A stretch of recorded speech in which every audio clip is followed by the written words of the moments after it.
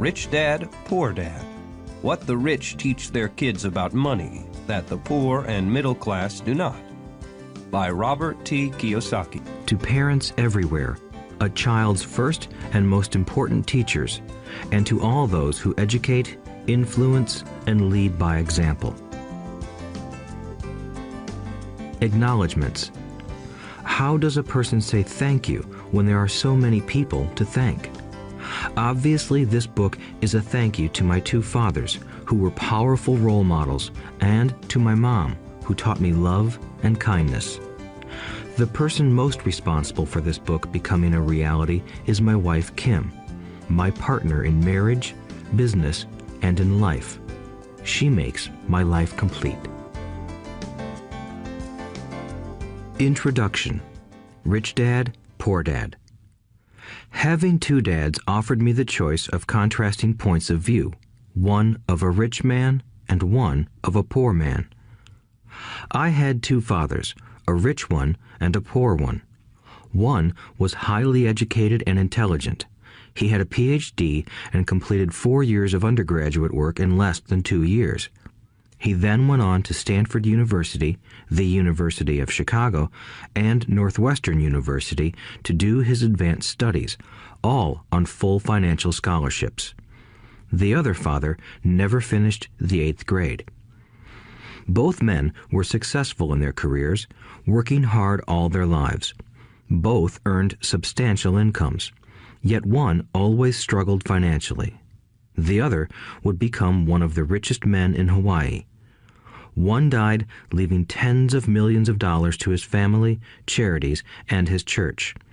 The other left bills to be paid. Both men were strong, charismatic, and influential. Both men offered me advice, but they did not advise the same things. Both men believed strongly in education, but did not recommend the same course of study.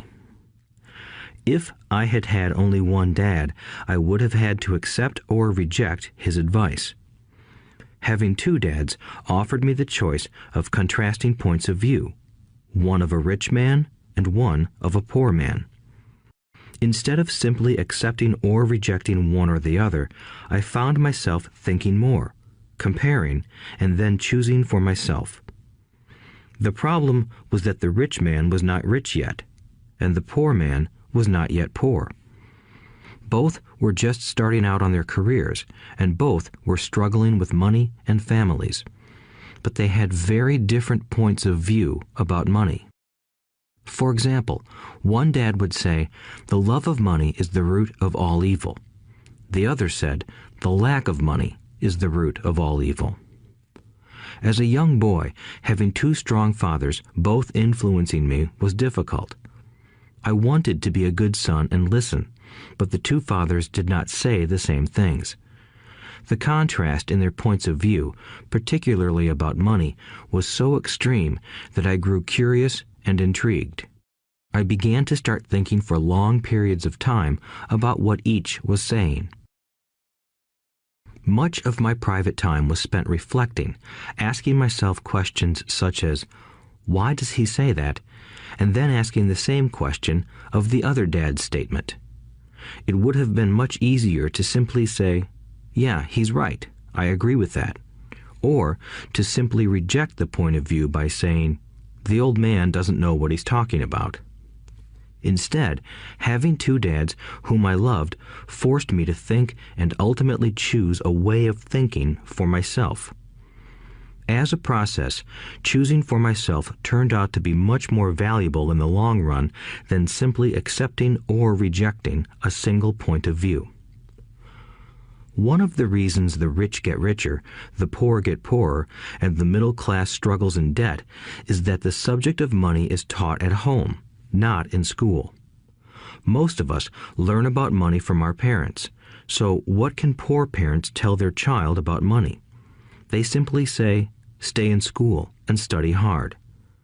The child may graduate with excellent grades, but with a poor person's financial programming and mindset. Sadly, money is not taught in schools. Schools focus on scholastic and professional skills, but not on financial skills. This explains how smart bankers, doctors, and accountants who earned excellent grades may struggle financially all of their lives. Our staggering national debt is due in large part to highly educated politicians and government officials making financial decisions with little or no training in the subject of money.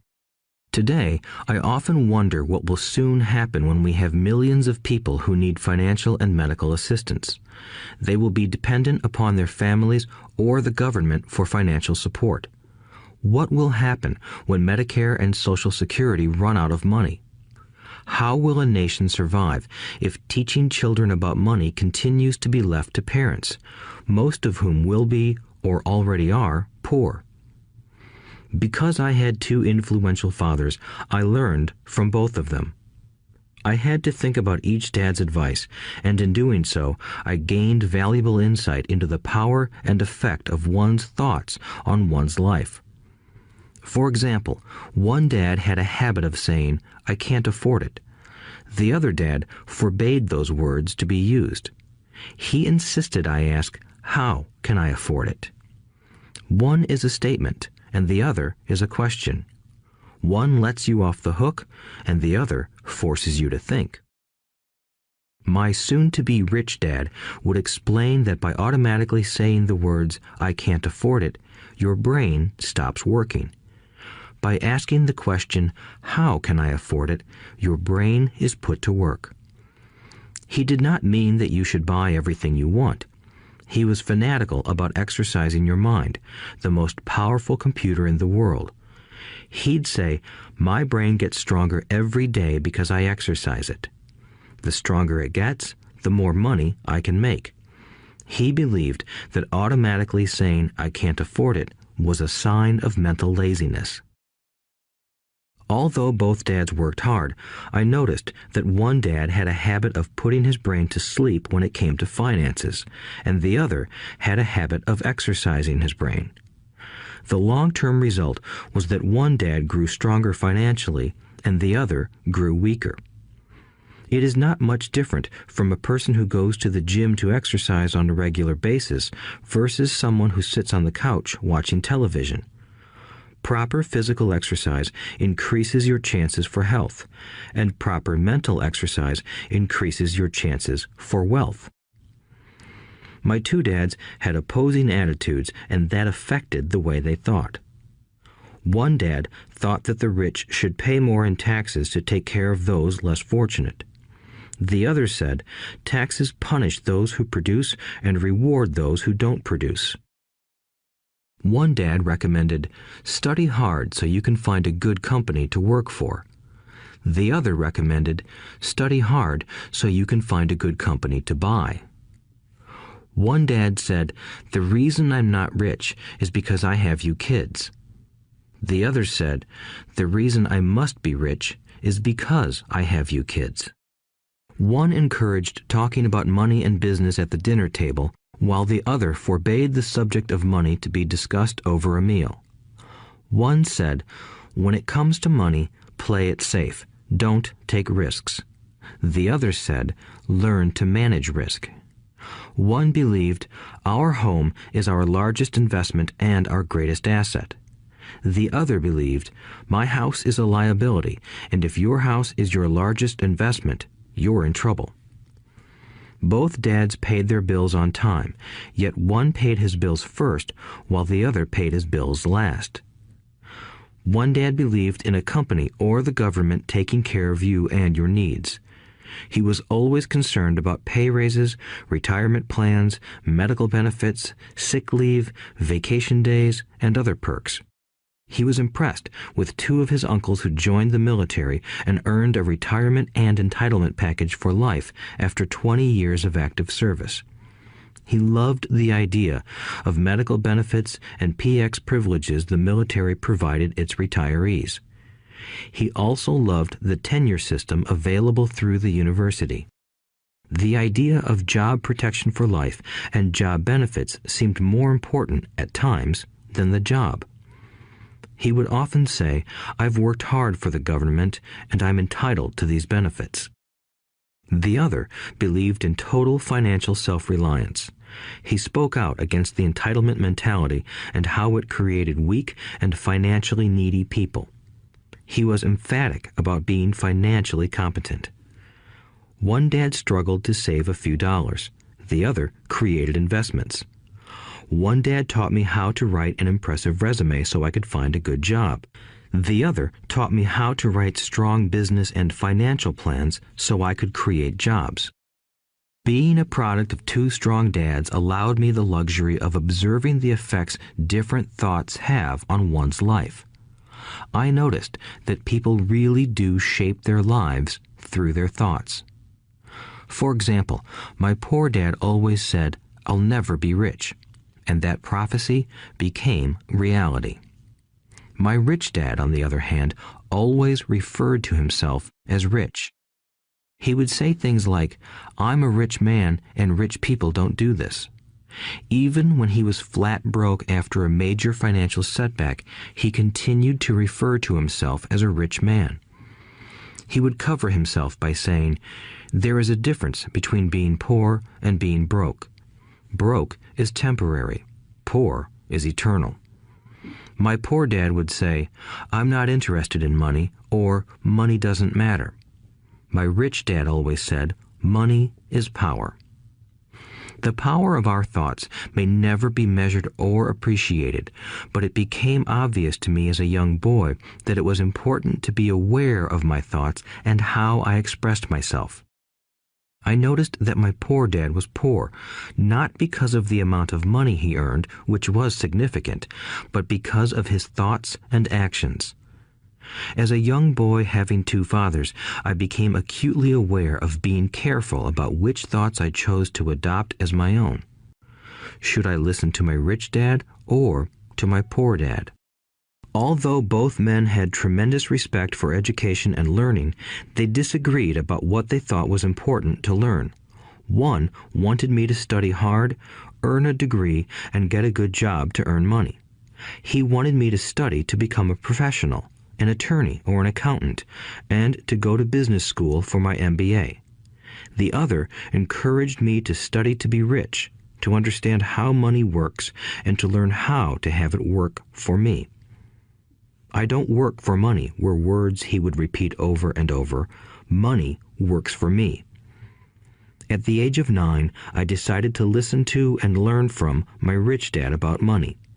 In doing so, I chose not to listen to my poor dad, even though he was the one with all the college degrees. A lesson from Robert Frost.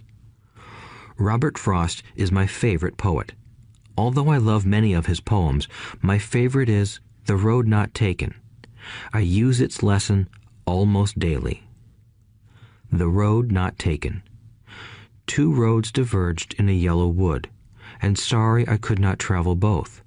And be one traveler long I stood, and looked down one as far as I could, to where it bent in the undergrowth, then took the other as just as fair, and having perhaps the better claim, because it was grassy and wanted wear.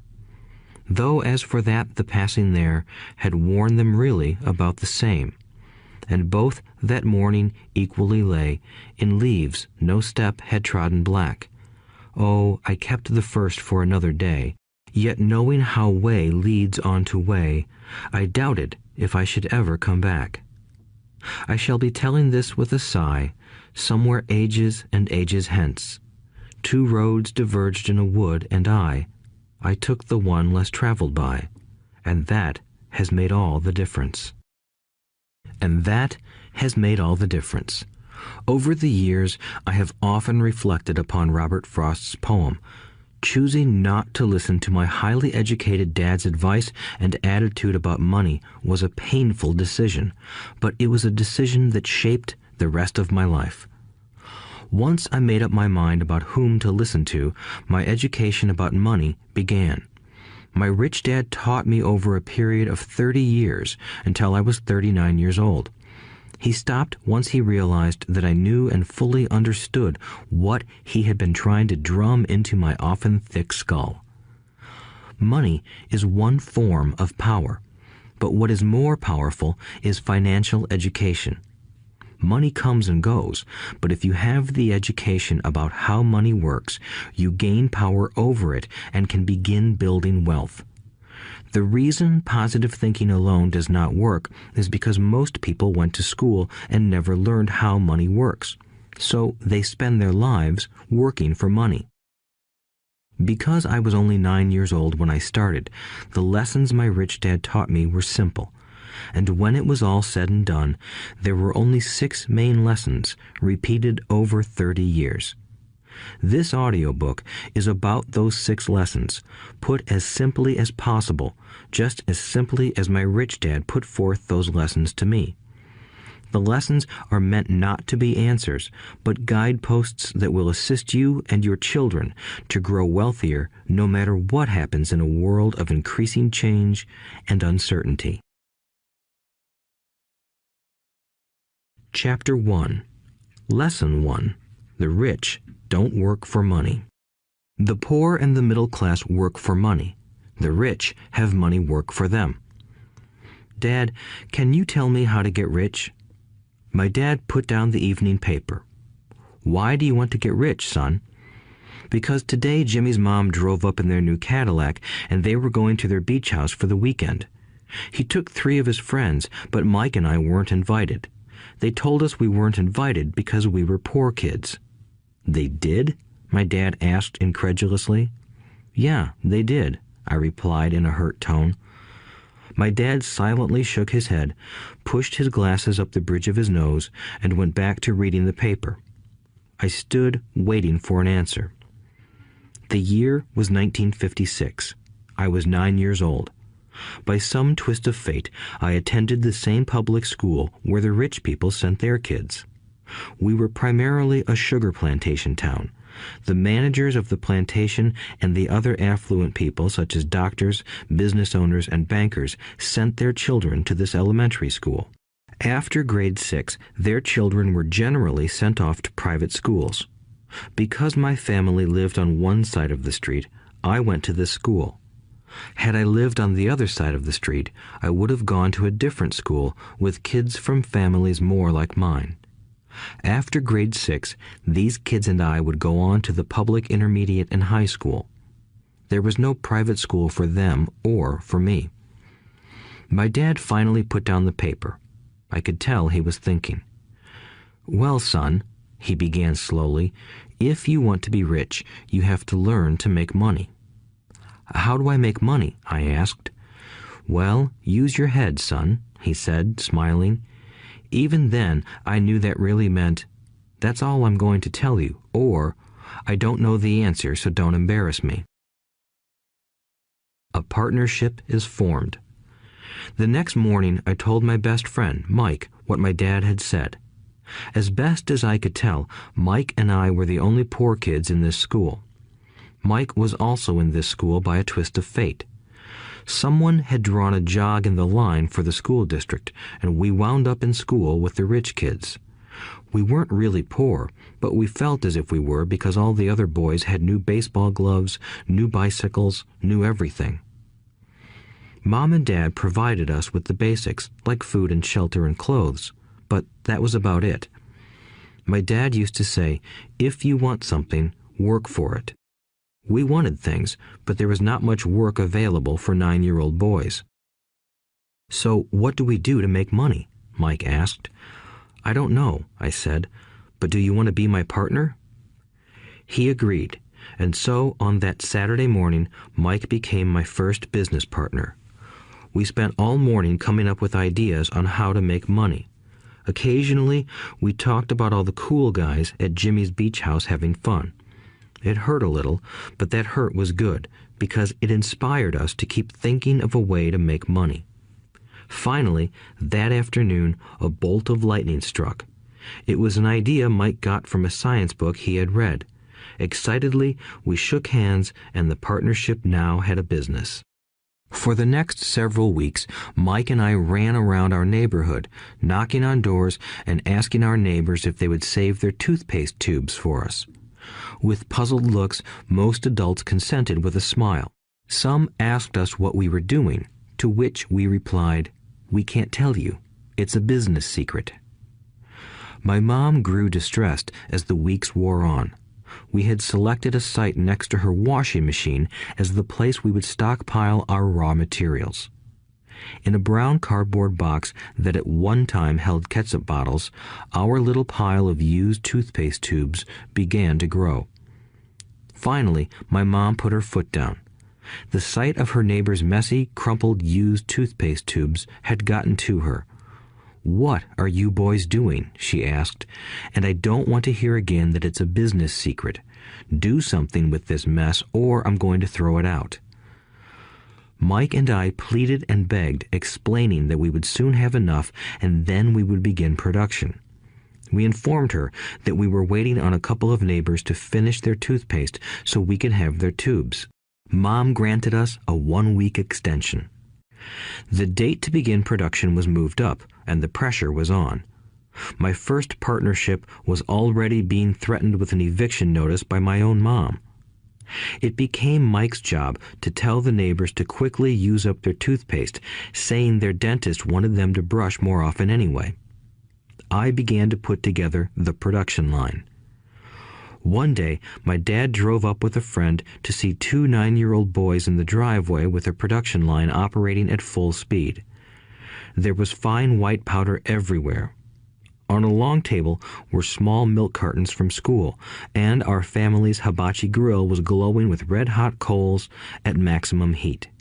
Dad walked up cautiously, having to park the car at the base of the driveway since the production line blocked the carport.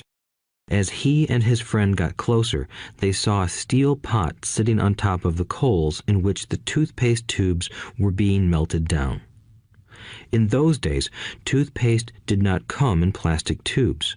The tubes were made of lead, so once the paint was burned off, the tubes were dropped in the small steel pot. They melted until they became liquid, and with my mom's pot holders, we poured the lead through a small hole in the top of the milk cartons. The milk cartons were filled with plaster of Paris. White powder was everywhere. In my haste, I had knocked the bag over, and the entire area looked like it had been hit by a snowstorm. The milk cartons were the outer containers for plaster of Paris molds. My dad and his friend watched as we carefully poured the molten lead through a small hole in the top of the plaster of Paris cube. "Careful," my dad said. I nodded without looking up. Finally, once the pouring was through, I put the steel pot down and smiled at my dad. "What are you boys doing?" he asked with a cautious smile. "We're doing what you told me to do. We're going to be rich," I said. "Yup," said Mike, grinning and nodding his head. "We're partners." "And what is in those plaster molds?" my dad asked. "Watch," I said. "This should be a good batch." With a small hammer, I tapped at the seal that divided the cube in half. Cautiously, I pulled up the top half of the plaster mold, and a lead nickel fell out. "Oh my God," my dad said, "you're casting nickels out of lead." "That's right," Mike said. "We're doing as you told us to do. We're making money." My dad's friend turned and burst into laughter. My dad smiled and shook his head. Along with a fire and a box of spent toothpaste tubes, in front of him were 2 little boys covered with white dust, smiling from ear to ear. He asked us to put everything down and sit with him on the front step of our house. With a smile, he gently explained what the word counterfeiting meant. Our dreams were dashed. "You mean this is illegal?" asked Mike in a quivering voice. "Let them go," my dad's friend said. "They might be developing a natural talent." My dad glared at him.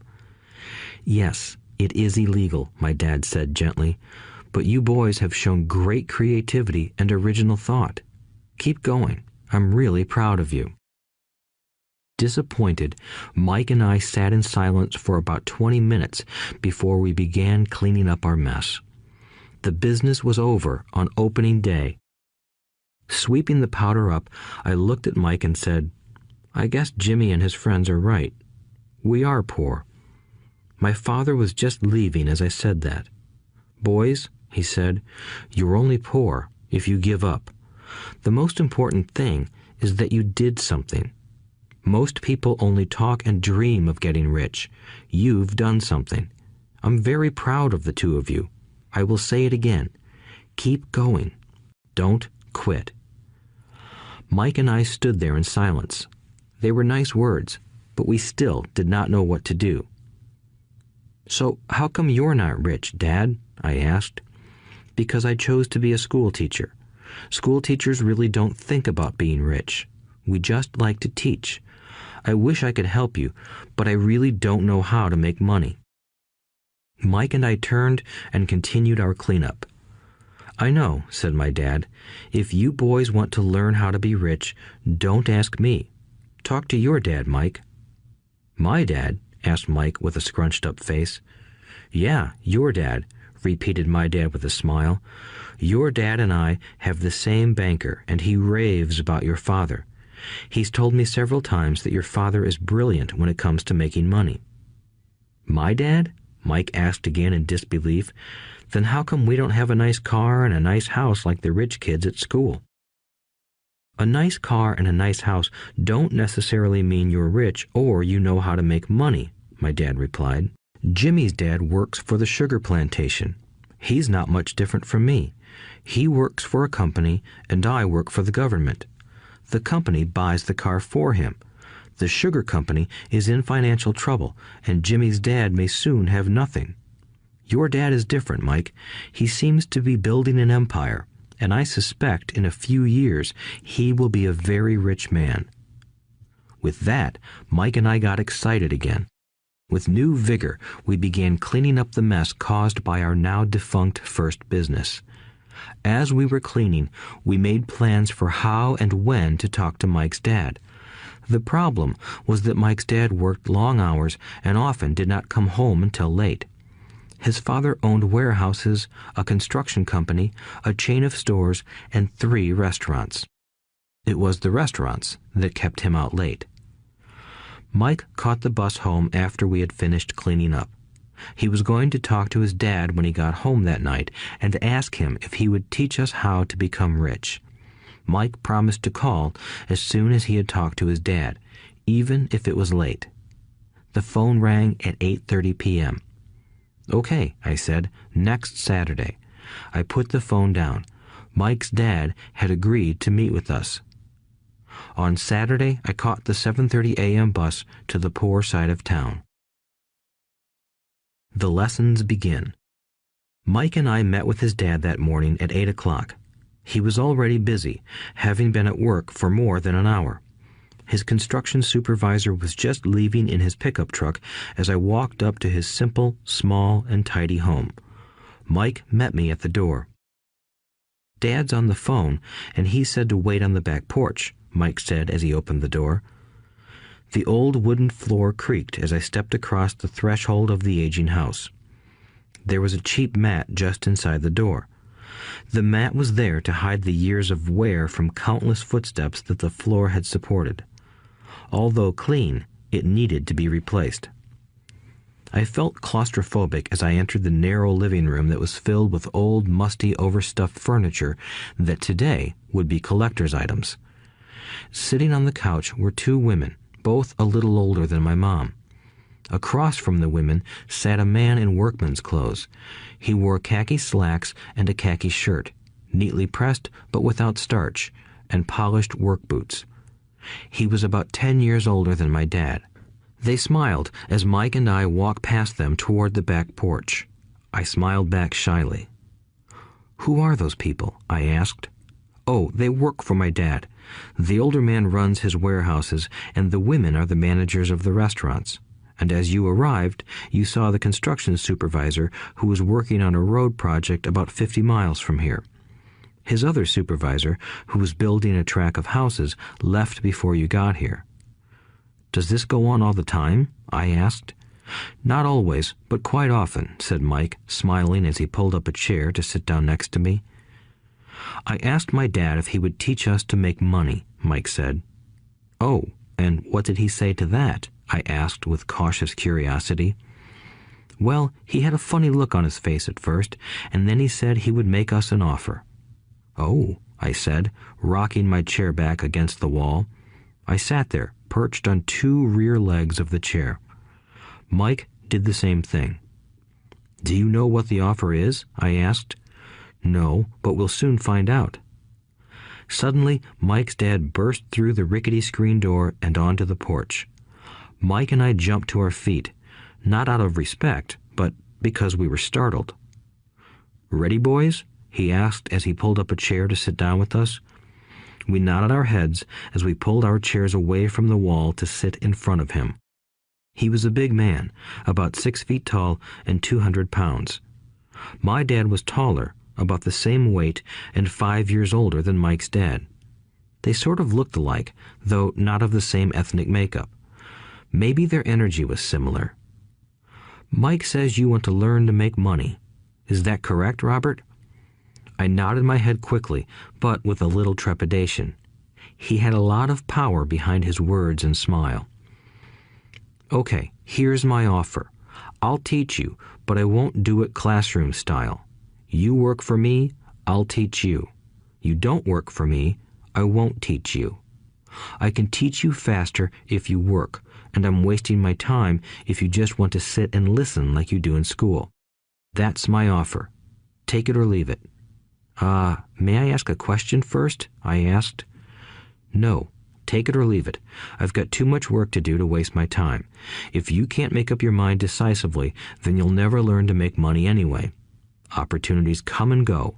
Being able to know when to make quick decisions is an important skill. You have the opportunity that you asked for. School is beginning, or it's over, in 10 seconds, Mike's dad said with a teasing smile. "Take it," I said. "Take it," said Mike. "Good," said Mike's dad. "Mrs. Martin will be by in 10 minutes. After I'm through with her, you'll ride with her to my superette and you can begin working. I'll pay you 10 cents an hour and you'll work 3 hours every Saturday." "But I have a softball game today," I said. Mike's dad lowered his voice to a stern tone. "Take it or leave it," he said. "I'll take it," I replied, choosing to work and learn instead of playing. 30 cents later. By 9 a.m. that day, Mike and I were working for Mrs. Martin. She was a kind and patient woman. She always said that Mike and I reminded her of her 2 grown sons. Although kind, she believed in hard work and kept us moving. We spent 3 hours taking canned goods off the shelves, brushing each can with a feather duster to get the dust off, and then restacking them neatly. It was excruciatingly boring work. Mike's dad, whom I called my rich dad, owned 9 of these little superettes, each with a large parking lot. They were the early version of the 7-Eleven convenience stores, little neighborhood grocery stores where people bought items such as milk, bread, butter, and cigarettes. The problem was that this was Hawaii before air conditioning was widely used, and the stores could not close their doors because of the heat. On 2 sides of the store, the doors had to be wide open to the road and parking lot. Every time a car drove by or pulled into the parking lot, dust would swirl and settle in the store. We knew we had a job as long as there was no air conditioning. For 3 weeks, Mike and I reported to Mrs. Martin and worked our 3 hours. By noon, our work was over, and she dropped 3 little dimes in each of our hands. Now, even at the age of 9 in the mid-1950s, 30 cents was not too exciting. Comic books cost 10 cents back then, so I usually spent my money on comic books and went home. By Wednesday of the 4th week, I was ready to quit. I had agreed to work only because I wanted to learn to make money from Mike's dad, and now I was a slave for 10 cents an hour. On top of that, I had not seen Mike's dad since that first Saturday. "I'm quitting," I told Mike at lunchtime. School was boring, and now I did not even have my Saturdays to look forward to. But it was the 30 cents that really got to me. This time, Mike smiled. "What are you laughing at?" I asked with anger and frustration. "Dad said this would happen. He said to meet with him when you were ready to quit." "What?" I said indignantly. "He's been waiting for me to get fed up?" Sort of, Mike said. Dad's kind of different. He doesn't teach like your dad. Your mom and dad lecture a lot. My dad is quiet and a man of few words. You just wait till this Saturday. I'll tell him you're ready. You mean I've been set up? No, not really. But maybe. Dad will explain on Saturday. Waiting in line on Saturday. I was ready to face Mike's dad. Even my real dad was angry with him. My real dad, the one I called the poor one, thought that my rich dad was violating child labor laws and should be investigated. My educated poor dad told me to demand what I deserve, at least 25 cents an hour. My poor dad told me that if I did not get a raise, I was to quit immediately. You don't need that damn job anyway, said my poor dad with indignation. At 8 o'clock Saturday morning, I walked through the door of Mike's house when Mike's dad opened it. Take a seat and wait in line, he said as I entered. He turned and disappeared into his little office next to a bedroom. I looked around the room and didn't see Mike anywhere. Feeling awkward, I cautiously sat down next to the same two women who were there 4 weeks earlier. They smiled and slid down the couch to make room for me. 45 minutes went by, and I was steaming. The two women had met with him and left 30 minutes earlier. An older gentleman was in there for 20 minutes and was also gone. The house was empty, and here I sat in a musty, dark living room on a beautiful, sunny Hawaiian day, waiting to talk to a cheapskate who exploited children. I could hear him rustling around the office, talking on the phone, and ignoring me. I was ready to walk out, but for some reason I stayed. Finally, 15 minutes later, at exactly 9 o'clock, Rich Dad walked out of his office, said nothing, and signaled with his hand for me to enter. I understand you want a raise or you're going to quit, Rich Dad said as he swiveled in his office chair. Well, you're not keeping your end of the bargain, I blurted out, nearly in tears. It was really frightening for me to confront a grown-up. You said that you would teach me if I worked for you. Well, I've worked for you. I've worked hard. I've given up my baseball games to work for you, but you haven't kept your word, and you haven't taught me anything. You are a crook like everyone in town thinks you are. You're greedy. You want all the money and don't take care of your employees. You made me wait and don't show me any respect. I'm only a little boy, but I deserve to be treated better. Rich Dad rocked back in his swivel chair, hands up to his chin, and stared at me. Not bad, he said. In less than a month, you sound like most of my employees. What? I asked. Not understanding what he was saying, I continued with my grievance. I thought you were going to keep your end of the bargain and teach me. Instead, you want to torture me? That's cruel. That's really cruel. I am teaching you, Rich Dad said quietly. What have you taught me? Nothing, I said angrily. You haven't even talked to me once since I agreed to work for peanuts. 10 cents an hour. Ha! I should notify the government about you. We have child labor laws, you know. My dad works for the government, you know. Wow, said Rich Dad. Now you sound just like most of the people who used to work for me. People I've either fired or who have quit. So, what do you have to say? I demanded, feeling pretty brave for a little kid. You lied to me. I've worked for you, and you have not kept your word. You haven't taught me anything. How do you know that I've not taught you anything? Asked Rich Dad calmly. Well, you've never talked to me. I've worked for 3 weeks, and you have not taught me anything, I said with a pout. Does teaching mean talking or a lecture? Rich Dad asked. Well, yes, I replied. That's how they teach you in school, he said, smiling. But that is not how life teaches you, and I would say that life is the best teacher of all. Most of the time, life does not talk to you. It just sort of pushes you around. Each push is life saying, wake up, there's something I want you to learn. What is this man talking about? I asked myself silently. Life pushing me around was life talking to me? Now I knew I had to quit my job. I was talking to someone who needed to be locked up.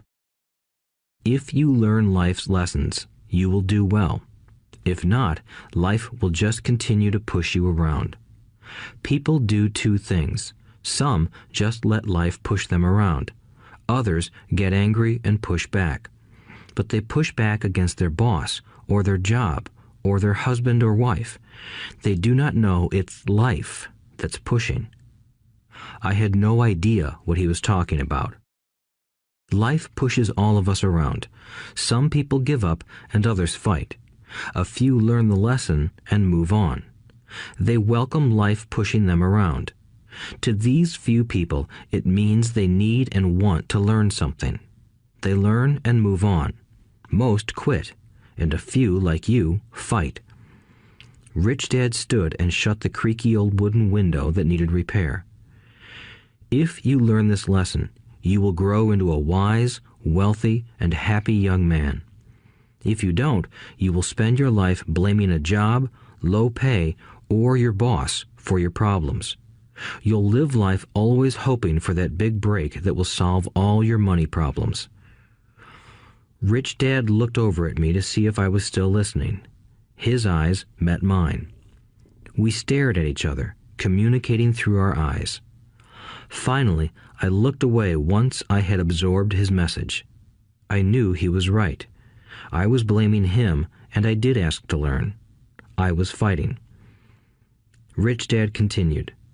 Or, if you are the kind of person who has no guts, you just give up every time life pushes you. If you are that kind of person, you'll live all your life playing it safe, doing the right things, saving yourself for some event that never happens. Then you die a boring old man. You'll have lots of friends who really like you because you were such a nice, hard-working guy. But the truth is that you let life push you into submission. Deep down, you were terrified of taking risks. You really wanted to win, but the fear of losing was greater than the excitement of winning. Deep inside, you and only you will know you didn't go for it. You chose to play it safe. Our eyes met again. "You've been pushing me around?" I asked. "Some people might say that," smiled Rich Dad. "I would say that I just gave you a taste of life." "What taste of life?" I asked, still angry, but now curious and ready to learn. "You boys are the first people that have ever asked me to teach them how to make money. I have more than 150 employees, and not one of them has asked me what I know about money. They ask me for a job and a paycheck, but never to teach them about money. So most will spend the best years of their lives working for money, not really understanding what it is they are working for." I sat there listening intently. "So when Mike told me you wanted to learn how to make money, I decided to design a course that mirrored real life. I could talk until I was blue in the face, but you wouldn't hear a thing. So I decided to let life push you around a bit so you could hear me. That's why I only paid you 10 cents. "So what is the lesson I learned from working for only 10 cents an hour?" I asked. "That you're cheap and exploit your workers?" Rich Dad rocked back and laughed heartily. Finally, he said, "You'd best change your point of view. Stop blaming me and thinking I'm the problem.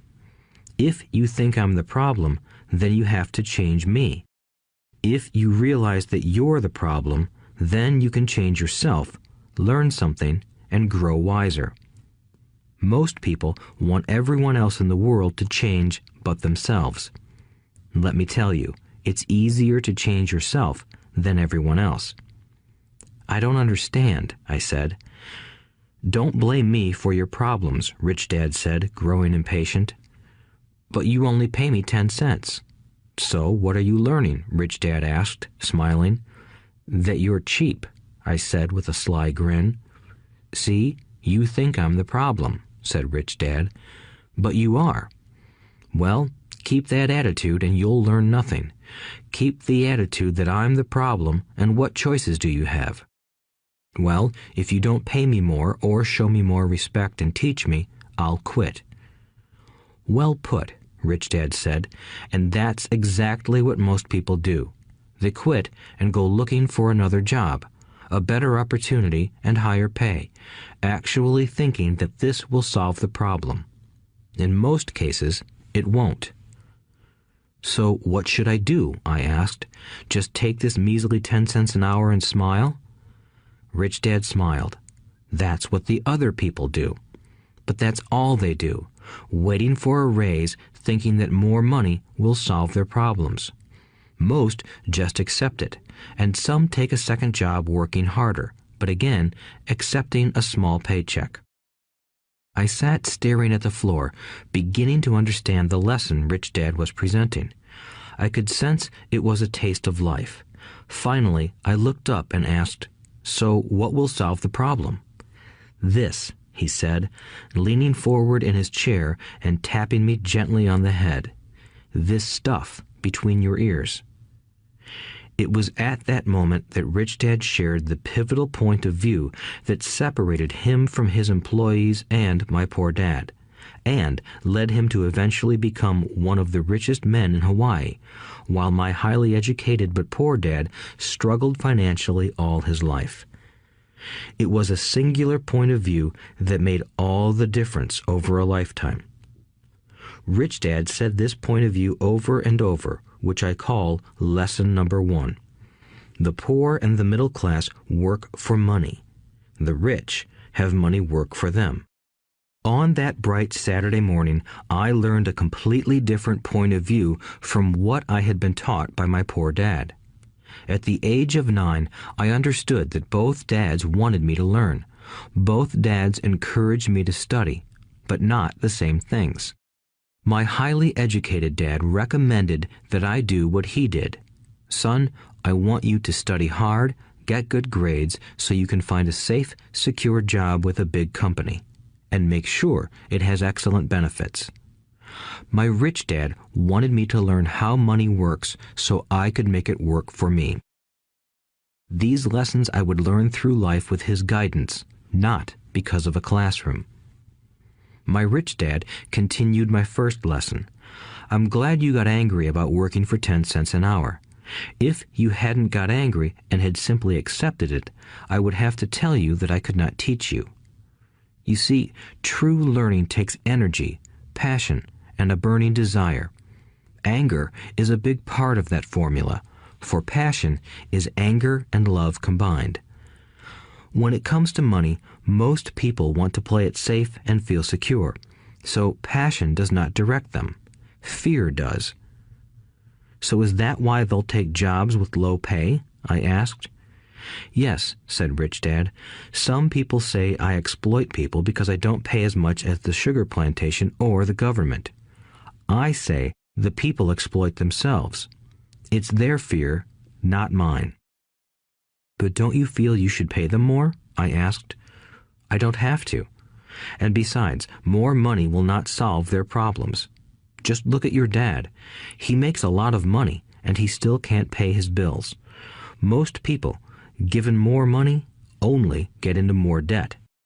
"So that's why the 10 cents an hour," I said, smiling. "It's part of the lesson." "That's right," smiled Rich Dad. "You see, your dad went to school and got an excellent education so he could get a high-paying job. But he still has money problems because he never learned anything about money in school. On top of that, he believes in working for money." "And you don't?" I asked. "No, not really," said Rich Dad. "If you want to learn to work for money, then stay in school. That is a great place to learn to do that. But if you want to learn how to have money work for you, then I will teach you that.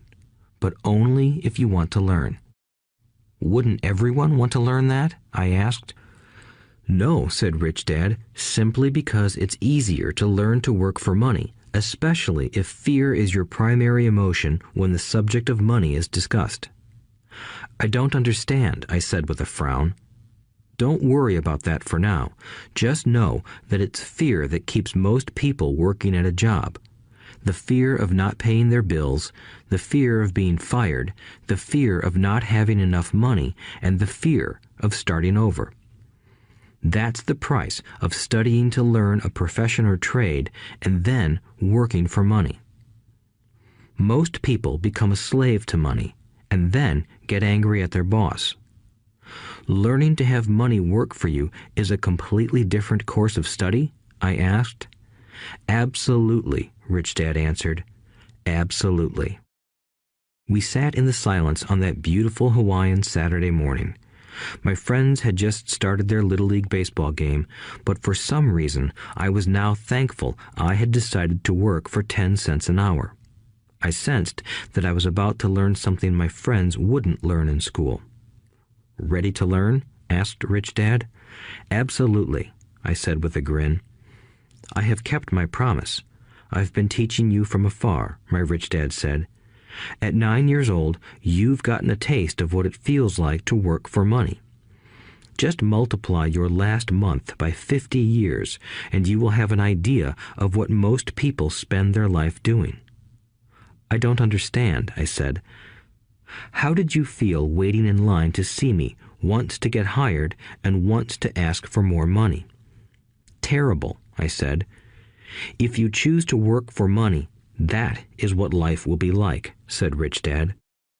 And how did you feel when Mrs. Martin dropped 3 dimes in your hand for 3 hours of work? I felt like it wasn't enough. It seemed like nothing. I was disappointed, I said. And that is how most employees feel when they look at their paychecks, especially after all the tax and other deductions are taken out. At least you got 100%. You mean most workers don't get paid everything? I asked with amazement. Heavens no, said Rich Dad. The government always takes its share first. How do they do that? I asked. Taxes, said Rich Dad. You're taxed when you earn. You're taxed when you spend. You're taxed when you save. You're taxed when you die. Why do people let the government do that to them? The rich don't, said Rich Dad with a smile. The poor and the middle class do. I'll bet you that I earn more than your dad, yet he pays more in taxes. How can that be? I asked. At my age, that made no sense to me. Why would someone let the government do that to them? Rich Dad rocked slowly and silently in his chair, just looking at me. Ready to learn? He asked. I nodded my head slowly. As I said, there is a lot to learn. Learning how to have money work for you is a lifetime study. Most people go to college for 4 years and their education ends. I already know that my study of money will continue over my lifetime, simply because the more I find out, the more I find out I need to know. Most people never study the subject. They go to work, get their paycheck, balance their checkbooks, and that's it. Then they wonder why they have money problems. They think that more money will solve the problem, and don't realize that it's their lack of financial education that is the problem. So my dad has tax problems because he doesn't understand money? I asked, confused. Look, said Rich Dad, taxes are just one small section on learning how to have money work for you. Today, I just wanted to find out if you still have the passion to learn about money. Most people don't. They want to go to school, learn a profession, have fun at their work, and earn lots of money. One day they wake up with big money problems, and then they can't stop working. That's the price of only knowing how to work for money instead of studying how to have money work for you.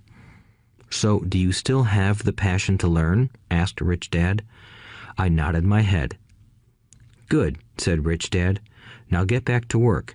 This time, I will pay you nothing. What? I asked in amazement. You heard me. Nothing.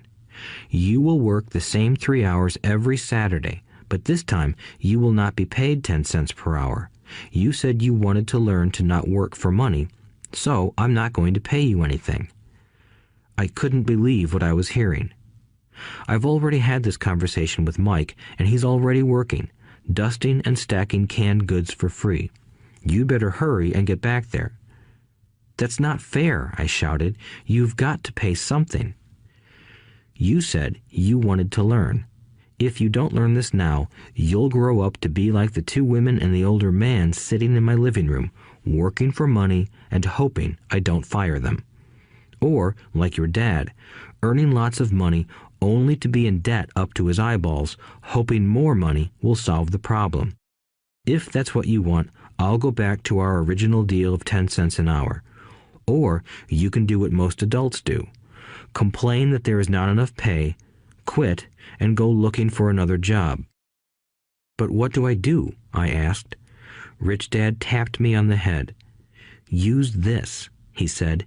If you use it well, you will soon thank me for giving you an opportunity, and you will grow into a rich man. I stood there, still not believing what a raw deal I was handed. I came to ask for a raise, and somehow I was instead working for nothing.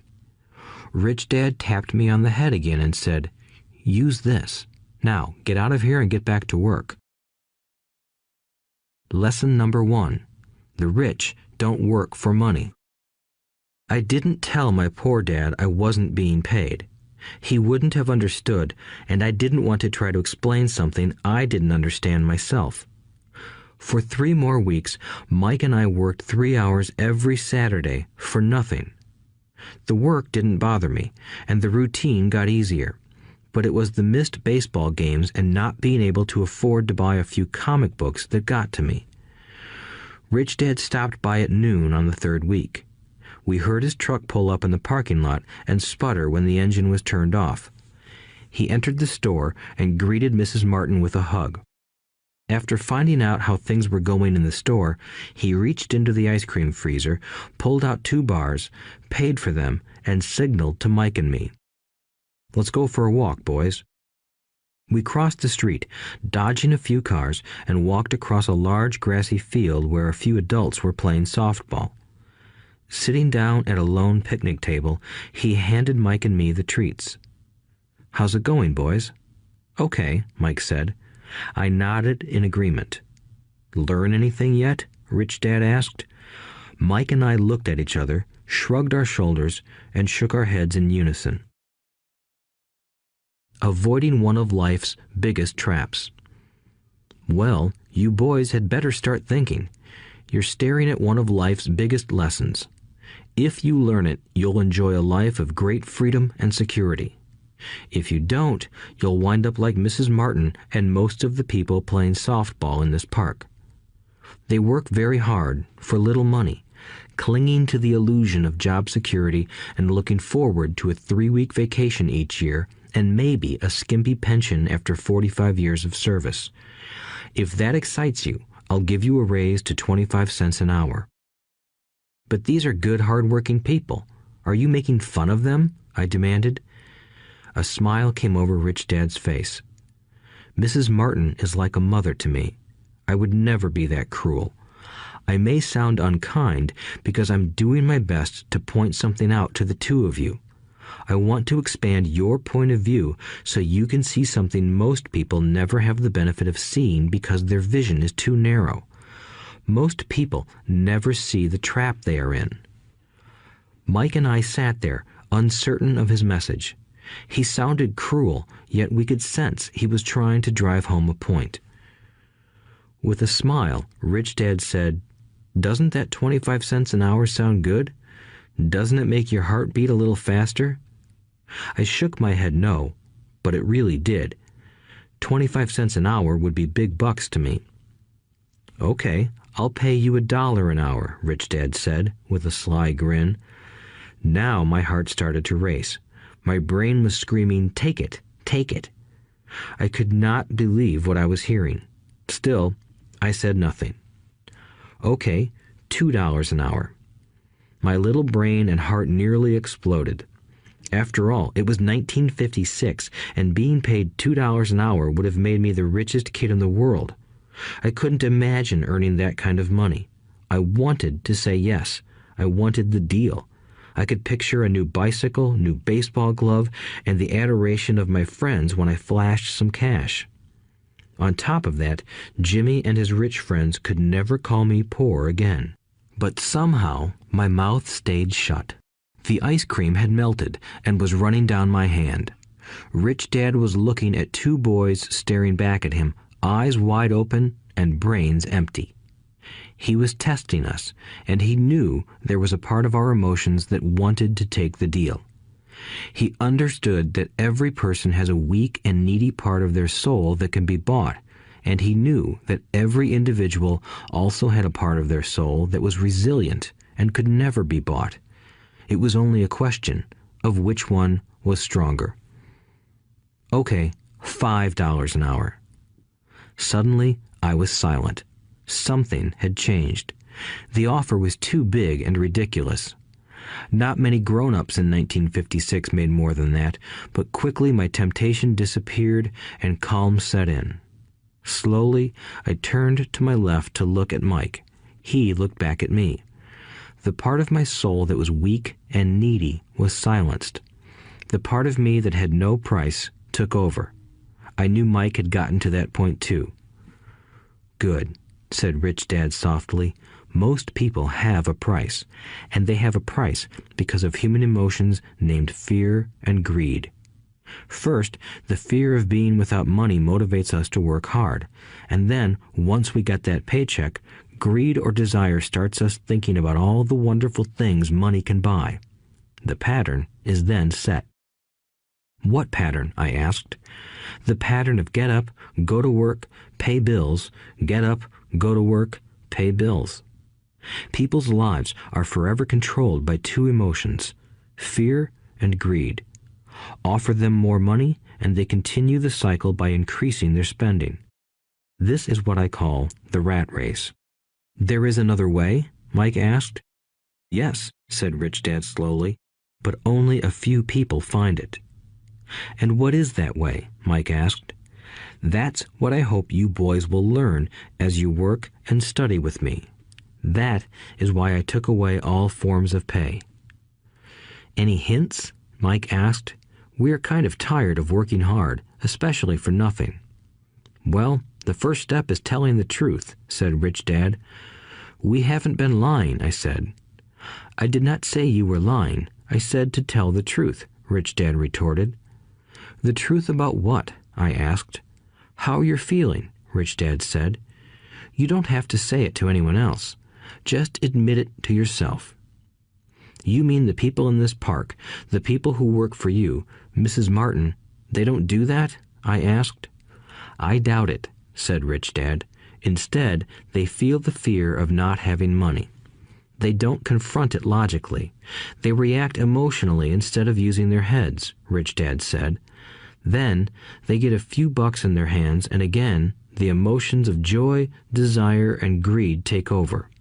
And again they react instead of think." "So their emotions control their brain," Mike said. "That's correct," said Rich Dad. "Instead of admitting the truth about how they feel, they react to their feelings and fail to think. They feel the fear, so they go to work, hoping that money will soothe the fear, but it doesn't. It continues to haunt them, and they return to work, hoping again that money will calm their fears, and again it doesn't. Fear keeps them in this trap of working, earning money, hoping the fear will go away. But every day they get up, and that old fear wakes up with them. For millions of people, that old fear keeps them awake all night, causing a night of turmoil and worry. So they get up and go to work, hoping that a paycheck will kill that fear gnawing at their souls. Money is running their lives, and they refuse to tell the truth about that. Money is in control of their emotions and their souls." Rich Dad sat quietly, letting his words sink in. Mike and I had heard what he said, but didn't understand fully what he was talking about. I just knew that I often wondered why grown-ups hurried off to work. It did not seem like much fun, and they never looked that happy, but something kept them going. Realizing we had absorbed as much as possible of what he was talking about, Rich Dad said, "I want you boys to avoid that trap. That is really what I want to teach you. Not just to be rich, because being rich does not solve the problem." "It doesn't?" I asked, surprised. No, it doesn't. Let me explain the other emotion, desire. Some call it greed, but I prefer desire. It's perfectly normal to desire something better, prettier, more fun, or exciting. So people also work for money because of desire. They desire money for the joy they think it can buy. But the joy that money brings is often short-lived, and they soon need more money for more joy, more pleasure, more comfort, and more security. So they keep working, thinking money will soothe their souls that are troubled by fear and desire. But money can't do that. Even rich people do this? Mike asked. Rich people included, said Rich Dad. In fact, the reason many rich people are rich isn't because of desire, but because of fear. They believe that money can eliminate the fear of being poor, so they amass tons of it, only to find the fear gets worse. Now they fear losing the money. I have friends who keep working even though they have plenty. I know people who have millions who are more afraid now than when they were poor. They're terrified of losing it all. The fears that drove them to get rich got worse. That weak and needy part of their soul is actually screaming louder. They don't want to lose the big houses, the cars, and the high life money has bought them. They worry about what their friends would say if they lost all their money. Many are emotionally desperate and neurotic, although they look rich and have more money. So, is a poor man happier? I asked. No, I don't think so, replied Rich Dad. The avoidance of money is just as psychotic as being attached to money. As if on cue, the town derelict went past our table, stopping by the large rubbish can and rummaging around in it. The three of us watched him with great interest, when before we probably would have just ignored him. Rich Dad pulled $1 out of his wallet and gestured to the older man. Seeing the money, the derelict came over immediately, took the bill, thanked Rich Dad profusely, and hurried off, ecstatic with his good fortune. He's not much different from most of my employees, said Rich Dad. I've met so many people who say, "Oh, I'm not interested in money," yet they'll work at a job for 8 hours a day. That's a denial of truth. If they weren't interested in money, then why are they working? That kind of thinking is probably more psychotic than a person who hoards money. As I sat there listening to my Rich Dad, my mind flashed back to the countless times my own dad said, "I'm not interested in money." He said those words often. He also covered himself by always saying, "I work because I love my job." So, what do we do? I asked. Not work for money until all traces of fear and greed are gone? No, that would be a waste of time, said Rich Dad. Emotions are what make us human. The word emotion stands for energy in motion. Be truthful about your emotions and use your mind and emotions in your favor, not against yourself. Whoa, said Mike. Don't worry about what I just said. It will make more sense in years to come. Just be an observer, not a reactor, to your emotions. Most people do not know that it's their emotions that are doing the thinking. Your emotions are your emotions, but you have got to learn to do your own thinking. Can you give me an example? I asked. Sure, replied Rich Dad. When a person says, I need to find a job, it's most likely an emotion doing the thinking. Fear of not having money generates that thought. But people do need money if they have bills to pay, I said. Sure they do, smiled Rich Dad. All I'm saying is that it's fear that is all too often doing the thinking. I don't understand, said Mike. For example, said Rich Dad, if the fear of not having enough money arises, instead of immediately running out to get a job, they instead might ask themselves this question. Will a job be the best solution to this fear over the long run? In my opinion, the answer is no. A job is really a short-term solution to a long-term problem. But my dad is always saying, stay in school and get good grades so you can find a safe, secure job, I interjected, somewhat confused. Yes, I understand he says that, said Rich Dad, smiling. Most people recommend that, and it's a good path for most people. But people make that recommendation primarily out of fear. You mean my dad says that because he's afraid? Yes, said Rich Dad. He's terrified that you won't earn enough money and won't fit into society. Don't get me wrong. He loves you and wants the best for you. I, too, believe an education and a job are important, but it won't handle the fear. You see, that same fear that makes him get up in the morning to earn a few bucks is the fear that is causing him to be so fanatical about your going to school. So what do you recommend? I asked. I want to teach you to master the power of money instead of being afraid of it. They don't teach that in school, and if you don't learn it, you become a slave to money. It was finally making sense. He wanted us to widen our views and to see what the Mrs. Martins of this world couldn't see. He used examples that sounded cruel at the time, but I've never forgotten them. My vision widened that day, and I began to see the trap that lay ahead for most people. You see, we're all employees ultimately. We just work at different levels, said Rich Dad. I just want you boys to have a chance to avoid the trap caused by those two emotions, fear and desire. Use them in your favor, not against you. That's what I want to teach you. I'm not interested in just teaching you to make a pile of money. That won't handle the fear or desire. If you don't first handle fear and desire, and you get rich, you'll only be a highly paid slave. So how do we avoid the trap? I asked.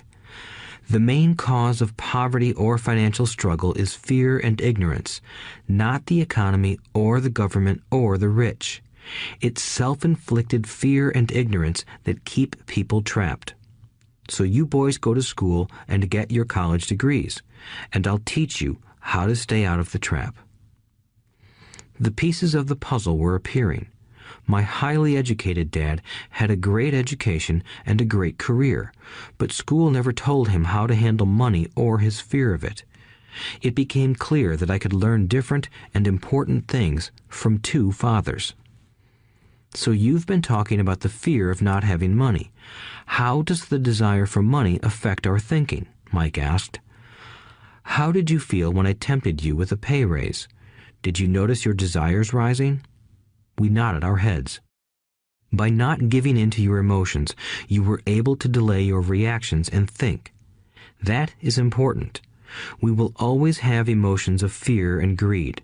From here on in, it's imperative for you to use those emotions to your advantage, and for the long term to not let your emotions control your thinking. Most people use fear and greed against themselves. That's the start of ignorance. Most people live their lives chasing paychecks, pay raises, and job security because of the emotions of desire and fear, not really questioning where those emotion-driven thoughts are leading them. It's just like the picture of a donkey dragging a cart with its owner dangling a carrot just in front of its nose. The donkey's owner may be going where he wants to, but the donkey is chasing an illusion. Tomorrow, there will only be another carrot for the donkey. You mean the moment I pictured a new baseball glove, candy, and toys, that's like a carrot to a donkey? Mike asked. Yes, and as you get older, your toys get more expensive. A new car, a boat, and a big house to impress your friends, said Rich Dad with a smile. Fear pushes you out the door, and desire calls to you. That's the trap. So what's the answer? Mike asked. What intensifies fear and desire is ignorance. That is why rich people with lots of money often have more fear the richer they get. Money is the carrot, the illusion. If the donkey could see the whole picture, it might rethink its choice to chase the carrot. Rich Dad went on to explain that a human's life is a struggle between ignorance and illumination. He explained that once a person stops searching for information and self-knowledge, ignorance sets in. That struggle is a moment-to-moment decision to learn to open or close one's mind. Look, school is very important. You go to school to learn a skill or profession to become a contributing member of society. Every culture needs teachers, doctors, mechanics, artists, cooks, business people, police officers, firefighters, and soldiers. Schools train them so society can thrive and flourish, said Rich Dad. Unfortunately, for many people, school is the end, not the beginning. There was a long silence. Rich Dad was smiling. I didn't comprehend everything he said that day, but, as with most great teachers, his words continued to teach for years. "I've been a little cruel today," said Rich Dad, "but I want you to always remember this talk. I want you to always think of Mrs. Martin, and I want you always to remember that donkey. Never forget that fear and desire can lead you into life's biggest trap if you are not aware of them controlling your thinking. To spend your life living in fear, never exploring your dreams, is cruel. To work hard for money, thinking that it will buy you things that will make you happy, is also cruel. To wake up in the middle of the night terrified about paying bills is a horrible way to live. To live a life dictated by the size of a paycheck is not really living a life. Thinking that a job makes you secure is lying to yourself. That's cruel, and that's the trap I want you to avoid. I've seen how money runs people's lives. Don't let that happen to you. Please, don't let money run your life." A softball rolled under our table. Rich Dad picked it up and threw it back. "So what does ignorance have to do with greed and fear?" I asked. "Because it is ignorance about money that causes so much greed and fear," said Rich Dad. "Let me give you some examples. A doctor, wanting more money to better provide for his family, raises his fees. By raising his fees, it makes healthcare more expensive for everyone. It hurts the poor people the most, so they have worse health than those with money. Because the doctors raise their fees, the attorneys raise their fees. Because the attorneys' fees have gone up, school teachers want a raise, which raises our taxes, and on and on and on. Soon, there will be such a horrifying gap between the rich and the poor that chaos will break out and another great civilization will collapse. History proves that great civilizations collapse when the gap between the haves and have-nots is too great.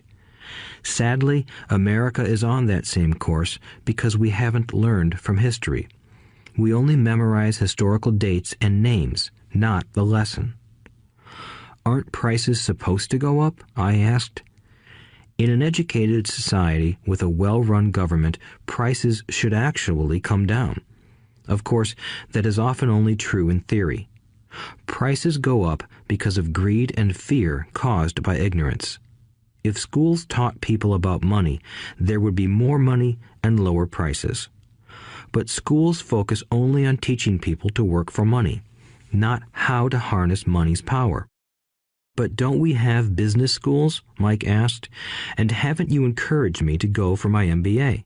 "Yes," said Rich Dad, "but all too often business schools train employees to become sophisticated bean counters. Heaven forbid a bean counter takes over a business. All they do is look at the numbers, fire people, and kill the business. I know this because I hire bean counters. All they think about is cutting costs and raising prices, which cause more problems. Bean counting is important.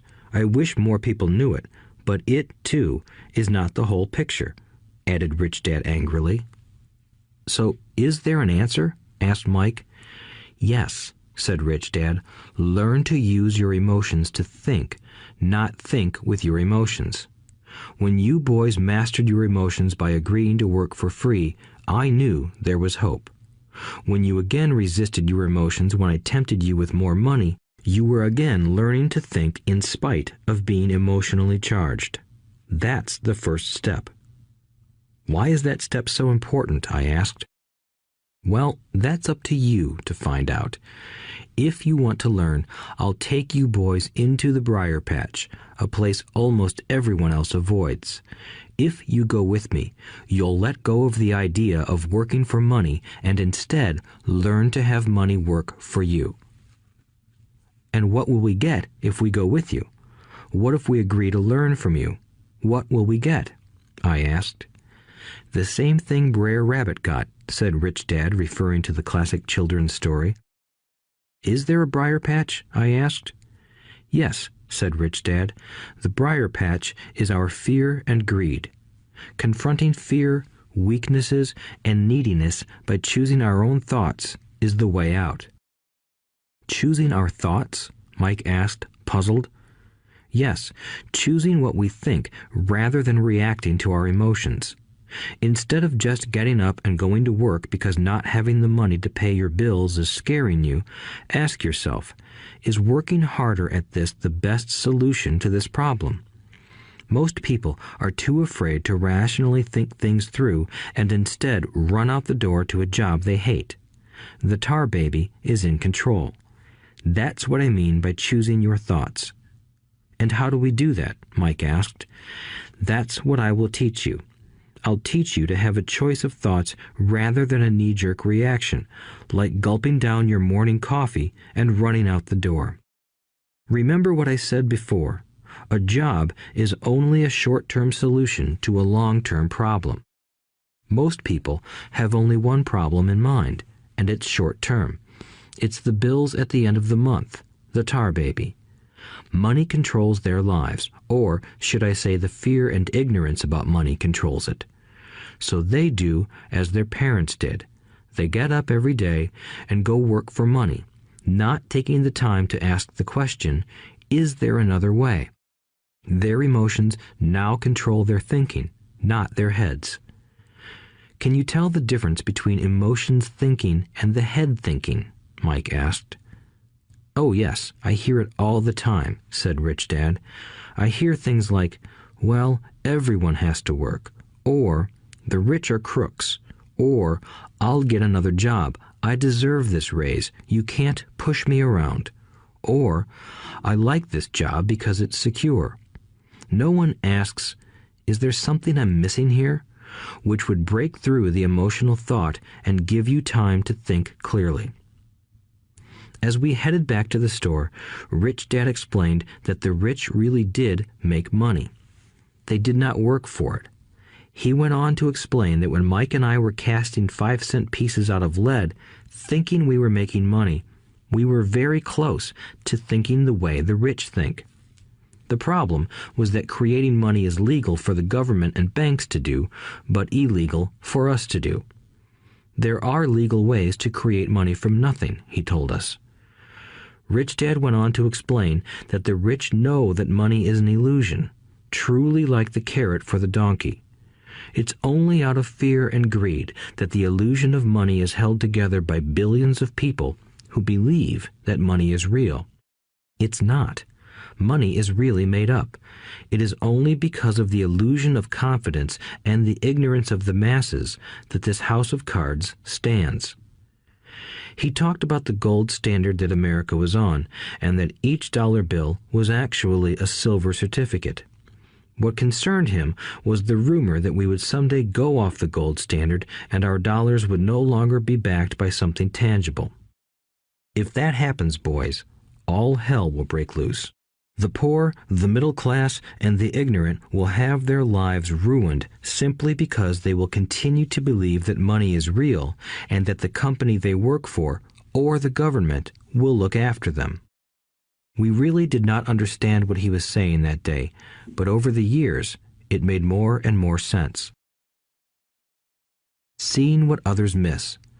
As he climbed into his pickup truck outside his convenience store, Rich Dad said, "Keep working, boys, but the sooner you forget about needing a paycheck, the easier your adult life will be. Keep using your brain, work for free, and soon your mind will show you ways of making money far beyond what I could ever pay you. You will see things that other people never see. Most people never see these opportunities because they're looking for money and security, so that's all they get. The moment you see one opportunity, you'll see them for the rest of your life. The moment you do that, I'll teach you something else. Learn this, and you'll avoid one of life's biggest traps. Mike and I picked up our things from the store and waved goodbye to Mrs. Martin. We went back to the park, to the same picnic bench, and spent several more hours thinking and talking. We spent the next week at school thinking and talking too. For 2 more weeks, we kept thinking, talking, and working for free. At the end of the second Saturday, I was again saying goodbye to Mrs. Martin and looking at the comic book stand with a longing gaze.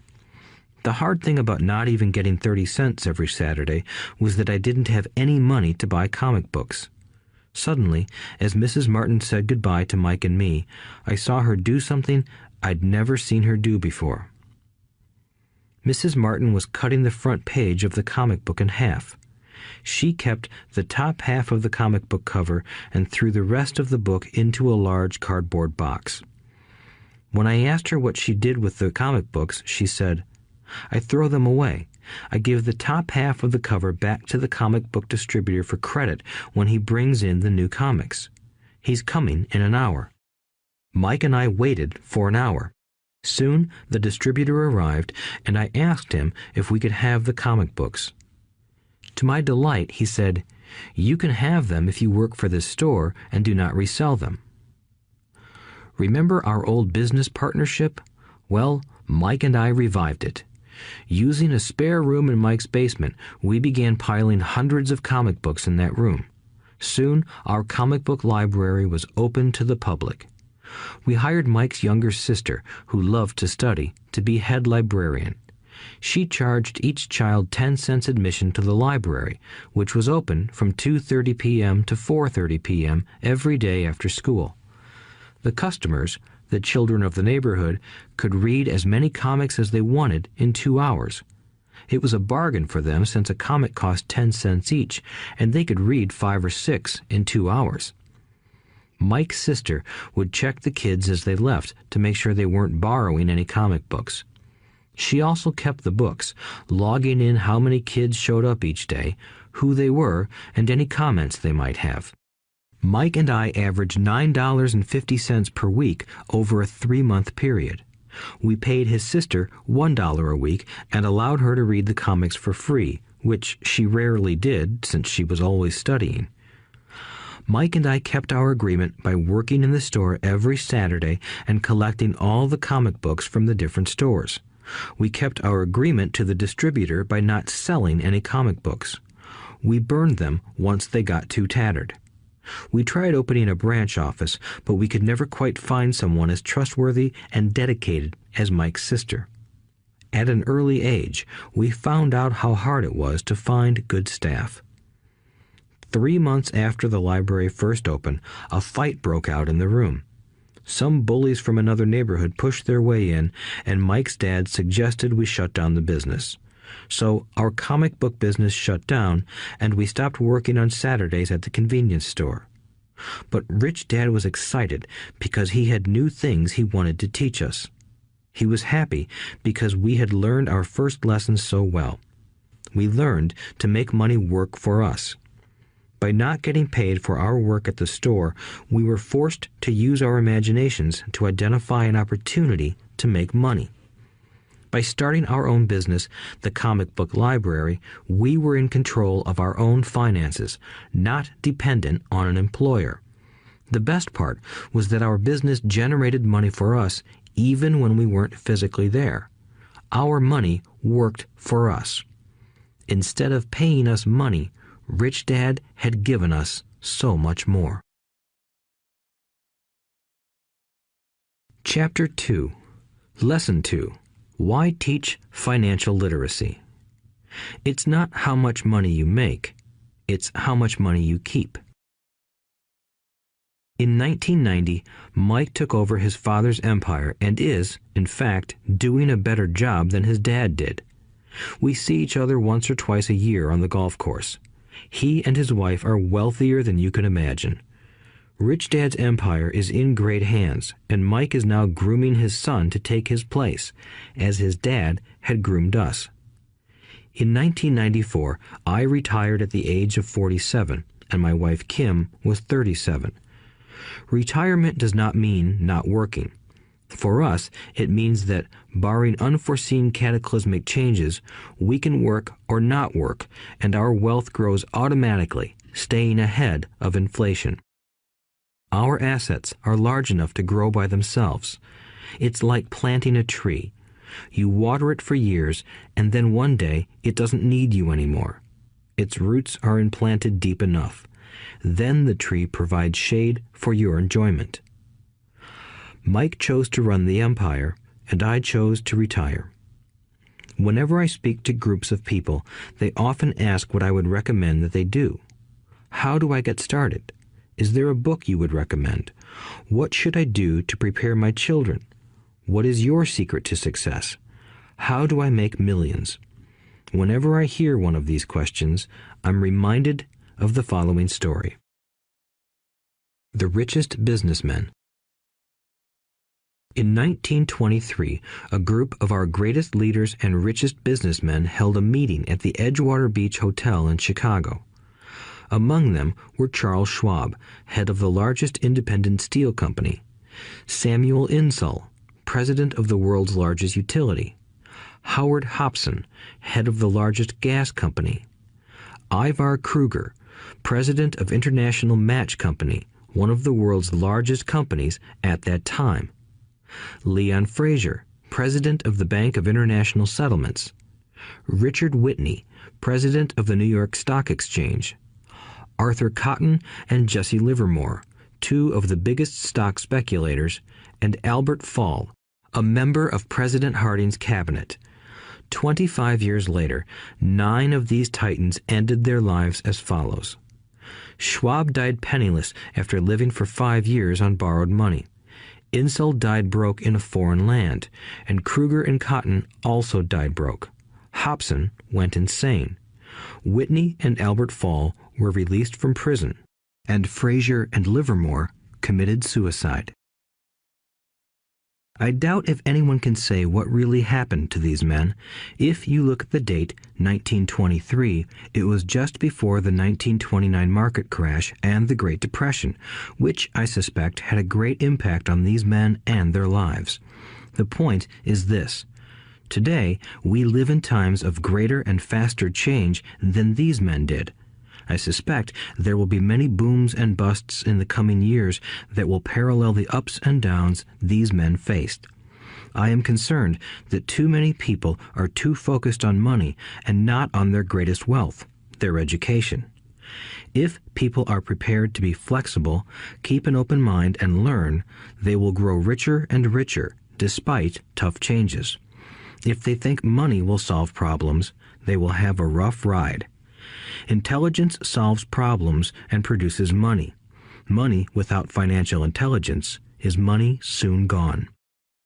Most people fail to realize that in life, it's not how much money you make, it's how much money you keep. We've all heard stories of lottery winners who are poor, then suddenly rich, and then poor again. They win millions, yet are soon back where they started. Or stories of professional athletes who at the age of 24 are earning millions but are sleeping under a bridge 10 years later. I remember a story of a young basketball player who a year ago had millions. Today, at just 29, he claims his friends, attorney, and accountant took his money and he was forced to work at a car wash for minimum wage.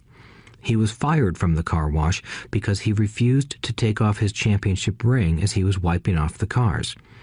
His story made national news, and he is appealing his termination, claiming hardship and discrimination. He claims that the ring is all he has left, and if it was stripped away, he'll crumble. I know so many people who became instant millionaires, and while I am glad some people have become richer and richer, I caution them that in the long run, it's not how much money you make, it's how much you keep and how many generations you keep it. So when people ask, "Where do I get started?" or tell me how to get rich quick, they often are greatly disappointed with my answer. I simply say to them what my rich dad said to me when I was a little kid. If you want to be rich, you need to be financially literate. That idea was drummed into my head every time we were together. As I said, my educated dad stressed the importance of reading books, while my rich dad stressed the need to master financial literacy. If you are going to build the Empire State Building, the first thing you need to do is dig a deep hole and pour a strong foundation.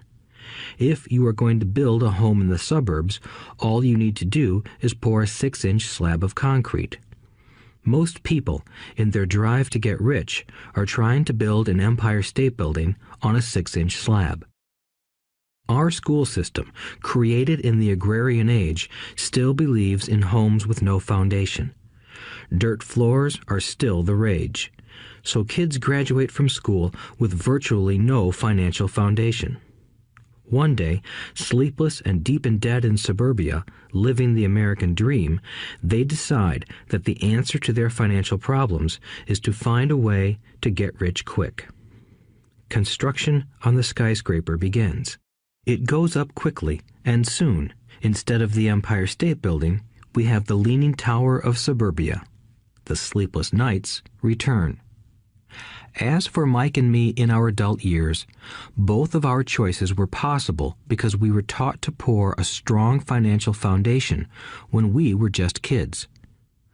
Accounting is possibly the most confusing, boring subject in the world, but if you want to be rich long term, it could be the most important subject. For Rich Dad, the question was how to take a boring and confusing subject and teach it to kids.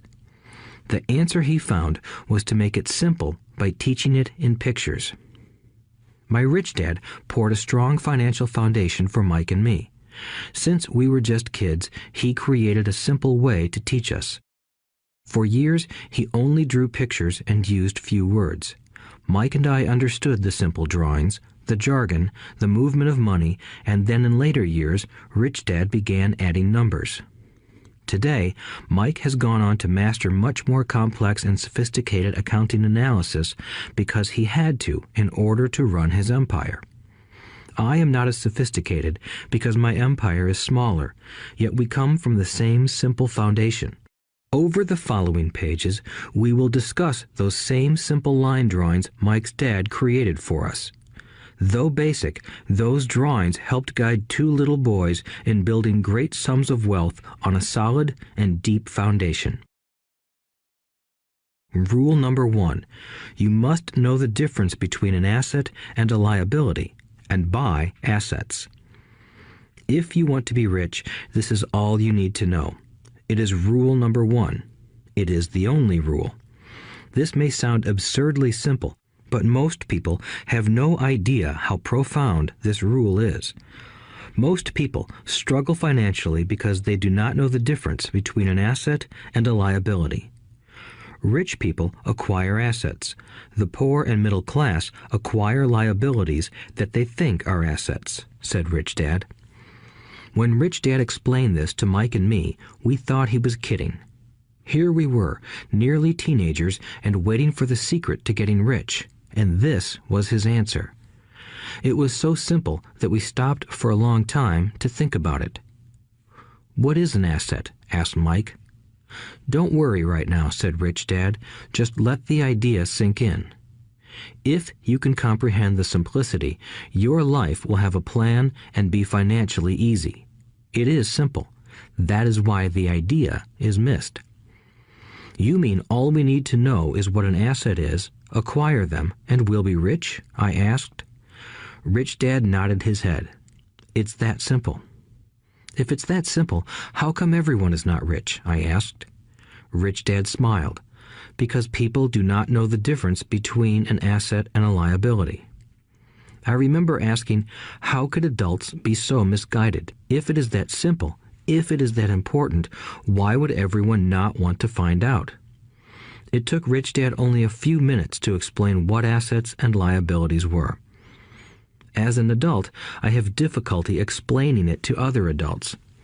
The simplicity of the idea escapes them because they have been educated differently. They were taught by other educated professionals, such as bankers, accountants, real estate agents, financial planners, and so forth. The difficulty comes in asking adults to unlearn or become children again. An intelligent adult often feels it is demeaning to pay attention to simplistic definitions. Rich Dad believed in the KISS principle: keep it simple, stupid, or keep it super simple. So he kept it simple for us, and that made our financial foundation strong. So what causes the confusion? How could something so simple be so screwed up? Why would someone buy an asset that was really a liability? The answer is found in basic education. We focus on the word literacy and not financial literacy. What defines something to be an asset or a liability are not words. In fact, if you really want to be confused, look up the words asset and liability in the dictionary. I know the definition may sound good to a trained accountant, but for the average person, it makes no sense. But we adults are often too proud to admit that something does not make sense. To us young boys, Rich Dad said, "What defines an asset are not words, but numbers. And if you can't read the numbers, you can't tell an asset from a hole in the ground." In accounting, Rich Dad would say, it's not the numbers, but what the numbers are telling you. It's just like words. It's not the words, but the story the words are telling you. If you want to be rich, you've got to read and understand numbers. If I heard that once, I heard it 1,000 times from my rich dad. And I also heard the rich acquire assets and the poor and middle class acquire liabilities. Here is how to tell the difference between an asset and a liability. Most accountants and financial professionals do not agree with the definitions, but these simple drawings were the start of strong financial foundations for two young boys. An asset is something that puts money in my pocket. A liability is something that takes money out of my pocket. This is really all you need to know. If you want to be rich, simply spend your life buying assets. If you want to be poor or middle class, spend your life buying liabilities. Illiteracy, both in words and numbers, is the foundation of financial struggle. If people are having difficulties financially, there is something that they don't understand, either in words or numbers. The rich are rich because they are more literate in different areas than people who struggle financially. So if you want to be rich and maintain your wealth, it's important to be financially literate in words as well as numbers. Numbers alone mean little, just as words out of context mean little. It's the story that counts. In financial reporting, reading numbers is looking for the plot, the story of where the cash is flowing. In 80% of most families, the financial story paints a picture of hard work to get ahead. However, this effort is for naught because they spend their lives buying liabilities instead of assets. Everyone has living expenses, the need for food, shelter, and clothing. It is the cash flow that tells the story of how a person handles their money. The reason I started with the story of the richest men in America is to illustrate the flaw in believing that money will solve all problems. That is why I cringe whenever I hear people ask me how to get rich quicker or where they should start. I often hear, "I'm in debt, so I need to make more money." But more money will often not solve the problem. In fact, it may compound the problem. Money often makes obvious our tragic human flaws, putting a spotlight on what we don't know. That is why, all too often, a person who comes into a sudden windfall of cash, let's say an inheritance, a pay raise, or lottery winnings, soon returns to the same financial mess, if not worse than the mess they were in before. Money only accentuates the cash flow pattern running in your head. If your pattern is to spend everything you get, most likely an increase in cash will just result in an increase in spending. Thus the saying, "A fool and his money is one big party." I have said many times that we go to school to gain scholastic and professional skills, both of which are important. We learn to make money with our professional skills. In the 1960s, when I was in high school, if someone did well academically, people assumed this bright student would go on to be a medical doctor because it was the profession with the promise of the greatest financial reward. Today, doctors face financial challenges I wouldn't wish on my worst enemy. Insurance companies taking control of the business, managed health care, government intervention, and malpractice suits. Today, kids want to be famous athletes, movie stars, rock stars, beauty queens, or CEOs because that is where the fame, money, and prestige are. That is the reason it is so hard to motivate kids in school today.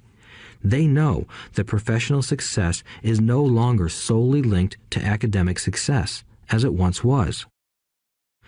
Because students leave school without financial skills, millions of educated people pursue their profession successfully, but later find themselves struggling financially. They work harder, but don't get ahead. What is missing from their education is not how to make money, but how to manage money. It's called financial aptitude, what you do with the money once you make it, how to keep people from taking it from you, how to keep it longer, and how to make that money work hard for you. Most people don't understand why they struggle financially because they don't understand cash flow. A person can be highly educated, professionally successful, and financially illiterate. These people often work harder than they need to because they learned how to work hard, but not how to have their money work hard for them. The story of how the quest for a financial dream turns into a financial nightmare. The classic story of hardworking people has set a pattern.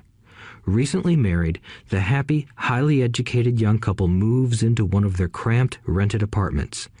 Immediately, they realize that they are saving money because two can live as cheaply as one. The problem is the apartment is cramped. They decide to save money to buy their dream home so they can have kids. They now have two incomes, and they begin to focus on their careers. Their incomes begin to increase. As their incomes go up, their expenses go up as well. The number one expense for most people is taxes. Many people think it's income tax, but for most Americans, their highest tax is Social Security. As an employee, it appears as if the Social Security tax combined with the Medicare tax rate is roughly 7.5%, but it's really 15% since the employer must match the Social Security amount. In essence, it is money the employer can't pay you. On top of that, you still have to pay income tax on the amount deducted from your wages for Social Security tax. Income you never received because it went directly to Social Security through withholding. Going back to the young couple, as a result of their incomes increasing, they decide to buy the house of their dreams. Once in their house, they have a new tax called property tax. Then they buy a new car, new furniture, and new appliances to match their new house. All of a sudden, they wake up and their liabilities column is full of mortgage and credit card debt. Their liabilities go up. They're now trapped in the rat race. Pretty soon, a baby comes along and they work harder. The process repeats itself. Higher incomes cause higher taxes, also called bracket creep. A credit card comes in the mail. They use it. It maxes out. A loan company calls and says their greatest asset, their home, has appreciated in value. Because their credit is so good, the company offers a bill consolidation loan and tells them the intelligent thing to do is clear off the high-interest consumer debt by paying off their credit card. And besides, interest on their home is a tax deduction. They go for it and pay off those high-interest credit cards. They breathe a sigh of relief. Their credit cards are paid off. They've now folded their consumer debt into their home mortgage. Their payments go down because they extend their debt over 30 years. It is the smart thing to do. Their neighbor calls to invite them to go shopping. The Memorial Day sale is on. They promise themselves they'll just window shop, but they take a credit card, just in case. I run into this young couple all the time. Their names change, but their financial dilemma is the same. They come to one of my talks to hear what I have to say. They ask me, "Can you tell us how to make more money?"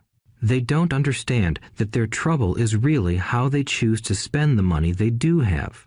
It is caused by financial illiteracy and not understanding the difference between an asset and a liability. More money seldom solves someone's money problems. Intelligence solves problems.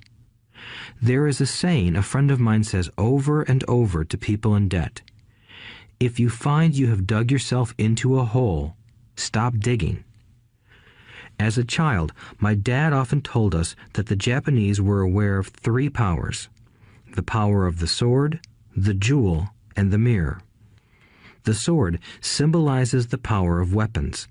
America has spent trillions of dollars on weapons, and because of this is a powerful military presence in the world. The jewel symbolizes the power of money. There is some degree of truth to the saying, "Remember the golden rule. He who has the gold makes the rules." The mirror symbolizes the power of self-knowledge. This self-knowledge, according to Japanese legend, was the most treasured of the 3. All too often, the poor and middle class allow the power of money to control them. By simply getting up and working harder, failing to ask themselves if what they do makes sense, they shoot themselves in the foot as they leave for work every morning. By not fully understanding money, the vast majority of people allow its awesome power to control them. If they used the power of the mirror, they would have asked themselves, "Does this make sense?" All too often, instead of trusting their inner wisdom, that genius inside, most people follow the crowd. They do things because everybody else does them. They conform rather than question. Often, they mindlessly repeat what they have been told. Diversify. Your home is an asset. Your home is your biggest investment. You get a tax break for going into greater debt. Get a safe job. Don't make mistakes. Don't take risks. It is said that the fear of public speaking is a fear greater than death for most people. According to psychiatrists, the fear of public speaking is caused by the fear of ostracism, the fear of standing out, the fear of criticism, the fear of ridicule, and the fear of being an outcast. The fear of being different prevents most people from seeking new ways to solve their problems. That is why my educated dad said the Japanese valued the power of the mirror the most, for it is only when we look into it that we find truth. Fear is the main reason that people say, "Play it safe." That goes for anything, be it sports, relationships, careers, or money. It is that same fear, the fear of ostracism, that causes people to conform to, and not question, commonly accepted opinions or popular trends. Your home is an asset. Get a bill consolidation loan and get out of debt. Work harder. It's a promotion. Someday I'll be a vice president. Save money. When I get a raise, I'll buy us a bigger house. Mutual funds are safe. Many financial problems are caused by trying to keep up with the Joneses. Occasionally, we all need to look in the mirror and be true to our inner wisdom rather than our fears. By the time Mike and I were 16 years old, we began to have problems in school. We were not bad kids. We just began to separate from the crowd. We worked for Mike's dad after school and on weekends. Mike and I often spent hours after work just sitting at a table with his dad while he held meetings with his bankers, attorneys, accountants, brokers, investors, managers, and employees. Here was a man who had left school at 13 who was now directing, instructing, ordering, and asking questions of educated people. They came at his beck and call and cringed when he didn't approve of them. Here was a man who had not gone along with the crowd. He was a man who did his own thinking and detested the words, "We have to do it this way because that's the way everyone else does it." He also hated the word "can't." If you wanted him to do something, just say, "I don't think you can do it." Mike and I learned more sitting in on his meetings than we did in all our years of school, college included. Mike's dad was not book smart, but he was financially educated and successful as a result.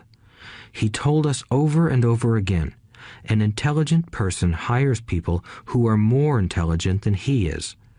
So Mike and I had the benefit of spending hours listening to and learning from intelligent people. But because of this, Mike and I couldn't go along with the standard dogma our teachers preached, and that caused problems. Whenever the teacher said, "If you don't get good grades, you won't do well in the real world," Mike and I just raised our eyebrows.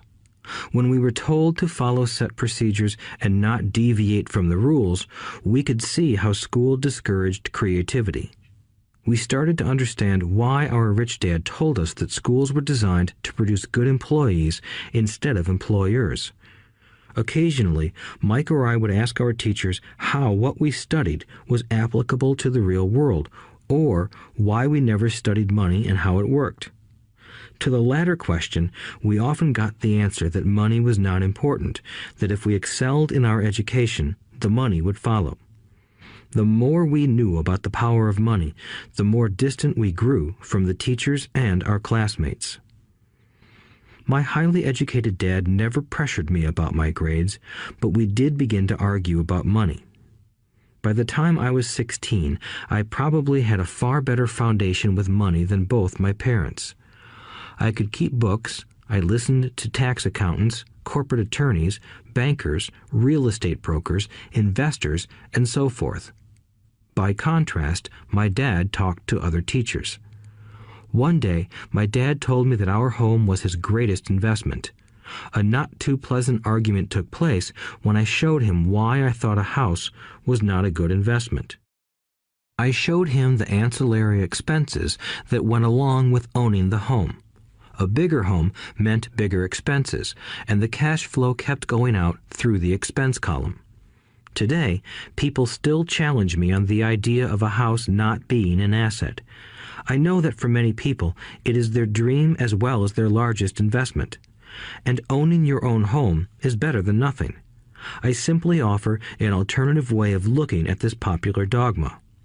If my wife and I were to buy a bigger, flashier house, we realize it wouldn't be an asset. It would be a liability since it would take money out of our pocket. So here is the argument I put forth.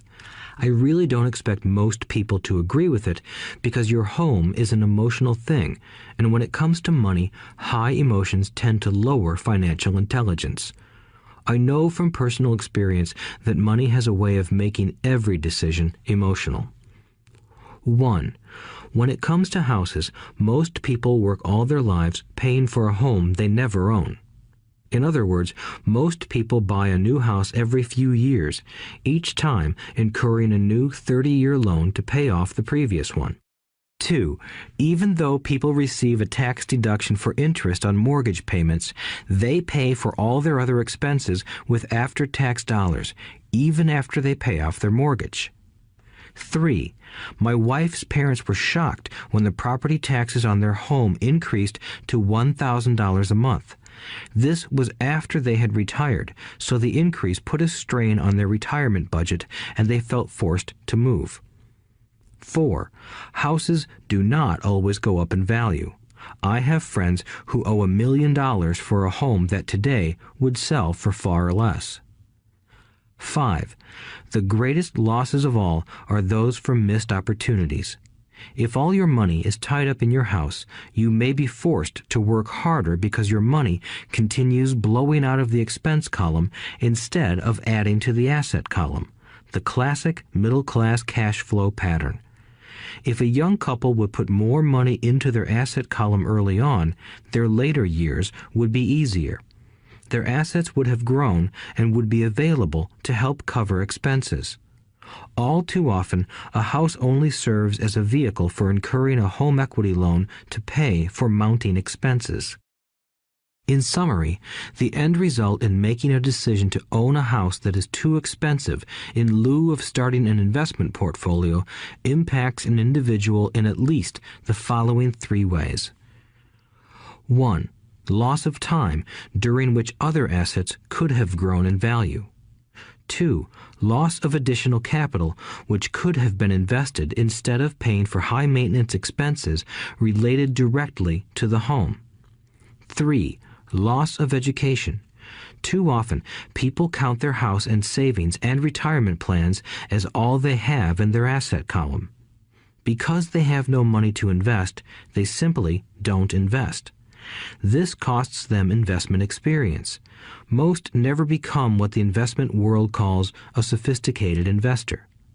And the best investments are usually first sold to sophisticated investors, who then turn around and sell them to the people playing it safe. I am not saying don't buy a house. What I'm saying is that you should understand the difference between an asset and a liability. When I want a bigger house, I first buy assets that will generate the cash flow to pay for the house. My educated dad's personal financial statement best demonstrates the life of someone caught in the rat race. His expenses match his income, never allowing him enough left over to invest in assets. As a result, his liabilities are larger than his assets. Why the rich get richer. A review of my rich dad's financial statement shows why the rich get richer. The asset column generates more than enough income to cover expenses, with the balance reinvested into the asset column.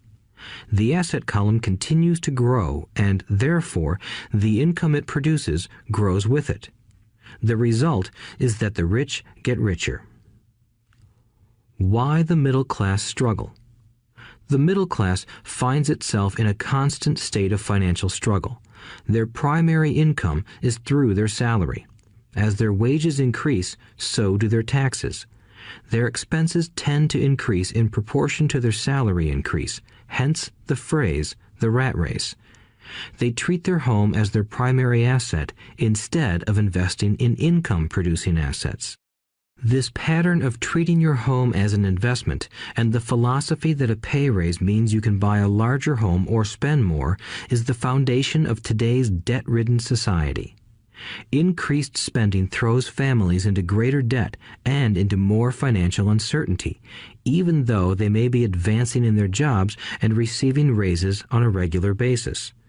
This is high-risk living caused by weak financial education. The massive loss of jobs in recent times proves how shaky the middle class really is financially. Company pension plans are being replaced by 401k plans. Social Security is obviously in trouble and can't be relied upon as a source for retirement. Panic has set in for the middle class. Today, mutual funds are popular because they supposedly represent safety.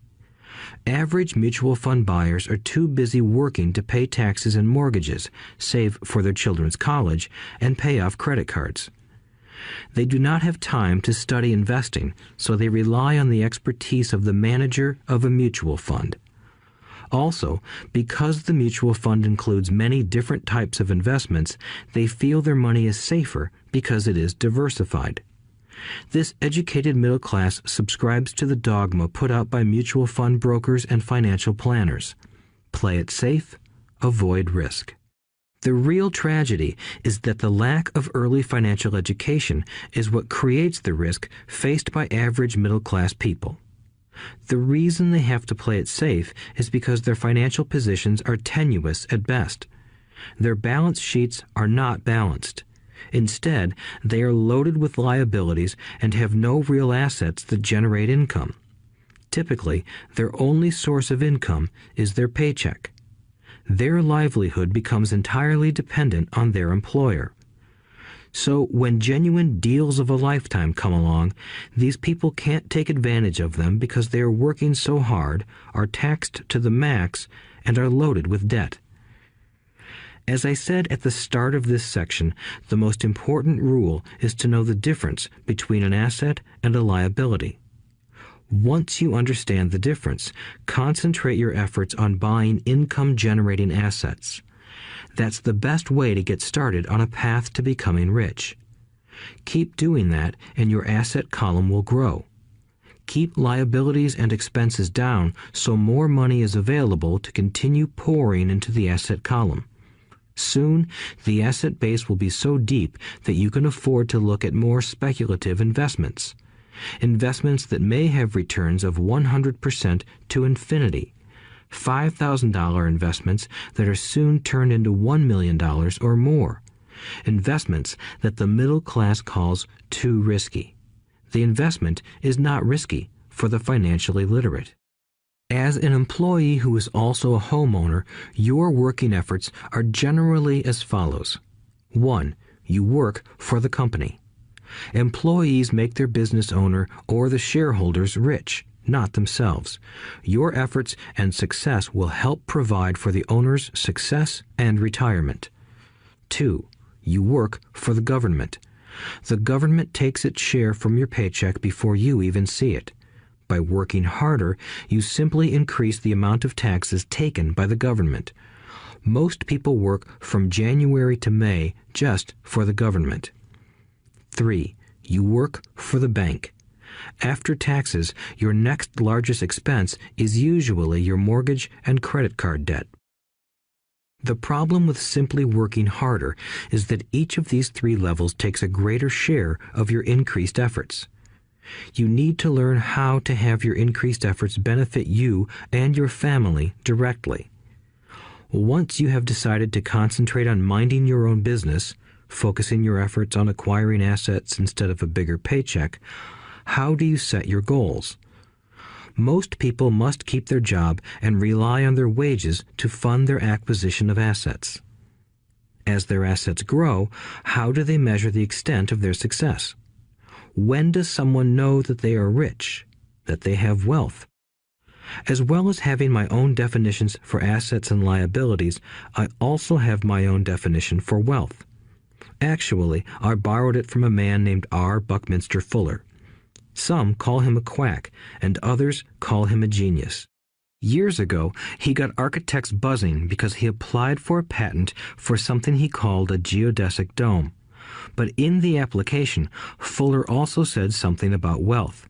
It was pretty confusing at first, but after reading it, it began to make some sense.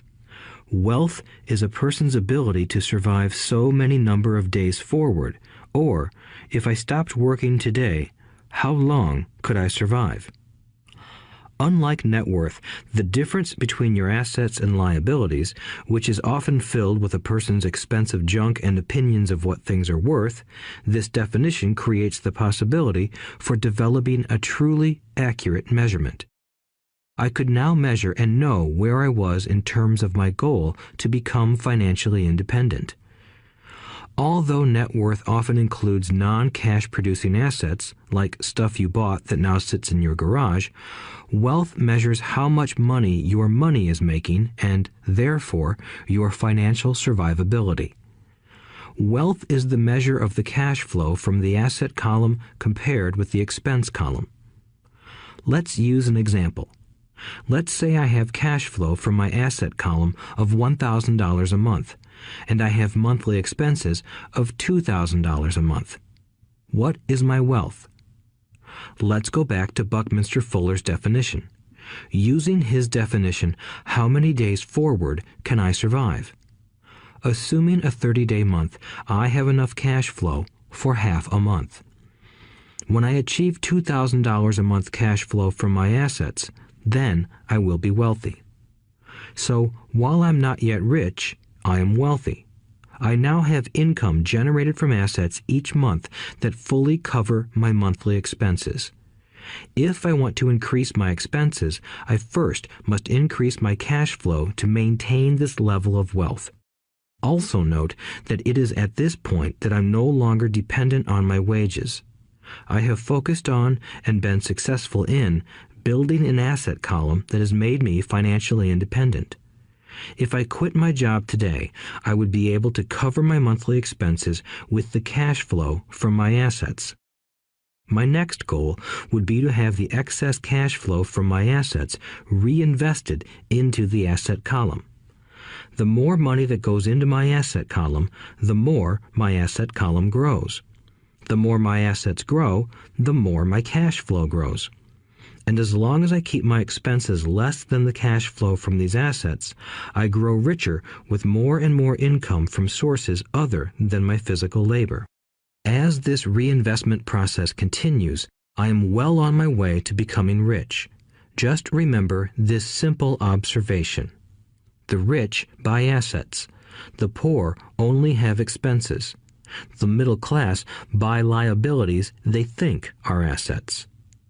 So how do I start minding my own business? What is the answer? Listen to the founder of McDonald's in the next chapter. Chapter 3. Lesson 3. Mind your own business. The rich focus on their asset columns while everyone else focuses on their income statements. In 1974, Ray Kroc, the founder of McDonald's, was asked to speak to the MBA class at the University of Texas at Austin. A friend of mine was a student in that MBA class. After a powerful and inspiring talk, the class adjourned and the students asked Ray if he would join them at their favorite hangout to have a few beers. Ray graciously accepted. "What business am I in?" Ray asked once the group had all their beers in hand. Everyone laughed, my friend said. Most of the MBA students thought Ray was just fooling around. No one answered, so Ray asked again. "What business do you think I'm in?" The students laughed again, and finally one brave soul yelled out, "Ray, who in the world doesn't know that you're in the hamburger business?" Ray chuckled. "That's what I thought you would say." He paused and then quickly added, "Ladies and gentlemen, I'm not in the hamburger business. My business is real estate." As my friend tells the story, Ray spent a good amount of time explaining his viewpoint. In his business plan, Ray knew that the primary business focus was to sell hamburger franchises, but what he never lost sight of was the location of each franchise. He knew that the land and its location were the most significant factors in the success of each franchise. Basically, the person who bought the franchise was also buying the real estate under the franchise for Ray Kroc's organization. Today, McDonald's is the largest single owner of real estate in the world, owning even more than the Catholic Church. McDonald's owns some of the most valuable intersections and street corners in America and around the globe. My friend considers this as one of the most important lessons in his life. Today, he owns car washes, but his business is the real estate under those car washes. The previous chapter presented that most people work for everyone but themselves. They work first for the owners of the company, then for the government through taxes, and finally for the bank that owns their mortgage. When I was a young boy, we did not have a McDonald's nearby. Yet my rich dad was responsible for teaching Mike and me the same lesson that Ray Kroc talked about at the University of Texas. It is secret number 3 of the rich. The secret is mind your own business. Financial struggle is often directly the result of people working all their lives for someone else. Many people will simply have nothing at the end of their working days to show for their efforts. Our current educational system focuses on preparing today's youth to get good jobs by developing scholastic skills. Their lives will revolve around their wages or, as described earlier, their income column. Many will study further to become engineers, scientists, cooks, police officers, artists, writers, and so on. These professional skills allow them to enter the workforce and work for money. But there is a big difference between your profession and your business. Often I ask people, "What is your business?" And they will say, "Oh, I'm a banker." Then I ask them if they own the bank, and they usually respond, "No, I work there." In that instance, they have confused their profession with their business. Their profession may be a banker, but they still need their own business. A problem with school is that you often become what you study. So if you study cooking, you become a chef. If you study the law, you become an attorney. And a study of auto mechanics makes you a mechanic. The mistake in becoming what you study is that too many people forget to mind their own business. They spend their lives minding someone else's business and making that person rich. To become financially secure, a person needs to mind their own business. Your business revolves around your asset column, not your income column. As stated earlier, the number one rule is to know the difference between an asset and a liability and to buy assets. The rich focus on their asset columns, while everyone else focuses on their income statements. That is why we hear so often, "I need a raise. If only I had a promotion. I am going back to school to get more training so I can get a better job. I am going to work overtime. Maybe I can get a second job." In some circles, these are sensible ideas, but you are still not minding your own business. These ideas all still focus on the income column and will only help a person become more financially secure if the additional money is used to purchase income-generating assets. The primary reason the majority of the poor and middle class are fiscally conservative, which means I can't afford to take risks, is that they have no financial foundation. They have to cling to their jobs and play it safe. When downsizing became the in thing to do, millions of workers found out their largest so-called asset, their home, was eating them alive. Their asset was costing them money every month. Their car, another asset, was eating them alive.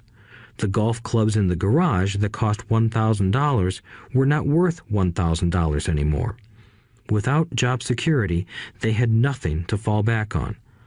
What they thought were assets could not help them survive in a time of financial crisis.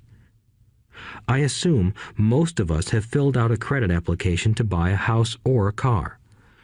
It's always interesting to look at the net worth section because of what accepted banking and accounting practices allow a person to count as assets. One day when I wanted a loan, my financial position did not look too good. So I added my new golf clubs, my art collection, books, electronics, Armani suits, wristwatches, shoes, and other personal effects to boost the number in the asset column. But I was turned down because I had too much investment real estate. The loan committee didn't like that I made so much money from rent. They wanted to know why I did not have a normal job with a salary. They did not question the Armani suits, golf clubs, or art collection. Life is sometimes tough when you do not fit the standard profile. I cringe every time I hear someone say to me that their net worth is $1 million or $100,000 or whatever. One of the main reasons net worth is not accurate is simply because the moment you begin selling your assets, you are taxed for any gains. So many people have put themselves in deep financial trouble when they run short of income. To raise cash, they sell their assets, but their personal assets can generally be sold for only a fraction of the value that is listed on their personal balance sheet. Or, if there is a gain on the sale of the assets, they are taxed on the gain. So again, the government takes its share, thus reducing the amount available to help them out of debt. That is why I say someone's net worth is often worth less than they think. Start minding your own business. Keep your daytime job, but start buying real assets, not liabilities or personal effects that have no real value once you get them home. A new car loses nearly 25% of the price you pay for it the moment you drive it off the lot. It is not a true asset even if your banker lets you list it as one. My $400 new titanium driver was worth $150 the moment I teed off. Keep expenses low, reduce liabilities, and diligently build a base of solid assets. For young people who have not yet left home, it is important for parents to teach them the difference between an asset and a liability. Get them to start building a solid asset column before they leave home, get married, buy a house, have kids, and get stuck in a risky financial position, clinging to a job and buying everything on credit. I see so many young couples who get married and trap themselves into a lifestyle that will not let them get out of debt for most of their working years. For many people, just as the last child leaves home, the parents realize they have not adequately prepared for retirement and they begin to scramble to put some money away. Then their own parents become ill and they find themselves with new responsibilities. So what kind of assets am I suggesting that you or your children acquire? In my world, real assets fall into the following categories. Businesses that do not require my presence. I own them, but they are managed or run by other people. If I have to work there, it's not a business. It becomes my job. Stocks, bonds, income-generating real estate, notes, IOUs, royalties from intellectual property such as music, scripts, and patents. Anything else that has value, produces income, or appreciates, and has a ready market. As a young boy, my educated dad encouraged me to find a safe job, but my rich dad encouraged me to begin acquiring assets that I loved. If you don't love it, you won't take care of it. I collect real estate simply because I love buildings and land. I love shopping for them, and I could look at them all day long. When problems arise, the problems aren't so bad that it changes my love for real estate. For people who hate real estate, they shouldn't buy it. I also love stocks of small companies, especially startups, because I am an entrepreneur, not a corporate person. In my early years, I worked in large organizations such as Standard Oil of California, the U.S. Marine Corps, and Xerox Corporation. I enjoyed my time with those organizations and have fond memories, but I know deep down I am not a company man. I like starting companies, not running them. So my stock buys are usually of small companies. Sometimes I even start the company and take it public. Fortunes are made in new stock issues, and I love the game. Many people are afraid of small-cap companies and call them risky, and they are. But that risk is diminished if you love what the investment is, understand it, and know the game. With small companies, my investment strategy is to be out of the stock in a year. On the other hand, my real estate strategy is to start small and keep trading up for bigger properties, and, therefore, delay paying taxes on the gain. This allows the value to increase dramatically. I generally hold real estate less than 7 years. For years, even while I was with the Marine Corps and Xerox, I did what my rich dad recommended. I kept my day job, but I still minded my own business. I was active in my asset column trading real estate and small stocks. Rich Dad always stressed the importance of financial literacy. The better I was at understanding the accounting and cash management, the better I would be at analyzing investments and eventually starting and building my own company. I don't encourage anyone to start a company unless they really want to. Knowing what I know about running a company, I wouldn't wish that task on anyone. There are times when people can't find employment and starting a company seems like the best solution. But the odds are against success. 9 out of 10 companies fail in 5 years. Of those that survive the first 5 years, 9 out of every 10 of those eventually fail as well. So only if you really have the desire to own your own company do I recommend it. Otherwise, keep your day job and mind your own business. When I say mind your own business, I mean to build and keep your asset column strong. Once a dollar goes into it, never let it come out. Think of it this way. Once a dollar goes into your asset column, it becomes your employee. The best thing about money is that it works 24 hours a day and can work for generations. Keep your day job, be a great hard-working employee, but keep building that asset column. As your cash flow grows, you can indulge in some luxuries.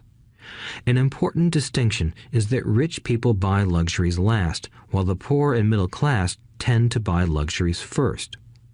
The poor and the middle class often buy luxury items like big houses, diamonds, furs, jewelry, or boats because they want to look rich. They look rich, but in reality they just get deeper in debt on credit.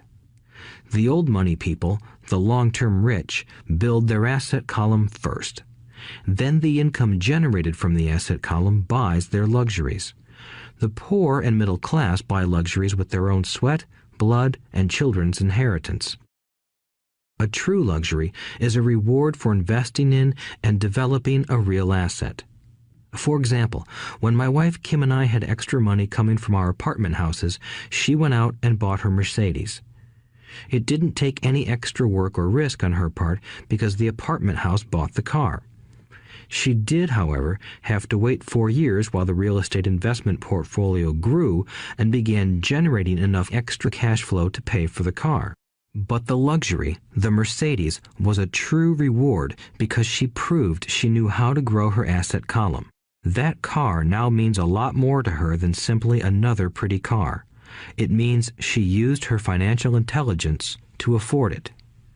Instead, most people impulsively go out and buy a new car or some other luxury on credit. They may feel bored and just want a new toy. Buying a luxury on credit often causes a person to eventually resent that luxury because the debt becomes a financial burden. After you've taken the time and invested in and built your own business, you are now ready to learn the biggest secret of the rich, the secret that puts the rich way ahead of the pack. Chapter 4. Lesson 4. The History of Taxes and the Power of Corporations.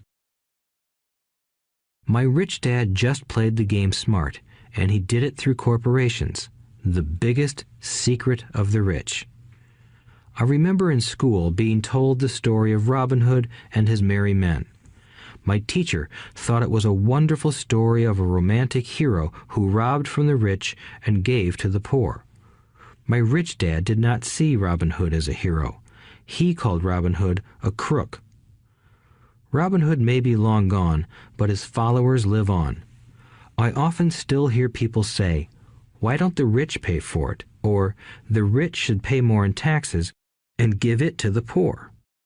It is this Robin Hood fantasy, or taking from the rich to give to the poor, that has caused the most pain for the poor and the middle class. The reason the middle class is so heavily taxed is because of the Robin Hood ideal. The reality is that the rich are not taxed. It's the middle class who pays for the poor, especially the educated, upper-income middle class. Again, to understand fully how things happen, we need to look at the history of taxes.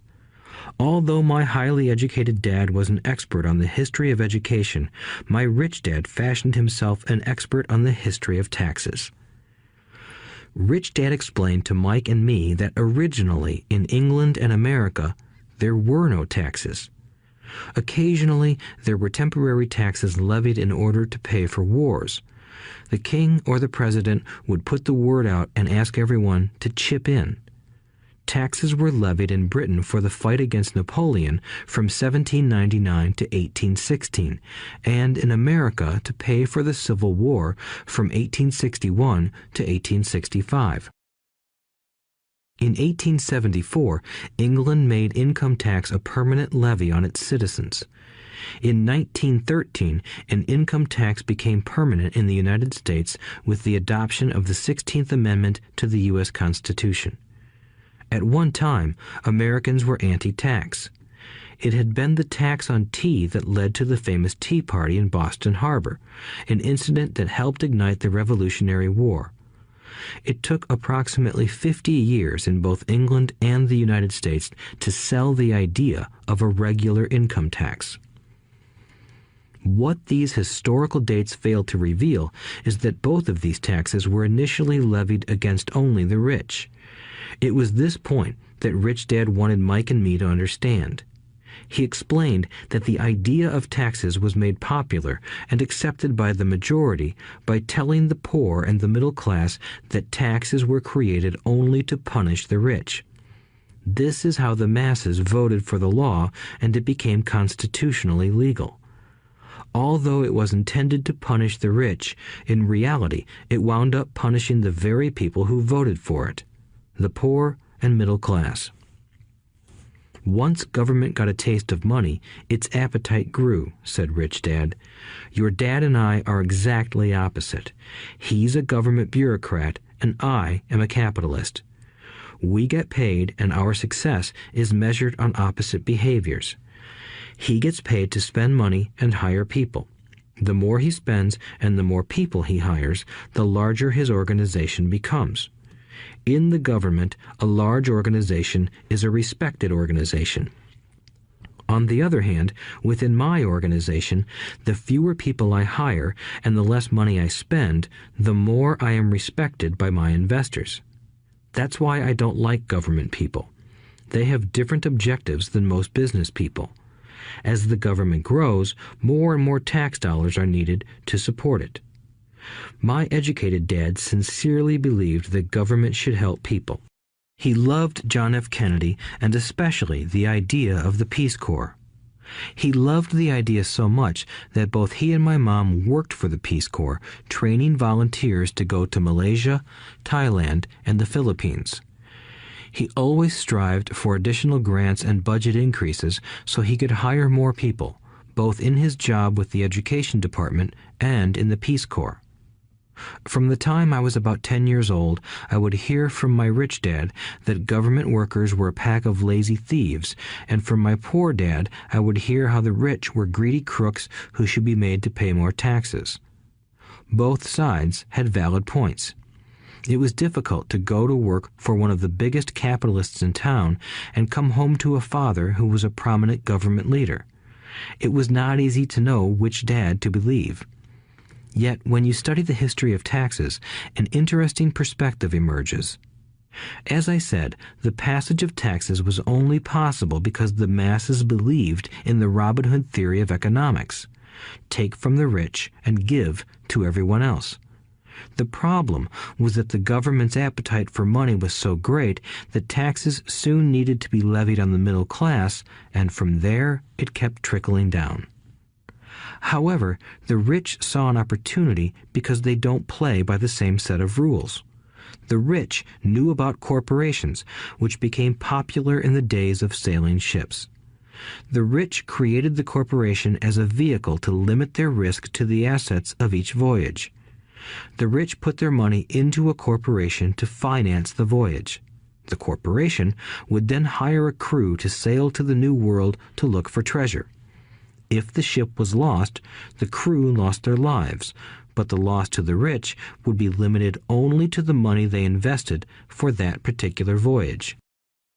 It is the knowledge of the legal corporate structure that really gives the rich a vast advantage over the poor and middle class. Having two fathers teaching me, one a socialist and the other a capitalist, I quickly began to realize that the philosophy of the capitalist made more financial sense to me.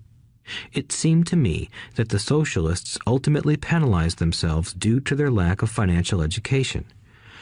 No matter what the take from the rich crowd came up with, the rich always found a way to outsmart them. That is how taxes were eventually levied on the middle class. The rich outsmarted the intellectuals solely because they understood the power of money, a subject not taught in schools. How did the rich outsmart the intellectuals?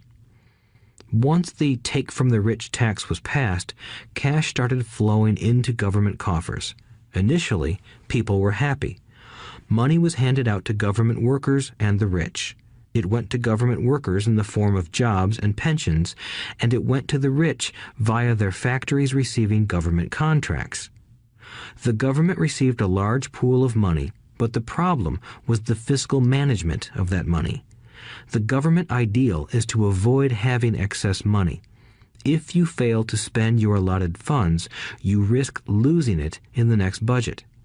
You would certainly not be recognized for being efficient.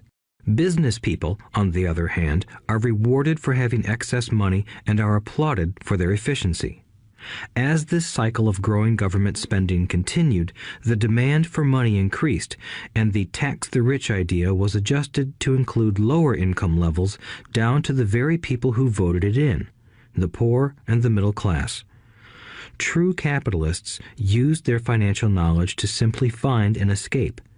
They headed back to the protection of a corporation.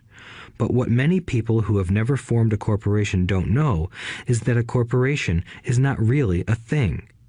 A corporation is merely a file folder with some legal documents in it, sitting in some attorney's office and registered with a state government agency. It's not a big building or a factory or a group of people. A corporation is merely a legal document that creates a legal body without a soul. Using it, the wealth of the rich was once again protected. It was popular because the income tax rate of a corporation is less than the individual income tax rates.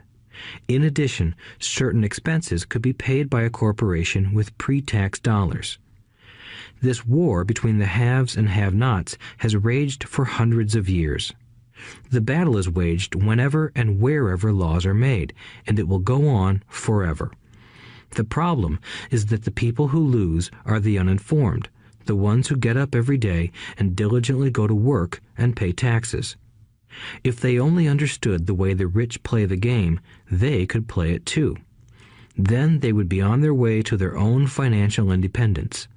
This is why I cringe every time I hear a parent advise their children to go to school so they can find a safe, secure job. An employee with a safe, secure job without financial aptitude has no escape. Average Americans today work 5 to 6 months for the government just to cover their taxes. In my opinion, that is simply too long. The harder you work, the more you pay the government. That is why I believe that the idea of take from the rich backfired on the very people who voted it in. Every time people try to punish the rich don't simply comply. They react. They have the money, power, and intent to change things. They don't just sit there and voluntarily pay more taxes. Instead, they search for ways to minimize their tax burden. They hire smart attorneys and accountants and persuade politicians to change laws or create legal loopholes. They use their resources to effect change. The tax code of the United States also allows other ways to reduce taxes. Most of these vehicles are available to anyone, but it is the rich who find them because they are minding their own business. For example, 1031 is jargon for Section 1031 of the Internal Revenue Code, which allows a seller to delay paying taxes on a piece of real estate that is sold for a capital gain through an exchange for a more expensive piece of real estate. Real estate is one investment vehicle that has a great tax advantage. As long as you keep trading up in value, you will not be taxed on the gains until you liquidate. People who don't take advantage of these legal tax savings are missing a great opportunity to build their asset columns. The poor and middle class don't have the same resources. They sit there and let the government's needles enter their arm and allow the blood donation to begin.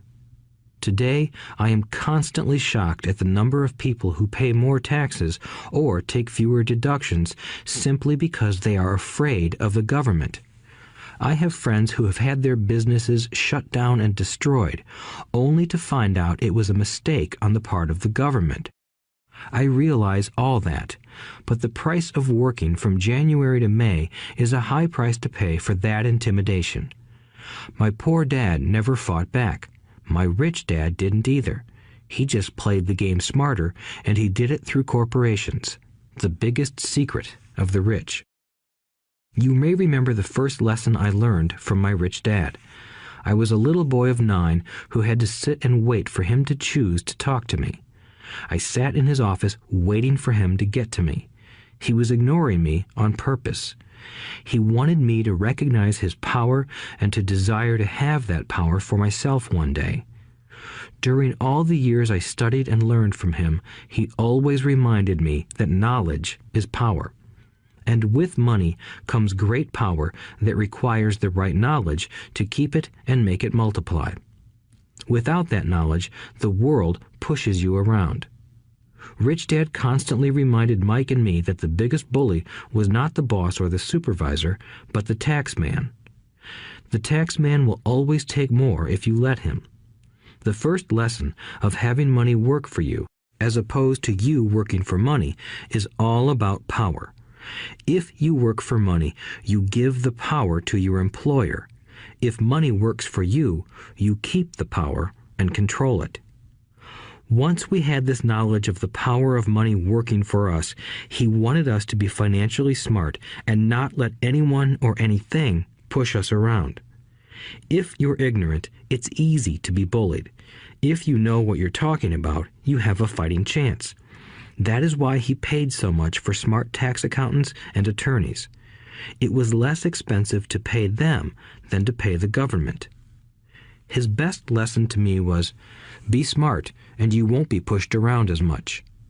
He knew the law because he was a law-abiding citizen and because it was expensive to not know the law. If you know you're right, you're not afraid of fighting back, even if you are taking on Robin Hood and his band of merry men. My highly educated dad always encouraged me to land a good job with a strong corporation. He spoke of the virtues of working your way up the corporate ladder. He didn't understand that, by relying solely on a paycheck from a corporate employer, I would be a docile cow ready for milking. When I told my rich dad of my father's advice, he only chuckled. "Why not own the ladder?" was all he said. As a young boy, I did not understand what Rich Dad meant by owning my own corporation. It was an idea that seemed impossible and intimidating. Although I was excited by the idea, my inexperience wouldn't let me envision the possibility that grown-ups would someday work for a company I would own. The point is that, if not for my rich dad, I would have probably followed my educated dad's advice. It was merely the occasional reminder of my rich dad that kept the idea of owning my own corporation alive and kept me on a different path. By the time I was 15 or 16, I knew I wasn't going to continue down the path my educated dad recommended. I didn't know how I was going to do it, but I was determined not to head in the direction most of my classmates were heading. That decision changed my life. It was not until my mid-20s that my rich dad's advice began to make more sense to me. I was just out of the Marine Corps and working for Xerox. I was making a lot of money, but every time I looked at my paycheck, I was disappointed. The deductions were so large, and the more I worked, the greater they became. As I became more successful, my bosses talked about promotions and raises. It was flattering, but I could hear my rich dad asking in my ear, "Who are you working for? Who are you making rich?" In 1974, while still an employee for Xerox, I formed my first corporation and began minding my own business. There were already a few assets in my asset column, but now I was determined to focus on making it bigger. Those paychecks, with all the deductions, made all the years of my rich dad's advice make total sense. I could see the future if I followed my educated dad's advice. Many employers feel that advising their workers to mind their own business is bad for business. But for me, focusing on my own business and developing assets made me a better employee because I now had a purpose. I came in early and worked diligently, amassing as much money as possible so I could invest in real estate. Hawaii was just set to boom, and there were fortunes to be made. The more I realized that we were in the beginning stages of a boom, the more Xerox machines I sold. The more I sold, the more money I made, and, of course, the more deductions came out of my paycheck. It was inspiring. I wanted out of the employee trap so badly that I worked even harder so I could invest more. By 1978, I was consistently one of the top 5 salespeople at the company. I badly wanted out of the rat race. In less than 3 years, I was making more in my real estate holding corporation than I was making at Xerox, and the money I was making in my asset column in my own corporation was money working for me, not me pounding on doors selling copiers. My rich dad's advice made much more sense. Soon, the cash flow from my properties were so strong that my company bought me my first Porsche. My fellow Xerox salespeople thought I was spending my commissions. I wasn't. I was investing my commissions in assets. My money was working hard to make more money. Each dollar in my asset column was a great employee, working hard to make more employees and buy the boss a new Porsche with before tax dollars. I began to work harder for Xerox. The plan was working, and my Porsche was the proof. By using the lessons I learned from my rich dad, I was able to get out of the proverbial rat race at an early age. It was made possible because of the strong financial knowledge I had acquired through Rich Dad's lessons. Without this financial knowledge, which I call financial intelligence or financial IQ, my road to financial independence would have been much more difficult. I now teach others in the hope that I may share my knowledge with them.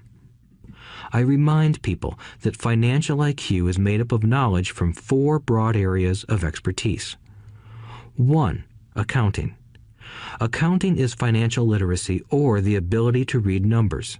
This is a vital skill if you want to build an empire. The more money you are responsible for, the more accuracy is required, or the house comes tumbling down. This is the left brain side, or the details. Financial literacy is the ability to read and understand financial statements, which allows you to identify the strengths and weaknesses of any business. 2. Investing. Investing is the science of money making money. This involves strategies and formulas which use the creative right brain side. 3. Understanding markets. Understanding markets is the science of supply and demand. You need to know the technical aspects of the market, which are emotion-driven, in addition to the fundamental or economic aspects of an investment. Does an investment make sense or does it not make sense based on current market conditions? 4. The law.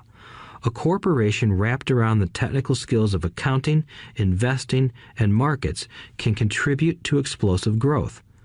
A person who understands the tax advantages and protections provided by a corporation can get rich so much faster than someone who is an employee or a small business sole proprietor. It's like the difference between someone walking and someone flying. The difference is profound when it comes to long-term wealth. Tax advantages. A corporation can do many things that an employee cannot, like pay expenses before paying taxes. That is a whole area of expertise that is very exciting. Employees earn and get taxed, and then try to live on what is left. A corporation earns, spends everything it can, and is taxed on anything that is left. It's one of the biggest legal tax loopholes that the rich use. They're easy to set up and are not expensive if you own investments that are producing good cash flow. For example, by owning your own corporation, your vacations can be board meetings in Hawaii. Car payments, insurance, repairs, and health club memberships are company expenses. Most restaurant meals are partial expenses and on. But it's done legally with pre-tax dollars. Protection from lawsuits. We live in a litigious society. Everybody wants a piece of your action. The rich hide much of their wealth using vehicles such as corporations and trusts to protect their assets from creditors. When someone sues a wealthy individual, they are often met with layers of legal protection and often find that the wealthy person actually owns nothing. They control everything, but own nothing. The poor and middle class try to own everything and lose it to the government or to fellow citizens who like to sue the rich. They learned it from the Robin Hood story. Take from the rich and give it to the poor. It is not the purpose of this audiobook to go into the specifics of owning a corporation.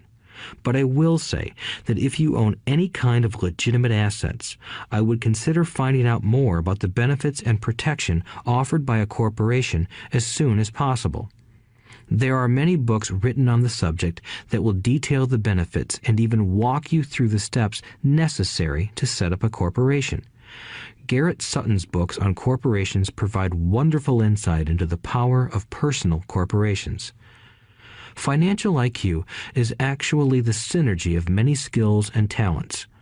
I would say it is the combination of the 4 technical skills listed above that make up basic financial intelligence.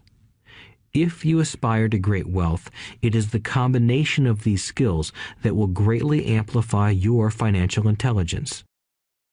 In summary, business owners with corporations 1. Earn, 2. Spend, 3.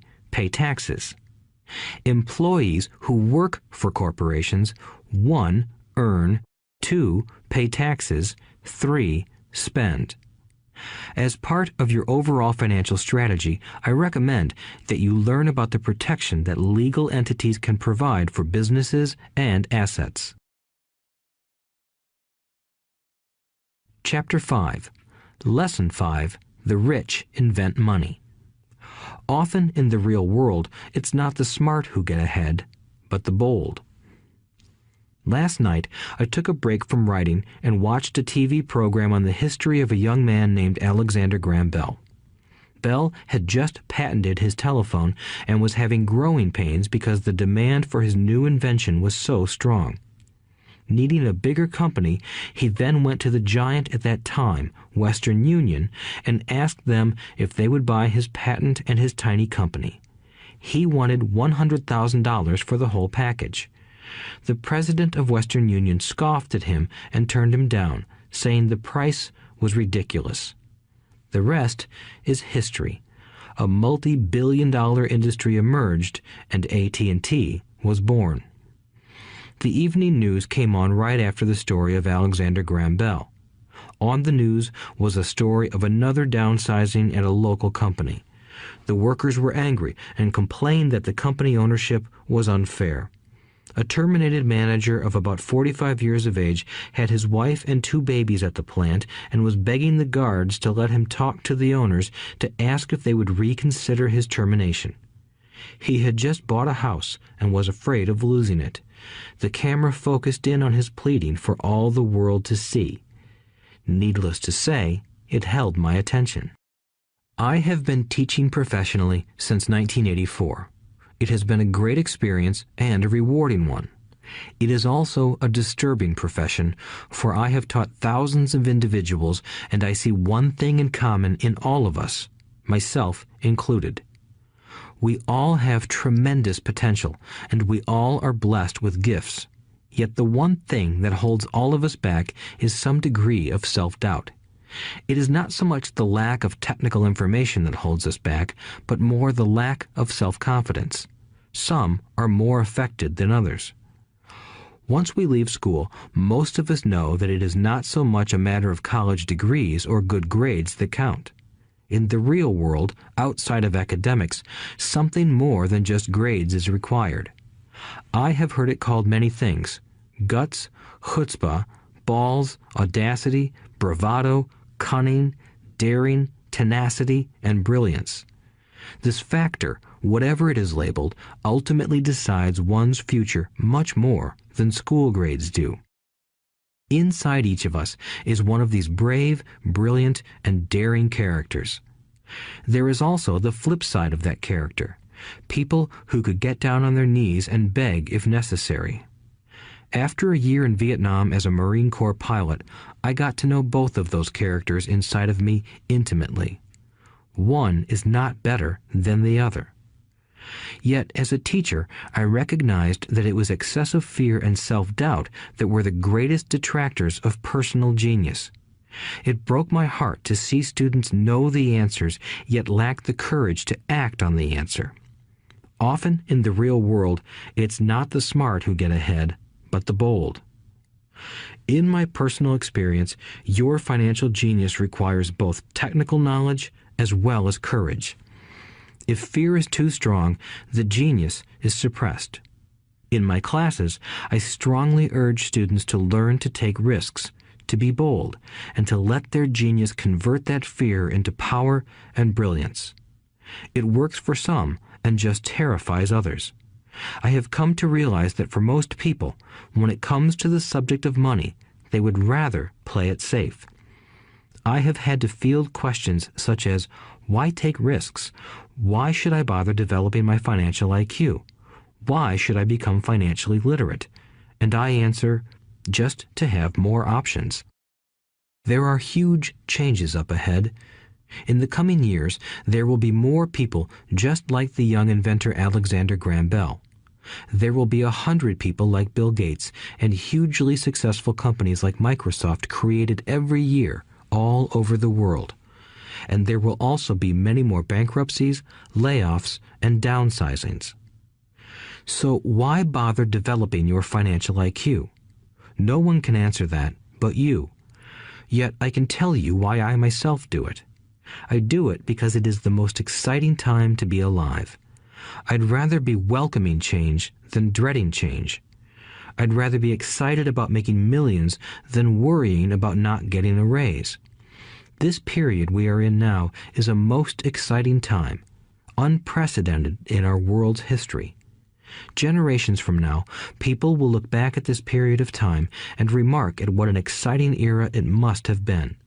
It was the death of the old and birth of the new. It was full of turmoil, and it was exciting.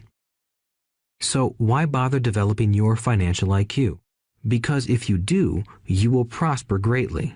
And if you don't, this period of time will be a frightening one. It will be a time of watching some people move boldly forward while others cling to worn-out life preservers. Land was wealth 300 years ago, so the person who owned the land owned the wealth.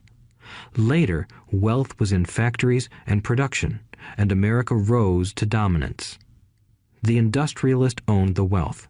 Today, wealth is in information, and the person who has the most timely information owns the wealth. The problem is that information flies around the world at the speed of light. The new wealth cannot be contained by boundaries and borders as land and factories were. The changes will be faster and more dramatic. There will be a dramatic increase in the number of new multimillionaires. There also will be those who are left behind. I find so many people struggling today, often working harder, simply because they cling to old ideas. They want things to be the way they were, and they resist change. I know people who are losing their jobs or their houses, and they blame technology or the economy or their boss. Sadly, they fail to realize that they might be the problem. Old ideas are their biggest liability. It is a liability simply because they fail to realize that while that idea or way of doing something was an asset yesterday, yesterday is gone. One afternoon, I was teaching how to invest using a board game I had invented, Cash Flow, as a teaching tool. A friend had brought someone along to attend the class. This friend of a friend was recently divorced, had been badly burned in the divorce settlement, and was now searching for some answers. Her friend thought the class might help. The game was designed to help people learn how money works. In playing the game, they learn about the interaction of the income statement with the balance sheet. They learn how cash flows between the two and how the road to wealth is through striving to increase your monthly cash flow from the asset column to the point that it exceeds your monthly expenses. Once you accomplish this, you are able to get out of the rat race and out onto the fast track. As I have said, some people hate the game, some love it, and others miss the point. This woman missed a valuable opportunity to learn something. In the opening round, she drew a doodad card with the boat on it. At first, she was happy. "Oh, I've got a boat." Then, as her friend tried to explain how the numbers worked on her income statement and balance sheet, she got frustrated because she had never liked math. The rest of her table waited while her friend continued explaining the relationship between the income statement, balance sheet, and monthly cash flow. Suddenly, when she realized how the numbers worked, it dawned on her that her boat was eating her alive. Later on in the game, she was also downsized and had a child. It was a horrible game for her. After the class, her friend came by and told me that she was upset. She had come to the class to learn about investing and did not like the idea that it took so long to play a silly game. Her friend attempted to tell her to look within herself to see if the game reflected her in any way. With that suggestion, the woman demanded her money back. She said that the very idea that a game could be a reflection of her was ridiculous. Her money was promptly refunded, and she left. Since 1984, I have made millions simply by doing what the school system does not do. In school, most teachers lecture. I hated lectures as a student. I was soon bored, and my mind would drift. In 1984, I began teaching via games and simulations, and I still rely on these tools today. I always encourage adult students to look at games as reflecting back to them what they know and what they need to learn. Most importantly, games reflect behavior. They are instant feedback systems. Instead of the teacher lecturing you, the game is giving you a personalized lecture, one that is custom-made just for you. The friend of the woman who left later called to give me an update. She said her friend was fine and had calmed down. In her cooling-off period, she could see some slight relationship between the game and her life. Although she and her husband did not own a boat, they did own everything else imaginable. She was angry after their divorce, both because he had run off with a younger woman and because, after 20 years of marriage, they had accumulated little in the way of assets. There was virtually nothing for them to split. Their 20 years of married life had been incredible fun, but all they had accumulated was a ton of doodads. She realized that her anger at doing the numbers, the income statement and balance sheet, came from her embarrassment about not understanding them. She believed that finances were the man's job. She maintained the house and did the entertaining, and he handled the finances. She was now quite certain that in the last 5 years of their marriage, he had hidden money from her. She was angry at herself for not being more aware of where the money was going, as well as for not knowing about the other woman. Just like a board game, the world is always providing us with instant feedback. We could learn a lot if we tuned in more. One day, not long ago, I complained to my wife that the cleaners must have shrunk my pants. My wife gently smiled and poked me in the stomach to inform me that the pants had not shrunk. Something else had expanded. Me. The cash flow game was designed to give every player personal feedback. Its purpose is to give you options. If you draw the boat card and it puts you into debt, the question is, now what can you do? How many different financial options can you come up with? That is the purpose of the game, to teach players to think and create new and various financial options. Thousands of people throughout the world have played this game. The players who get out of the rat race the quickest are the people who understand numbers and have creative financial minds. They recognize different financial options. Rich people are often creative and take calculated risks. People who take the longest are people who are not familiar with numbers and often do not understand the power of investing. Some people playing cash flow gain lots of money in the game, but they don't know what to do with it.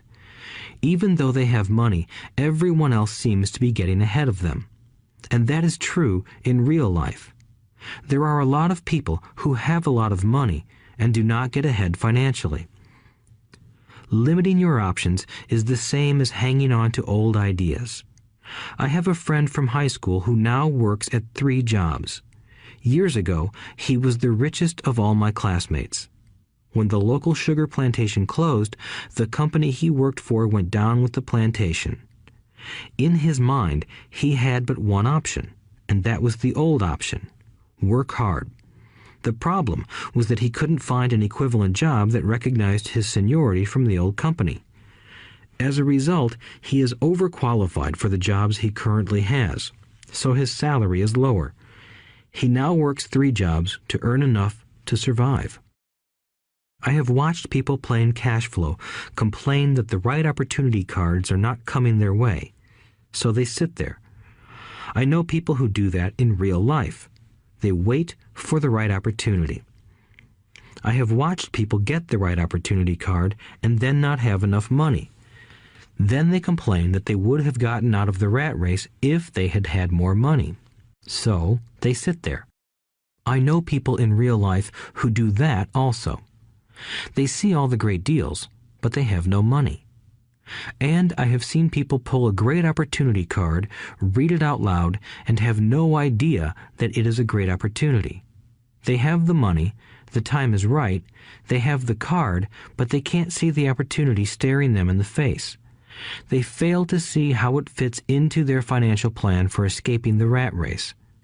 And I know more people like that than all the others combined. Most people have an opportunity of a lifetime flash right in front of them, and they fail to see it. A year later, they find out about it, after everyone else got rich. Financial intelligence is simply having more options. If the opportunities aren't coming your way, what else can you do to improve your financial position? If an opportunity lands in your lap and you have no money and the bank won't talk to you, what else can you do to get the opportunity to work in your favor? If your hunch is wrong and what you've been counting on doesn't happen, how can you turn a lemon into millions? That is financial intelligence. It is not so much what happens, but how many different financial solutions you can think of to turn a lemon into millions. It is how creative you are in solving financial problems. Most people only know one solution: work hard, save, and borrow. So why would you want to increase your financial intelligence? Because you want to be the kind of person who creates your own luck. You take whatever happens and make it better. Few people realize that luck is created, just as money is. And if you want to be luckier and create money instead of working hard, then your financial intelligence is important. If you are the kind of person who is waiting for the right thing to happen, you might wait for a long time. It's like waiting for all the traffic lights to be green for 5 miles before you'll start your trip. As young boys, Mike and I were constantly told by my rich dad that money is not real. Rich Dad occasionally reminded us of how close we came to the secret of money on that first day we got together and began making money out of plaster of Paris. The poor and middle class work for money, he would say. The rich make money. The more real you think money is, the harder you will work for it. If you can grasp the idea that money is not real, you will grow richer faster. What is it? Was a question Mike and I often came back with. What is money if it is not real? What we agree it is, was all Rich Dad would say. The single most powerful asset we all have is our mind. If it is trained well, it can create enormous wealth seemingly instantaneously. An untrained mind can also create extreme poverty that can crush a family for generations. In the information age, money is increasing exponentially. A few individuals are getting ridiculously rich from nothing, just ideas and agreements. If you ask many people who trade stocks or other investments for a living, they see it done all the time. Often, millions can be made instantaneously from nothing. And by nothing, I mean no money was exchanged. It is done via agreement, a hand signal in a trading pit, a blip on a trader's screen in Lisbon from a trader's screen in Toronto and back to Lisbon, a call to my broker to buy and a moment later to sell. Money did not change hands. Agreements did. So why develop your financial genius? Only you can answer that. I can tell you why I have been developing this area of my intelligence. I do it because I want to make money fast. Not because I need to, but because I want to. It is a fascinating learning process. I develop my financial IQ because I want to participate in the fastest game and biggest game in the world. And, in my own small way, I would like to be part of this unprecedented evolution of humanity, the era where humans work purely with their minds and not with their bodies. Besides, it is where the action is. It is what is happening. It's hip, it's scary, and it's fun. That is why I invest in my financial intelligence, developing the most powerful asset I have. I want to be with people moving boldly forward. I do not want to be with those left behind. I will give you a simple example of creating money. In the early 1990s, the economy of Phoenix, Arizona was horrible. I was watching a TV show when a financial planner came on and began forecasting doom and gloom. His advice was to save money. Put $100 away every month, he said. In 40 years, you will be a multimillionaire. Well, putting money away every month is a sound idea. It is one option, the option most people subscribe to. The problem is this. It blinds the person to what is really going on. It causes them to miss major opportunities for much more significant growth of their money. The world is passing them by. As I said, the economy was terrible at that time. For investors, this is the perfect market condition. A chunk of my money was in the stock market and in apartment houses. I was short of cash. Because people were giving properties away, I was buying. I was not saving money. I was investing. Kim and I had more than $1 million in cash working in a market that was rising fast. It was the best opportunity to invest. The economy was terrible. I just could not pass up these small deals. Houses that were once $100,000 were now $75,000. But instead of shopping with local real estate agents, I began shopping at the bankruptcy attorney's office or the courthouse steps. In these shopping places, a $75,000 house could sometimes be bought for $20,000 or less. For $2,000, which was loaned to me from a friend for 90 days for $200, I gave an attorney a cashier's check as a down payment. While the acquisition was being processed, I ran an ad advertising a $75,000 house for only $60,000 and no money down. The phone rang hard and heavy. Prospective buyers were screened, and once the property was legally mine, all the prospective buyers were allowed to look at the house.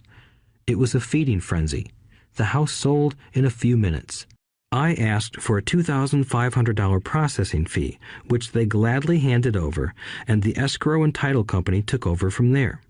I returned the $2,000 to my friend with an additional $200. He was happy, the home buyer was happy, the attorney was happy, and I was happy. I had sold a house for $60,000 that cost me $20,000. The $40,000 was created from money in my asset column in the form of a promissory note from the buyer. Total working time, 5 hours. So, now that you are on your way to becoming more financially literate and skilled at reading numbers, I will tell you why this is an example of money being invented. During this depressed market, Kim and I were able to do 6 of these simple transactions in our spare time. While the bulk of our money was in larger properties and the stock market, we were able to create more than $190,000 in assets, notes at 10% interest, in those 6 buy, create, and sell transactions. That comes to approximately $19,000 a year income, much of it sheltered through our private corporation. Much of that $19,000 a year goes to pay for our company cars, gas, trips, insurance, dinners with clients, and other things. By the time the government gets a chance to tax that income, it's been spent on legally allowed pre-tax expenses. This was a simple example of how money is invented, created, and protected using financial intelligence. Ask yourself, how long would it take to save $190,000? Would the bank pay you 10% interest on your money? And the promissory note is good for 30 years. I hope they never pay me the $190,000. I have to pay a tax if they pay me the principal, and besides, $19,000 paid over 30 years is a little over $500,000 in income. I have people ask what happens if the person doesn't pay. That does happen, and it's good news. That $60,000 home could be taken back and resold for $70,000 and another $2,500 collected as a loan processing fee.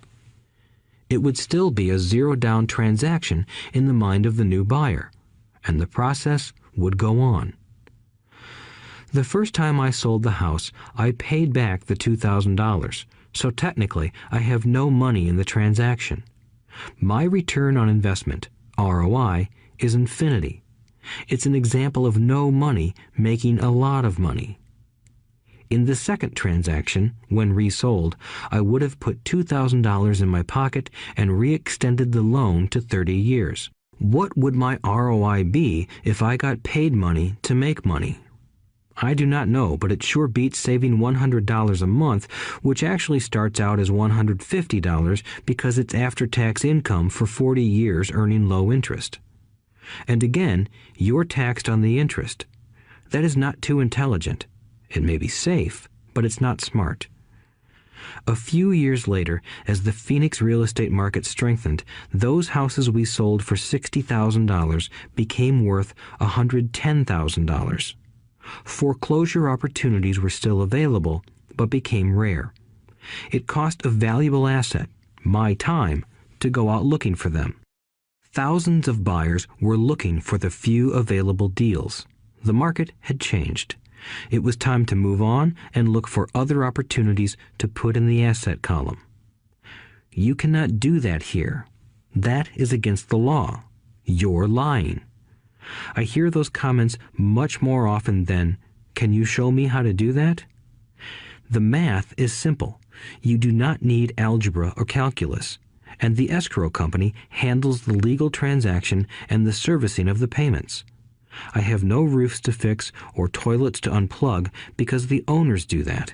It's their house. Occasionally, someone does not pay, and that is wonderful because there are late fees, or they move out and the property is sold again.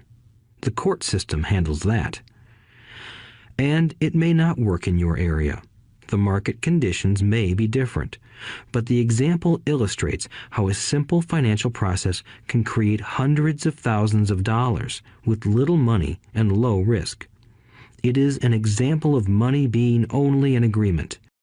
Anyone with a high school education can do it. Yet most people won't. Most people listen to the standard advice of work hard and save money. For about 30 hours of work, approximately $190,000 was created in the asset column, and no taxes were paid. Which one sounds harder to you? 1. Work hard, pay 50% in taxes, save what is left, your savings, then earn 5%, which is also taxed. Or 2. Take the time to develop your financial intelligence, harness the power of your brain and the asset column. If you use option number 1, be sure to factor in how much time it takes you to save $190,000. Time is one of your greatest assets. Now, you may understand why I silently shake my head when I hear parents say, "My child is doing well in school and receiving a good education." It may be good, but is it adequate? I know the above investment strategy is a small one. It is used to illustrate how small can grow into big. Again, my success reflects the importance of a strong financial foundation, which starts with a strong financial education. I have said it before, but it's worth repeating. Financial intelligence is made up of these 4 main technical skills. 1. Accounting. Accounting is financial literacy, or the ability to read numbers. This is a vital skill if you want to build businesses or investments. 2. Investing. Investing is the science of money making money. 3. Understanding markets. Understanding markets is the science of supply and demand. Alexander Graham Bell gave the market what it wanted. So did Bill Gates. A $75,000 house offered for $60,000 that cost $20,000 was also the result of seizing an opportunity created by the market. Somebody was buying, and someone was selling. 4. The law. The law is the awareness of accounting, corporate, state, and federal regulations. I recommend playing by the rules. It is this basic foundation, or the combination of these skills, that is needed to be successful in the pursuit of wealth, whether it be through the buying of small homes, apartment buildings, companies, stocks, bonds, precious metals, baseball cards, or the like. A few years later, the real estate market rebounded and everyone else was getting in. The stock market was booming and everyone was getting in. The U.S. economy was getting back on its feet. I began selling and was now traveling to Peru, Norway, Malaysia, and the Philippines. The investment landscape had changed. We were no longer buying real estate. Now I just watch the values climb inside the asset column and will probably begin selling. I suspect that some of those 6 little house deals will sell and the $40,000 note will be converted to cash. I need to call my accountant to be prepared for cash and seek ways to shelter it. The point I would like to make is that investments come and go. The market goes up and comes down. Economies improve and crash. The world is always handing you opportunities of a lifetime, every day of your life, but all too often we fail to see them. But they are there. And the more the world changes and the more technology changes, the more opportunities there will be to allow you and your family to be financially secure for generations to come. So why bother developing your financial intelligence?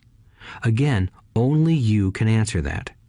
I know why I continue to learn and develop. I do it because I know there are changes coming. I'd rather welcome change than cling to the past.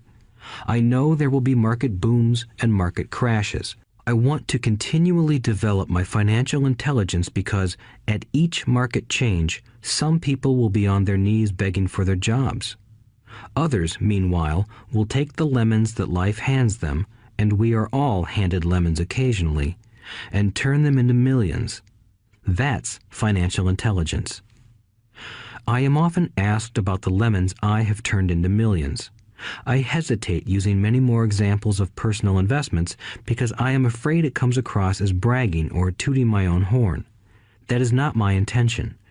I use the examples only as numerical and chronological illustrations of actual and simple cases. I use the examples because I want you to know that it is easy. And the more familiar you become with the 4 pillars of financial intelligence, the easier it becomes. Personally, I use 2 main vehicles to achieve financial growth: real estate and small cap stocks. I use real estate as my foundation. Day in and day out, my properties provide cash flow and occasional spurts of growth and value. The small cap stocks are used for fast growth. I do not recommend anything that I do. The examples are just that, examples. If the opportunity is too complex and I do not understand the investment, I don't do it. Simple math and common sense are all you need to do well financially. There are 5 reasons for using examples. 1. To inspire people to learn more. 2. To let people know it is easy if the foundation is strong. 3. To show that anyone can achieve great wealth. 4. To show that there are millions of ways to achieve your goals. 5. To show that it's not rocket science. In 1989, I used to jog through a lovely neighborhood in Portland, Oregon. It was a suburb that had little gingerbread houses. They were small and cute. I almost expected to see Little Red Riding Hood skipping down the sidewalk on her way to Granny's. There were for sale signs everywhere. The timber market was terrible. The stock market had just crashed, and the economy was depressed. On one street, I noticed a for sale sign that was up longer than most. It looked old. Jogging past it one day, I ran into the owner, who looked troubled. "What are you asking for your house?" I asked. The owner turned and smiled weakly. "Make me an offer," he said. "It's been for sale for over a year. Nobody even comes by anymore to look at it." "I'll look," I said, and I bought the house a half hour later for $20,000 less than his asking price. It was a cute little 2-bedroom home with gingerbread trim on all the windows. It was light blue with gray accents and had been built in 1930. Inside, there was a beautiful rock fireplace, as well as 2 tiny bedrooms.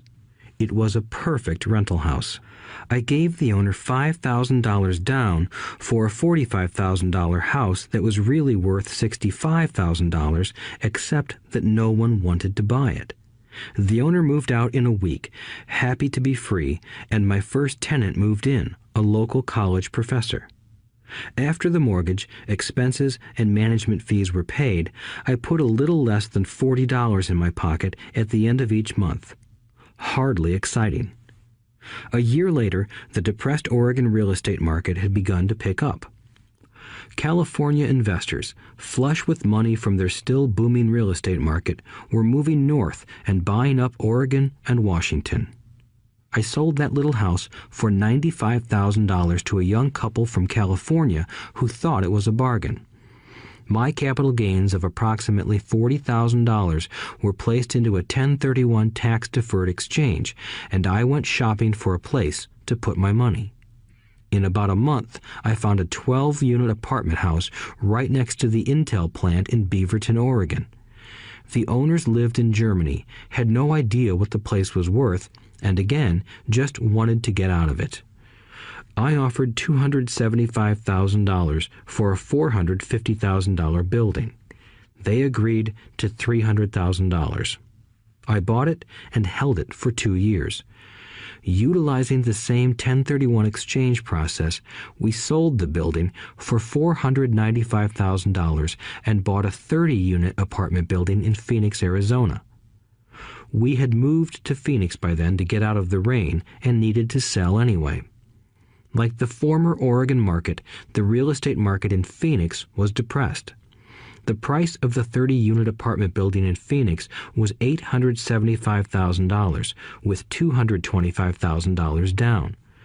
The cash flow from the 30 units was a little over $5,000 a month.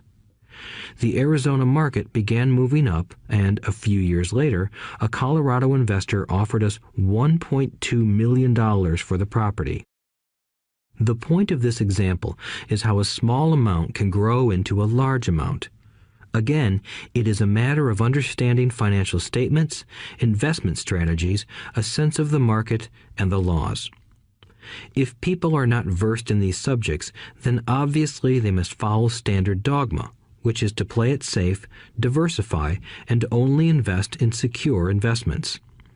The problem with secure investments is that they are often sanitized, that is, made so safe that the gains are less. Most large brokerage houses will not touch speculative transactions in order to protect themselves and their clients, and that is a wise policy. The really hot deals are not offered to people who are novices. Often, the best deals that make the rich even richer are reserved for those who understand the game. It is technically illegal to offer speculative deals to someone who is considered not sophisticated, but of course, it happens. The more sophisticated I get, the more opportunities come my way.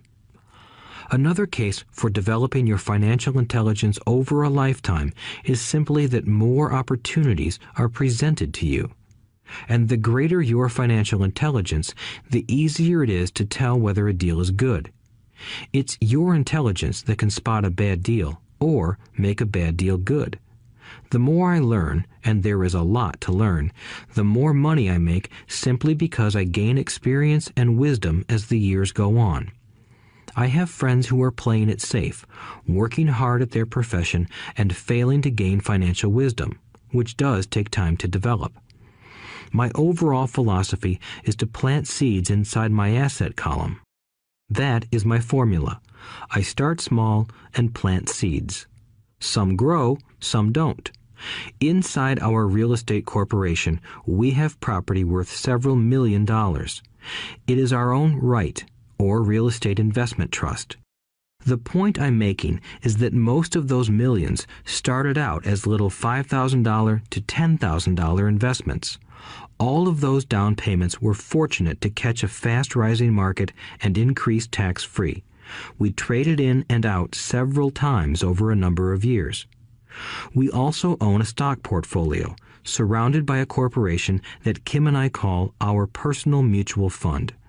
We have friends who deal specifically with investors like us who have extra money each month to invest.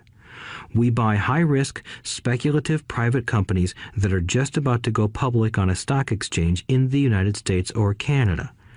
An example of how fast gains can be made are 100,000 shares purchased for 25 cents each before the company goes public. 6 months later, the company is listed, and the 100,000 shares now are worth $2 each. If the company is well managed, the price keeps going up, and the stock may go to $20 or more per share. There are years when our $25,000 has gone to $1 million in less than a year. It is not gambling if you know what you're doing. It is gambling if you're just throwing money into a deal and praying. The idea in anything is to use your technical knowledge, wisdom, and love of the game to cut the odds down, to lower the risk. Of course, there is always risk. It is financial intelligence that improves the odds. Thus, what is risky for one person is less risky to someone else. That is the primary reason I constantly encourage people to invest more in their financial education than in stocks, real estate, or other markets. The smarter you are, the better chance you have of beating the odds. The stock plays I personally invested in were extremely high risk for most people and absolutely not recommended. I have been playing that game since 1979 and have paid more than my share in dues.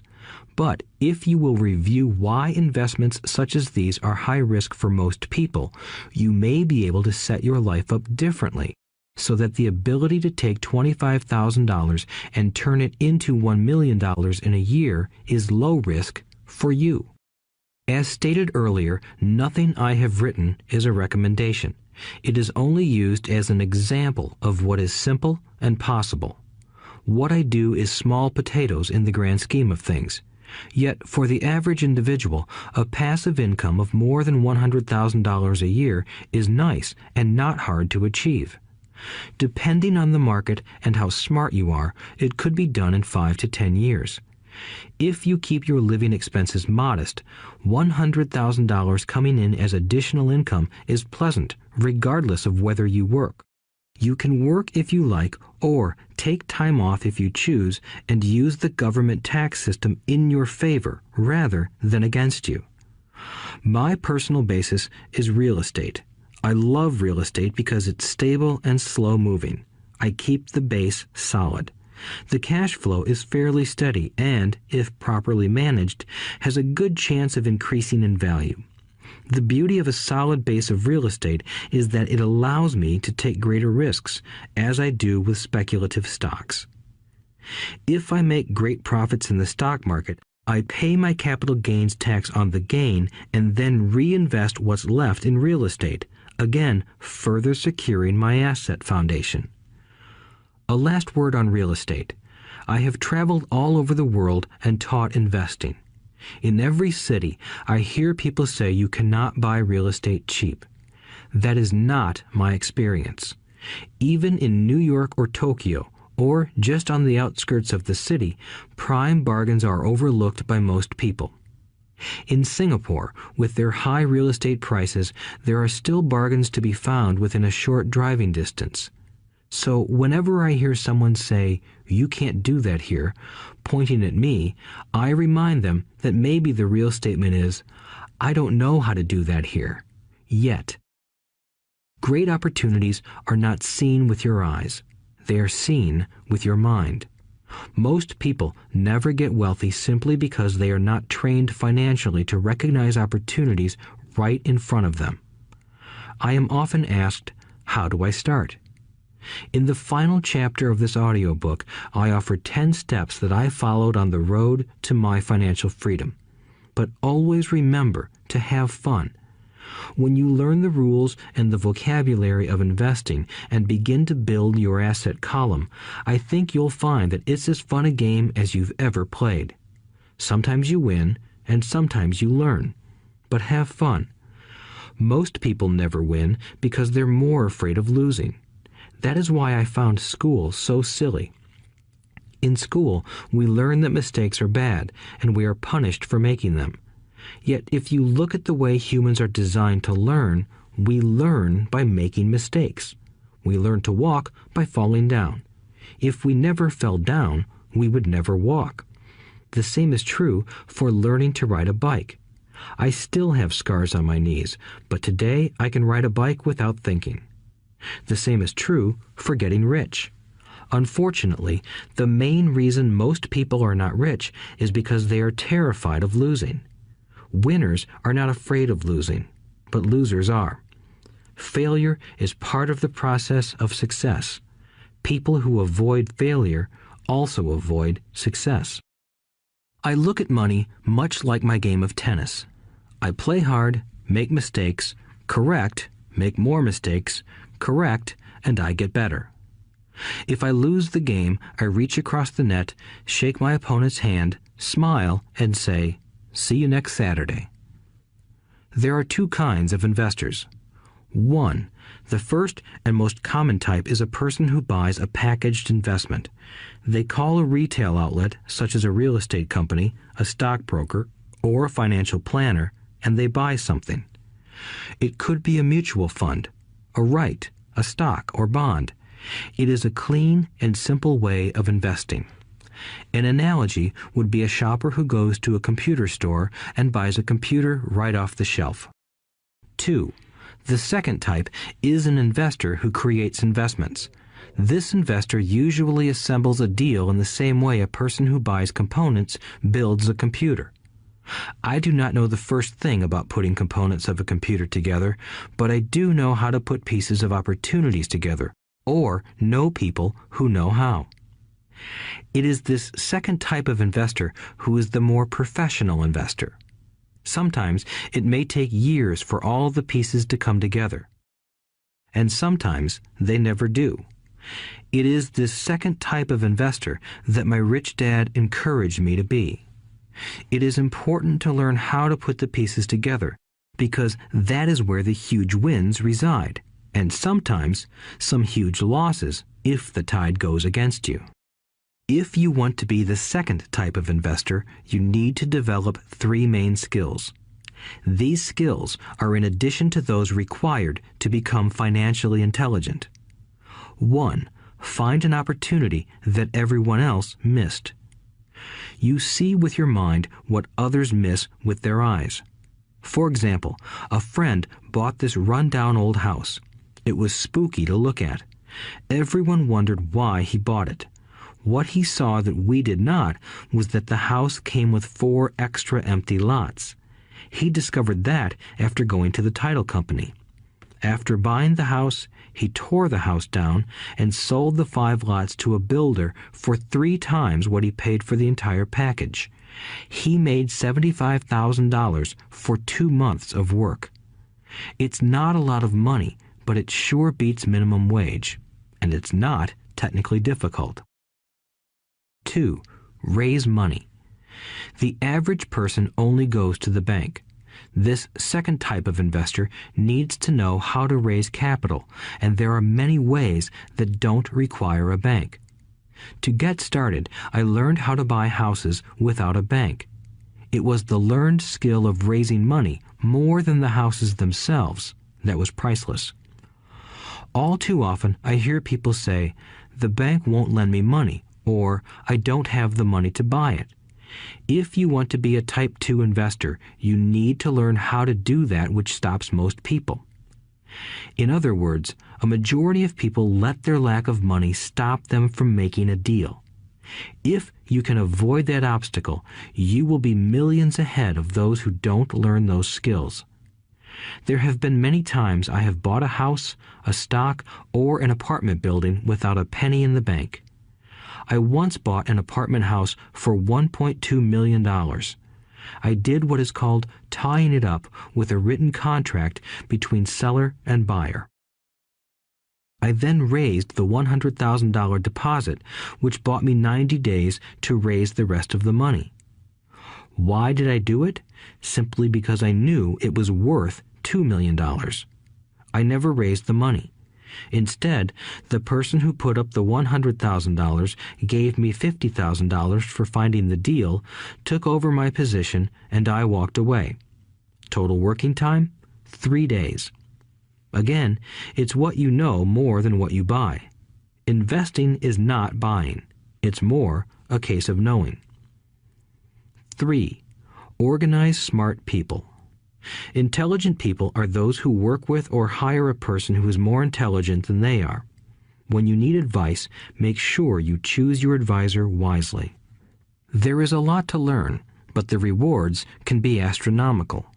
If you do not want to learn those skills, then being a Type 1 investor is highly recommended. It is what you know that is your greatest wealth. It is what you do not know that is your greatest risk. There is always risk, so learn to manage risk instead of avoiding it. Chapter 6. Lesson 6. Work to learn, don't work for money. Job security meant everything to my educated dad.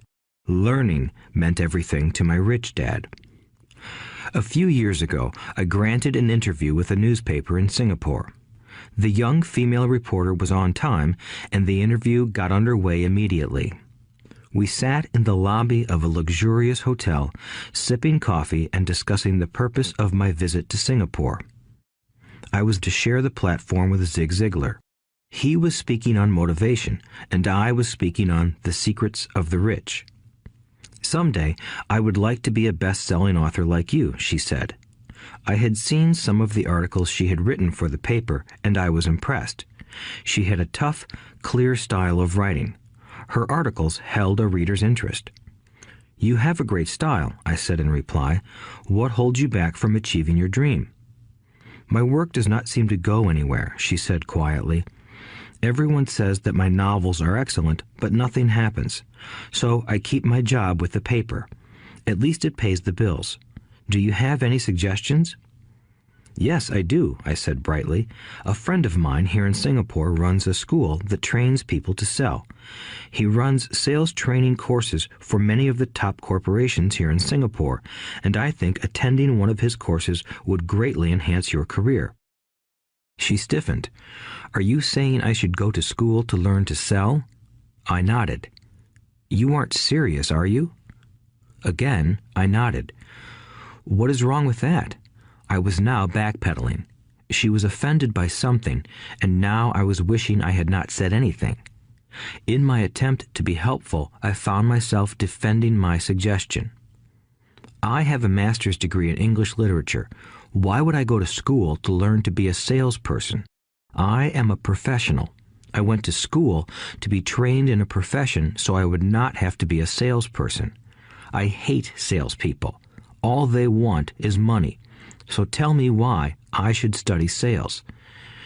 She was packing her briefcase. The interview was over. On the coffee table sat a copy of an earlier best-selling book I wrote. I picked it up as well as the notes she had jotted down on her legal pad. Do you see this? I said, pointing to her notes. She looked down at her notes. What? She said, confused. Again, I pointed deliberately to her notes. On her pad she had written, Robert Kiyosaki, best-selling author. It says best-selling author, not best writing author, I said quietly. Her eyes widened. I am a terrible writer, I said. You are a great writer. I went to sales school. You have a master's degree. Put them together, and you get a best-selling author and a best writing author. Anger flared from her eyes. I'll never stoop so low as to learn how to sell. People like you have no business writing. I'm a professionally trained writer, and you are a salesman. It is not fair, she fumed. She put the rest of her notes away and hurried out through the large glass doors into the humid Singapore morning. At least she gave me a fair and favorable write-up the next morning. The world is filled with smart, talented, educated, and gifted people. We meet them every day. They are all around us. A few days ago, my car was not running well. I pulled into a garage, and the young mechanic had it fixed in just a few minutes. He knew what was wrong by simply listening to the engine. I was amazed. I am constantly shocked at how little talented people earn. I have met brilliant, highly educated people who earn less than $20,000 a year. A business consultant who specializes in the medical trade was telling me how many doctors, dentists, and chiropractors struggle financially. All this time, I thought that when they graduated, the dollars would pour in. It was this business consultant who gave me the phrase, "They are one skill away from great wealth." What this phrase means is that most people need only to learn and master one more skill, and their income would jump exponentially. I have mentioned before that financial intelligence is a synergy of accounting, investing, marketing, and law. Combine those 4 technical skills, and making money with money is easier than most people would believe. When it comes to money, the only skill most people know is to work hard. The classic example of a synergy of skills was that young writer for the newspaper.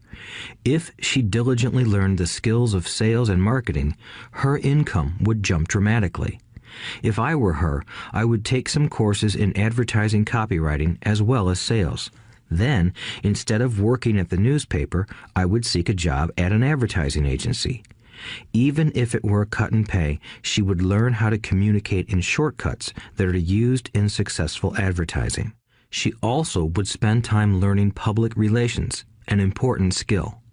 She would learn how to get millions in free publicity. Then, at night and on weekends, she could be writing her great novel. When it was finished, she would be better able to sell her book. Then, in a short while, she could be a best-selling author. When I came out with my first book, If You Want to Be Rich and Happy, Don't Go to School, a publisher suggested I change the title to The Economics of Education. I told the publisher that, with a title like that, I would sell 2 books, one to my family and one to my best friend. The problem is that they would expect it for free. The obnoxious title, If You Want to Be Rich and Happy, Don't Go to School, was chosen because we knew it would get tons of publicity. I am pro-education and believe in education reform. If I were not pro-education, why would I continue to press for changing our antiquated educational system? So I chose a title that would get me on more TV and radio shows simply because I was willing to be controversial. Many people thought I was a fruitcake, but the book sold and sold. When I graduated from the U.S. Merchant Marine Academy in 1969, my educated dad was happy. Standard Oil of California had hired me for its oil tanker fleet as a third mate.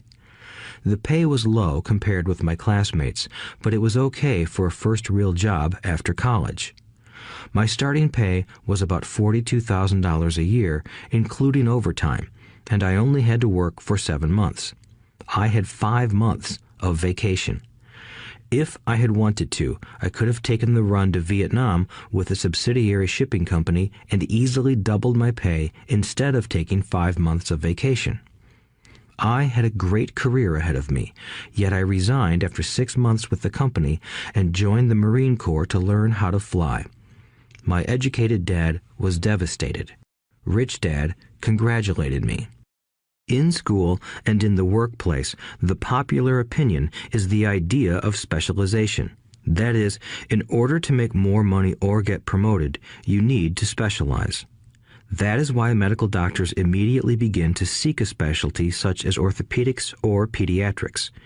The same is true for accountants, architects, lawyers, pilots, and others. My educated dad believed in the same dogma. That is why he was thrilled when he eventually achieved his doctorate. He often admitted that schools reward people who study more and more about less and less. Rich Dad encouraged me to do exactly the opposite. You want to know a little about a lot, was his suggestion. That is why for years I worked in different areas of his companies.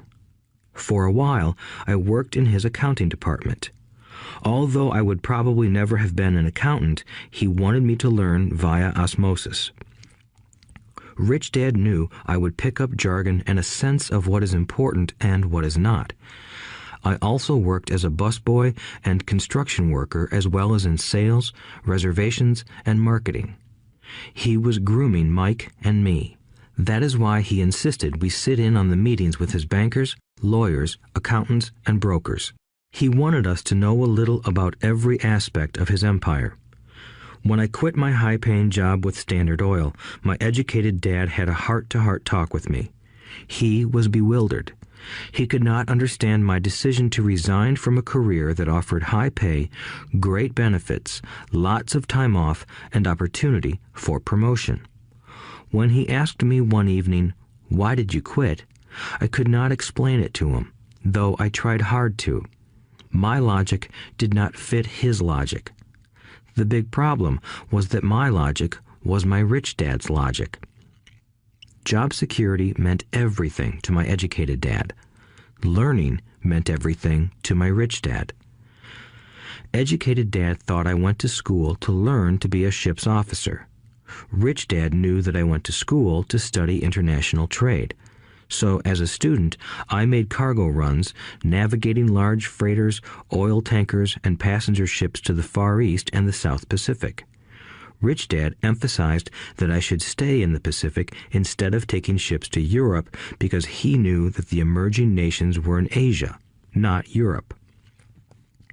While most of my classmates, including Mike, were partying at their fraternity houses, I was studying trade, people, business styles, and cultures in Japan, Taiwan, Thailand, Singapore, Hong Kong, Vietnam, Korea, Tahiti, Samoa, and the Philippines. I was partying also, but it was not in any frat house. I grew up rapidly. Educated Dad just could not understand why I decided to quit and join the Marine Corps. I told him I wanted to learn to fly, but really I wanted to learn to lead troops. Rich Dad explained to me that the hardest part of running a company is managing people.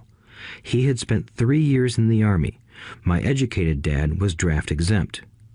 Rich Dad valued learning to lead men into dangerous situations. Leadership is what you need to learn next, he said. If you are not a good leader, you'll get shot in the back, just like they do in business. Returning from Vietnam in 1973, I resigned my commission, even though I loved flying. I found a job with Xerox Corporation. I joined it for one reason, and it was not for the benefits. I was a shy person, and the thought of selling was the most frightening subject in the world. Xerox has one of the best sales trainings programs in America. Rich Dad was proud of me.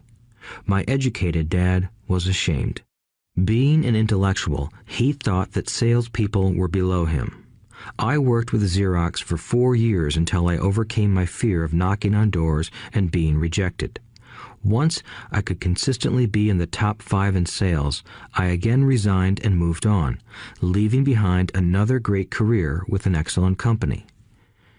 In 1977, I formed my first company. Rich Dad had groomed Mike and me to take over companies, so I now had to learn to form them and put them together. My first product, the nylon and Velcro wallet, was manufactured in the Far East and shipped to a warehouse in New York, near where I had gone to school. My formal education was complete, and it was time to test my wings. If I failed, I would go broke. Rich Dad thought it best to go broke before 30. You still have time to recover, was his advice. On the eve of my 30th birthday, my first shipment left Korea for New York. Today, I still do business internationally, and as my rich dad encouraged me to do, I keep seeking the emerging nations. Today, my investment company invests in South American countries and Asian countries, as well as in Norway and Russia. There is an old cliche that goes, "Job is an acronym for just over broke." Unfortunately, I would say that applies to millions of people. Because school does not think financial intelligence is an intelligence, most workers live within their means. They work and they pay bills. There is another horrible management theory that goes, workers work hard enough to not be fired, and owners pay just enough so that workers won't quit. And if you look at the pay scales of most companies, again, I would say there is a degree of truth to that statement. The net result is that most workers never get ahead. They do what they've been taught to do, get a secure job. Most workers focus on working for pay and benefits that reward them in the short term, but are often disastrous in the long run. Instead, I recommend to young people to seek work for what they will learn more than what they will earn. Look down the road at what skills they want to acquire before choosing a specific profession and before getting trapped in the rat race. Once people are trapped in the lifelong process of bill paying, they become like those little hamsters running around in those metal wheels. Their little furry legs are spinning furiously, the wheel is turning furiously, but come tomorrow morning, they'll still be in the same cage. Great job. In the movie Jerry Maguire, starring Tom Cruise, there are many great one-liners. Probably the most memorable is, "Show me the money." But there is one line I thought most truthful. It comes from the scene where Tom Cruise is leaving the firm. He has just been fired, and he is asking the entire company, "Who wants to come with me?" And the whole place is silent and frozen. Only one woman speaks up and says, "I'd like to, but I'm due for a promotion in 3 months." That statement is probably the most truthful statement in the whole movie. It is the type of statement that people use to keep themselves busy, working away to pay bills. I know my educated dad looked forward to his pay raise every year, and every year he was disappointed. So he would go back to school to earn more qualifications so he could get another raise. Then, once again, there would be another disappointment. The question I often ask people is, where is this daily activity taking you? Just like the little hamster, I wonder if people look at where their hard work is taking them. What does the future hold? In his book, The Retirement Myth, Craig S. Carpel writes, "I visited the headquarters of a major national pension consulting firm and met with a managing director who specializes in designing lush retirement plans for top management. When I asked her what people who don't have corner offices will be able to expect in the way of pension income, she said with a confident smile, 'The silver bullet.'" "What," I asked, "is the silver bullet?" She shrugged and said, "If baby boomers discover they don't have enough money to live on when they're older, they can always blow their brains out." Carpel goes on to explain the difference between the old defined benefit retirement plans and the new 401k plans that are riskier. It is not a pretty picture for most people working today, and that is just for retirement. Add medical fees and long-term nursing home care, and the picture is frightening. Already, many hospitals in countries with socialized medicine need to make tough decisions such as who will live and who will die. They make those decisions purely on how much money they have and how old the patients are. If the patient is old, they often will give the medical care to someone younger. The older, poor patient gets put to the back of the line. Just as the rich can afford better education, the rich will be able to keep themselves alive, while those who have little wealth will die. So I wonder, are workers looking into the future or just until their next paycheck, never questioning where they are headed? When I speak to adults who want to earn more money, I always recommend the same thing. I suggest taking a long view of their life. Instead of simply working for the money and security, which I admit are important, I suggest they take a second job that will teach them a second skill. Often I recommend joining a network marketing company, also called multi-level marketing, if they want to learn sales skills. Some of these companies have excellent training programs that help people get over their fear of failure and rejection, which are the main reasons people are unsuccessful. Education is more valuable than money in the long run. When I offer this suggestion, I often hear in response, "Oh, that is too much hassle," or "I only want to do what I am interested in." If they say it's too much of a hassle, I ask, so you would rather work all your life giving 50% of what you earn to the government? If they tell me, I only do what I am interested in, I say, I'm not interested in going to the gym, but I go because I want to feel better and live longer. Unfortunately, there is some truth to the old statement, you can't teach an old dog new tricks. Unless a person is used to changing, it's hard to change. But for those of you who might be on the fence when it comes to the idea of working to learn something new, I offer this word of encouragement. Life is much like going to the gym. The most painful part is deciding to go. Once you get past that, it's easy. There have been many days I have dreaded going to the gym, but once I am there and in motion, it is a pleasure. After the workout is over, I am always glad I talked myself into going. If you are unwilling to work to learn something new and instead insist on becoming highly specialized within your field, make sure the company you work for is unionized. Labor unions are designed to protect specialists. My educated dad, after falling from grace with the governor, became the head of the teachers' union in Hawaii. He told me that it was the hardest job he ever held. My rich dad, on the other hand, spent his life doing his best to keep his companies from becoming unionized. He was successful. Although the unions came close, Rich Dad was always able to fight them off. Personally, I take no sides because I can see the need for and the benefits of both sides. If you do as school recommends, become highly specialized, then seek union protection. For example, had I continued with my flying career, I would have sought a company that had a strong pilots union. Why? Because my life would be dedicated to learning a skill that was valuable in only one industry. If I were pushed out of that industry, my life's skills would not be as valuable to another industry. A displaced senior pilot with 100,000 hours of heavy airline transport time, earning $150,000 a year, would have a hard time finding an equivalent high-paying job teaching in school. Skills do not necessarily transfer from industry to industry. Skills the pilots are paid for in the airline industry are not as important in, say, the school system. The same is true even for doctors today. With all the changes in medicine, many medical specialists are needing to conform to medical organizations such as HMOs.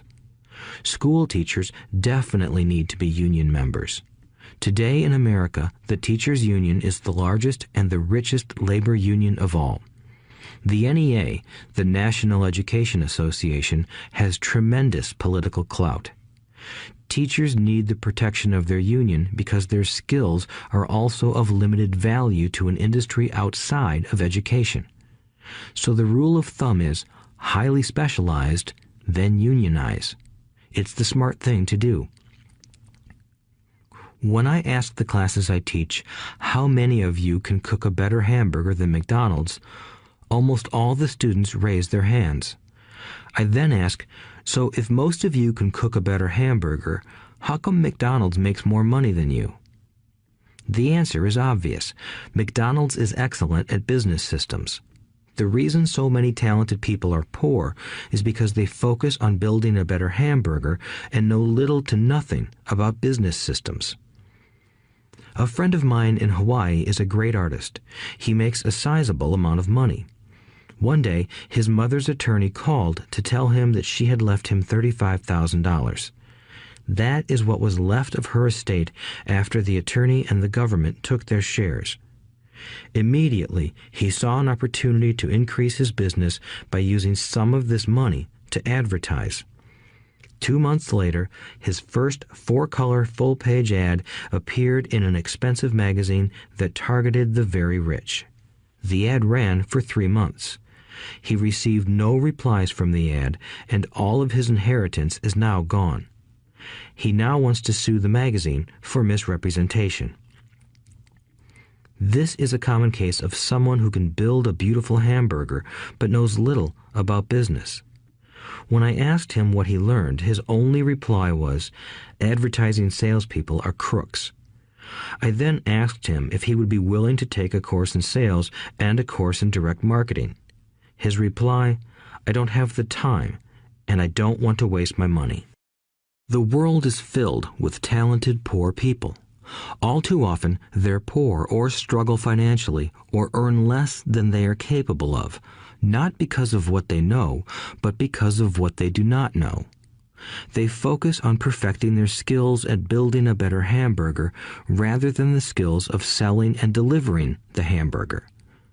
Maybe McDonald's does not make the best hamburger, but they are the best at selling and delivering a basic average burger. Poor Dad wanted me to specialize. That was his view on how to be paid more. Even after being told by the governor of Hawaii that he could no longer work in state government, my educated dad continued to encourage me to get specialized. Educated Dad then took up the cause of the teachers' union, campaigning for further protection and benefits for these highly skilled and educated professionals. We argued often, but I know he never agreed that over-specialization is what caused the need for union protection.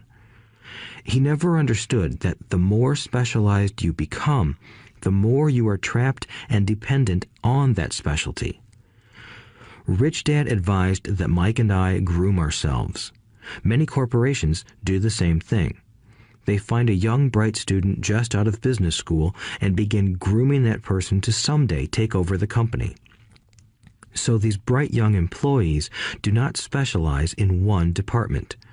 They are moved from department to department to learn all the aspects of business systems.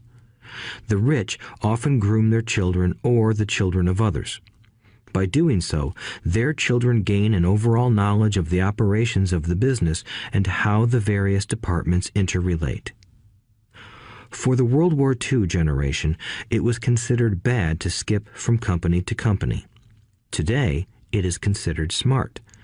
Since people will skip from company to company rather than seek greater specialization in skills, why not seek to learn more than to earn? In the short term, it may earn you less, but it will pay dividends in the long term.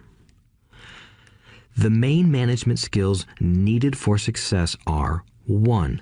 Management of cash flow, 2. Management of systems, 3. Management of people. The most important specialized skills are sales and marketing.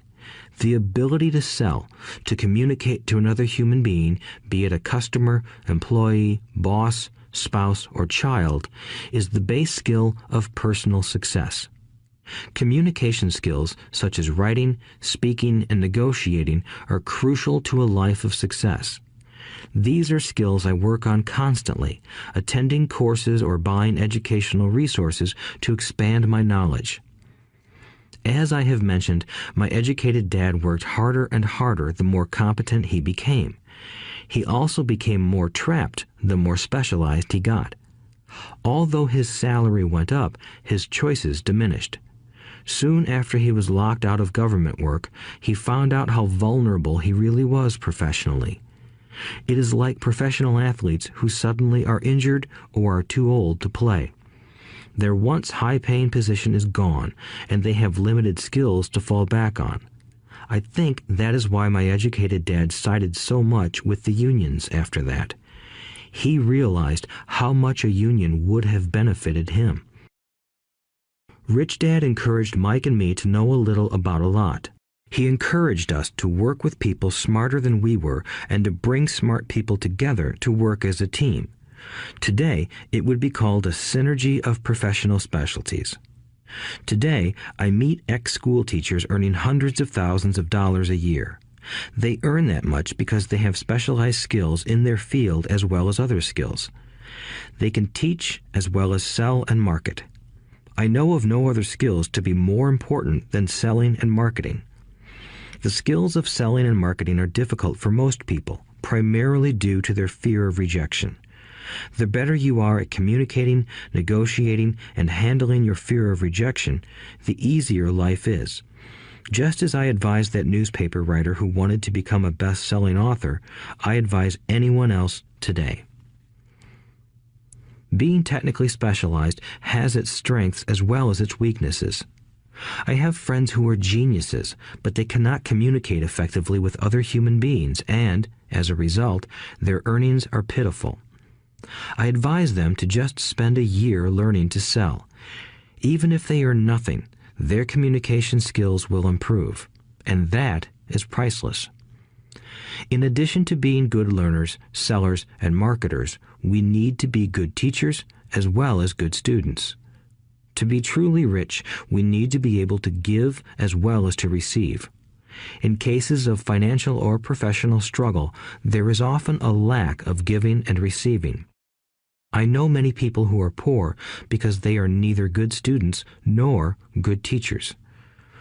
Both of my dads were generous men. Both made it a practice to give first. Teaching was one of their ways of giving. The more they gave, the more they received. One glaring difference was in the giving of money. My rich dad gave lots of money away. He gave to his church, to charities, and to his foundation. He knew that to receive money, you had to give money. Giving money is the secret to most great wealthy families. That is why there are organizations like the Rockefeller Foundation and the Ford Foundation. These are organizations designed to take their wealth and increase it, as well as give it away in perpetuity. My educated dad always said, "When I have some extra money, I'll give it." The problem was that there was never any extra. So he worked harder to draw more money in rather than focus on the most important law of money. Give and you shall receive. Instead, he believed in receive and then you give. In conclusion, I became both dads. One part of me is a hardcore capitalist who loves the game of money making money. The other part is a socially responsible teacher who is deeply concerned with this ever-widening gap between the haves and have-nots. I personally hold the archaic educational system primarily responsible for this growing gap. Chapter 7. Overcoming Obstacles. The primary difference between a rich person and a poor person is how they manage fear. Once people have studied and become financially literate, they may still face roadblocks to becoming financially independent. There are 5 main reasons why financially literate people may still not develop abundant asset columns that could produce a large cash flow. The 5 reasons are: 1. Fear. 2. Cynicism. 3. Laziness. 4. Bad habits. 5. Arrogance. Overcoming fear. I have never met anyone who really likes losing money. And in all my years, I have never met a rich person who has never lost money. But I have met a lot of poor people who have never lost a dime. Investing, that is. The fear of losing money is real. Everyone has it, even the rich. But it's not having fear that is the problem. It's how you handle fear. It's how you handle losing. It's how you handle failure that makes the difference in one's life. The primary difference between a rich person and a poor person is how they manage that fear. It's okay to be fearful. It's okay to be a coward when it comes to money. You can still be rich. We're all heroes at something and cowards at something else. My friend's wife is an emergency room nurse. When she sees blood, she flies into action. When I mention investing, she runs away. When I see blood, I don't run. I pass out. My rich dad understood phobias about money. Some people are terrified of snakes. Some people are terrified about losing money. Both are phobias, he would say. So his solution to the phobia of losing money was this little rhyme. If you hate risk and worry, start early. If you start young, it's easier to be rich. I won't go into it here, but there is a staggering difference between a person who starts investing at age 20 versus age 30. The purchase of Manhattan Island is said to be one of the greatest bargains of all time. New York was purchased for $24 in trinkets and beads. Yet if that $24 had been invested at 8% annually, that $24 would have been worth more than $28 trillion by 1995. Manhattan could be repurchased with money left over to buy much of Los Angeles. But what if you don't have much time left or would like to retire early? How do you handle the fear of losing money? My poor dad did nothing. He simply avoided the issue, refusing to discuss the subject. My rich dad, on the other hand, recommended that I think like a Texan. I like Texas and Texans, he used to say. In Texas, everything is bigger. When Texans win, they win big. And when they lose, it's spectacular. They like losing? I asked. That's not what I'm saying. Nobody likes losing. Show me a happy loser, and I'll show you a loser, said Rich Dad. It's a Texan's attitude toward risk, reward, and failure I'm talking about. It's how they handle life. They live it big. Not like most of the people around here, living like roaches when it comes to money, terrified that someone will shine a light on them, and whimpering when the grocery clerk shortchanges them a quarter. Rich Dad went on, "What I like best is the Texas attitude. They're proud when they win, and they brag when they lose. Texans have a saying, if you're going to go broke, go big. You don't want to admit you went broke over a duplex." He constantly told Mike and me that the greatest reason for lack of financial success was because most people played it too safe. People are so afraid of losing that they lose, were his words. Fran Tarkenton, a one-time great NFL quarterback, says it still another way. Winning means being unafraid to lose. In my own life, I've noticed that winning usually follows losing. Before I finally learned to ride a bike, I first fell down many times. I've never met a golfer who has never lost a golf ball. I've never met people who have fallen in love who have never had their heart broken. And I've never met someone rich who has never lost money. So for most people, the reason they don't win financially is because the pain of losing money is far greater than the joy of being rich. Another saying in Texas is, everyone wants to go to heaven, but no one wants to die. Most people dream of being rich, but are terrified of losing money, so they never get to heaven. Rich Dad used to tell Mike and me stories about his trips to Texas. If you really want to learn the attitude of how to handle risk, losing, and failure, go to San Antonio and visit the Alamo.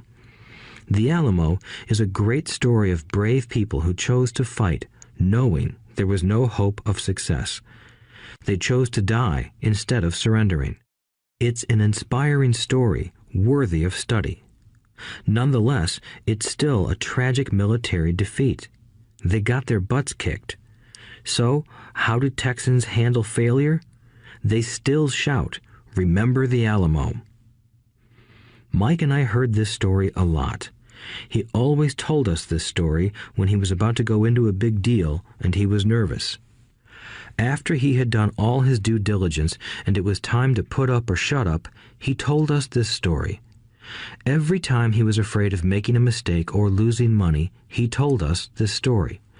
It gave him strength, for it reminded him that he could always turn a financial loss into a financial win. Rich Dad knew that failure would only make him stronger and smarter. It's not that he wanted to lose. He just knew who he was and how he would take a loss. He would take a loss and make it a win. That's what made him a winner and others losers. It gave him the courage to cross the line when others backed out. That's why I like Texans so much, he would say. They took a great failure and turned it into inspiration, as well as a tourist destination that makes them millions. But probably his words that mean the most to me today are these. Texans don't bury their failures. They get inspired by them. They take their failures and turn them into rallying cries. Failure inspires Texans to become winners. But that formula is not just the formula for Texans. It is the formula for all winners. I've said that falling off my bike was part of learning to ride. I remember falling off only made me more determined to learn to ride, not less. I also said that I have never met a golfer who has never lost a ball.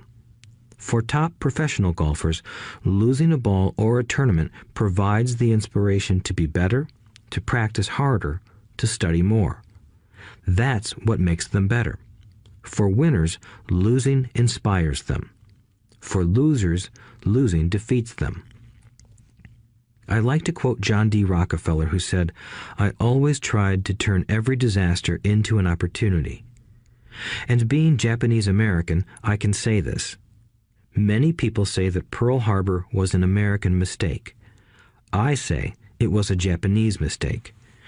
From the movie Tora, Tora, Tora, a somber Japanese admiral says to his cheering subordinates, "I am afraid we have awakened a sleeping giant." Remember Pearl Harbor became a rallying cry. It turned one of America's greatest losses into the reason to win. This great defeat gave America strength, and America soon emerged as a world power. Failure inspires winners, and failure defeats losers. It is the biggest secret of winners. It's the secret that losers do not know.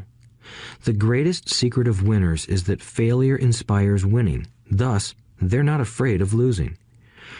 Repeating Fran Tarkenton's quote, "Winning means being unafraid to lose." People like Fran Tarkenton are not afraid of losing because they know who they are. They hate losing, so they know that losing will only inspire them to become better. There is a big difference between hating losing and being afraid to lose. Most people are so afraid of losing money that they lose. They go broke over a duplex. Financially, they play life too safe and too small. They buy big houses and big cars, but not big investments. The main reason that over 90% of the American public struggles financially is because they play not to lose. They don't play to win. They go to their financial planners or accountants or stockbrokers and buy a balanced portfolio. Most have lots of cash in CDs, low-yield bonds, mutual funds that can be traded within a mutual fund family, and a few individual stocks. It is a safe and sensible portfolio, but it is not a winning portfolio. It is a portfolio of someone playing not to lose. Don't get me wrong, it's probably a better portfolio than more than 70% of the population has, and that's frightening. It's a great portfolio for someone who loves safety. But playing it safe and balanced on your investment portfolio is not the way successful investors play the game. If you have little money and you want to be rich, you must first be focused, not balanced. If you look at any successful person, at the start, they were not balanced. Balanced people go nowhere. They stay in one spot. To make progress, you must first go unbalanced. Just look at how you make progress walking. Thomas Edison was not balanced. He was focused. Bill Gates was not balanced. He was focused. Donald Trump is focused. George Soros is focused. George Patton did not take his tanks wide. He focused them and blew through the weak spots in the German line. The French went wide with the Maginot Line, and you know what happened to them. If you have any desire to be rich, you must focus. Do not do what poor and middle-class people do, put their few eggs in many baskets. Put a lot of your eggs in a few baskets and focus. Follow one course until successful. If you hate losing, play it safe. If losing makes you weak, play it safe. Go with balanced investments. If you're over 25 years old and are terrified of taking risks, don't change. Play it safe, but start early. Start accumulating your nest egg early because it will take time. But if you have dreams of freedom, of getting out of the rat race, the first question to ask yourself is, how do I respond to failure? If failure inspires you to win, maybe you should go for it, but only maybe. If failure makes you weak or causes you to throw temper tantrums, like spoiled brats who call attorneys to file lawsuits every time something doesn't go their way, then play it safe. Keep your daytime job, or buy bonds or mutual funds. But remember, there is risk in those financial instruments also, even though they may appear safe. I say all this, mentioning Texas and Fran Tarkenton, because stacking the asset column is easy. It's really a low aptitude game. It doesn't take much education. 5th grade math will do. But building your asset column is a game in which attitude plays a major role. It takes guts, patience, and a great attitude toward failure. Losers avoid failing, and failure turns losers into winners. Just remember the Alamo. Overcoming cynicism. The sky is falling. The sky is falling. Most of us know the story of Chicken Little, who ran around warning the barnyard of impending doom. We all know people who are that way. There's a Chicken Little inside each of us. As I stated earlier, the cynic is really a little chicken. We all get a little chicken when fear and doubt cloud our thoughts. All of us have doubts. I'm not smart. I'm not good enough. So-and-so is better than me. Our doubts often paralyze us. We play the what-if game. What if the economy crashes right after I invest? What if I lose control and I can't pay the money back? What if things don't go as I planned? Or we have friends or loved ones who will remind us of our shortcomings. They often say, "What makes you think you can do that? If it's such a good idea, how come someone else hasn't done it? That will never work. You don't know what you're talking about." These words of doubt often get so loud that we fail to act. A horrible feeling builds in our stomach. Sometimes we can't sleep. We fail to move forward. So we stay with what is safe, and opportunities pass us by. We watch life passing by as we sit immobilized with a cold knot in our body. We have all felt this at one time in our lives, some more than others. Peter Lynch of Fidelity Magellan Mutual Fund fame refers to warnings about the sky falling as noise, and we all hear it. Noise is either created inside our heads or comes from outside, often from friends, family, co-workers, and the media. Lynch recalls the time during the 1950s when the threat of nuclear war was so prevalent in the news that people began building fallout shelters and storing food and water. If they had invested that money wisely in the market, instead of building a fallout shelter, they'd probably be financially independent today. When violence breaks out in a city, gun sales go up all over the country. A person dies from rare hamburger meat in the state of Washington, and the Arizona Health Department orders restaurants to have all beef cooked well done. A drug company runs a TV commercial in February showing people catching the flu. Colds go up as well as sales of cold medicine. Most people are poor because when it comes to investing, the world is filled with Chicken Littles running around yelling, "The sky is falling, the sky is falling." And Chicken Littles are effective because every one of us is a little chicken. It often takes great courage to not let rumors and talk of doom and gloom affect your doubts and fears. But a savvy investor knows that the seemingly worst of times is actually the best of times to make money. When everyone else is too afraid to act, they pull the trigger and are rewarded. Some time ago, a friend named Richard came from Boston to visit Kim and me in Phoenix. He was impressed with what we had done through stocks and real estate. The Phoenix real estate prices were depressed. We spent 2 days showing him what we thought were excellent opportunities for cash flow and capital appreciation. Kim and I are not real estate agents. We are strictly investors. After identifying a unit in a resort community, we called an agent who sold it to him that afternoon. The price was a mere $42,000 for a 2-bedroom townhome. Similar units were going for $65,000. He had found a bargain. Excited, he bought it and returned to Boston. 2 weeks later, the agent called to say that our friend had backed out. I called immediately to find out why. All he said was that he talked to his neighbor, and his neighbor told him it was a bad deal. He was paying too much. I asked Richard if his neighbor was an investor. Richard said he was not. When I asked why he listened to him, Richard got defensive and simply said he wanted to keep looking. The real estate market in Phoenix turned, and a few years later, that little unit was renting for $1,000 a month, $2,500 in the peak winter months. The unit was worth $95,000. All Richard had to put down was $5,000, and he would have had a start at getting out of the rat race. Today, he still has done nothing. Richard's backing out did not surprise me. It's called buyer's remorse, and it affects all of us. The little chicken won, and a chance at freedom was lost. In another example, I hold a small portion of my assets in tax lien certificates instead of CDs. I earn 16% per year on my money, which certainly beats the interest rates banks offer on CDs.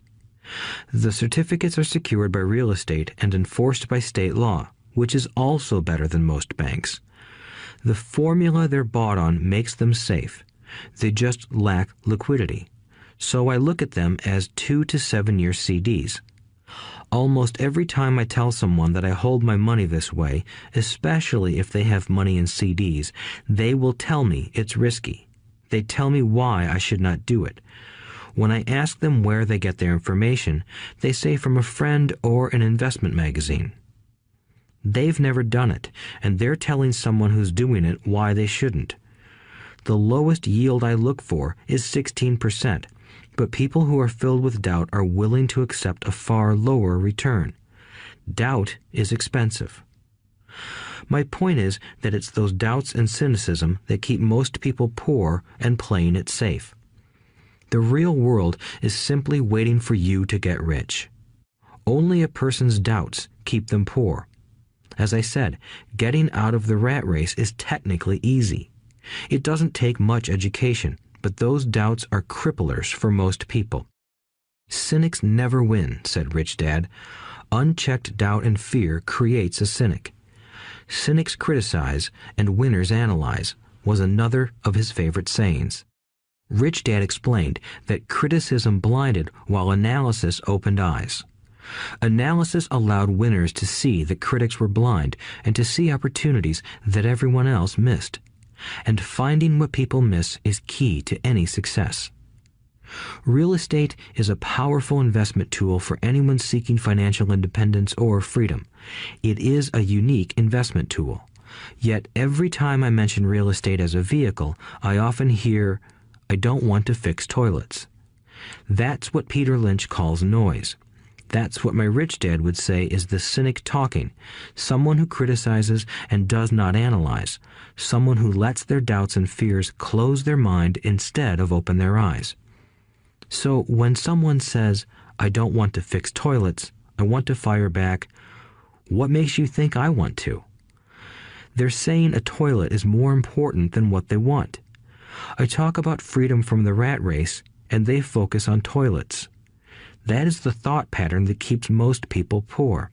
They criticize instead of analyze. I don't once hold the key to your success, Rich Dad would say, because I too do not want to fix toilets. I shop hard for a property manager who does fix toilets. And by finding a great property manager who runs houses or apartments, well, my cash flow goes up. But more importantly, a great property manager allows me to buy a lot more real estate since I don't have to fix toilets. A great property manager is key to success in real estate. Finding a good manager is more important to me than the real estate. A great property manager often hears of great deals before real estate agents do, which makes them even more valuable. That is what Rich Dad meant by, I don't once hold the key to your success. Because I do not want to fix toilets either, I figured out how to buy more real estate and expedite my getting out of the rat race. The people who continue to say, I don't want to fix toilets, often deny themselves the use of this powerful investment vehicle. Toilets are more important than their freedom. In the stock market, I often hear people say, I don't want to lose money. Well, what makes them think I or anyone else likes losing money? They don't make money because they choose to not lose money. Instead of analyzing, they close their minds to another powerful investment vehicle, the stock market. I was riding with a friend past our neighborhood gas station.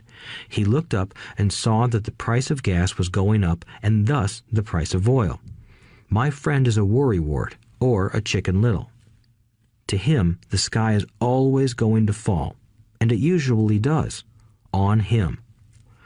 When we got home, he showed me all the stats as to why the price of oil was going to go up over the next few years, statistics I had never seen before, even though I already owned substantial shares of an existing oil company. With that information, I immediately began looking for and found a new undervalued oil company that was about to find some oil deposits. My broker was excited about this new company, and I bought 15,000 shares for 65 cents per share. 3 months later, this same friend and I drove by the same gas station, and sure enough, the price per gallon had gone up nearly 15%. Again, the Chicken Little worried and complained. I smiled, because a month earlier, that little oil company hit oil, and those 15,000 shares went up to more than $3 per share since he had first given me the tip. And the price of gas will continue to go up if what my friend says is true. If most people understood how a stop worked in stock market investing, there would be more people investing to win instead of investing not to lose.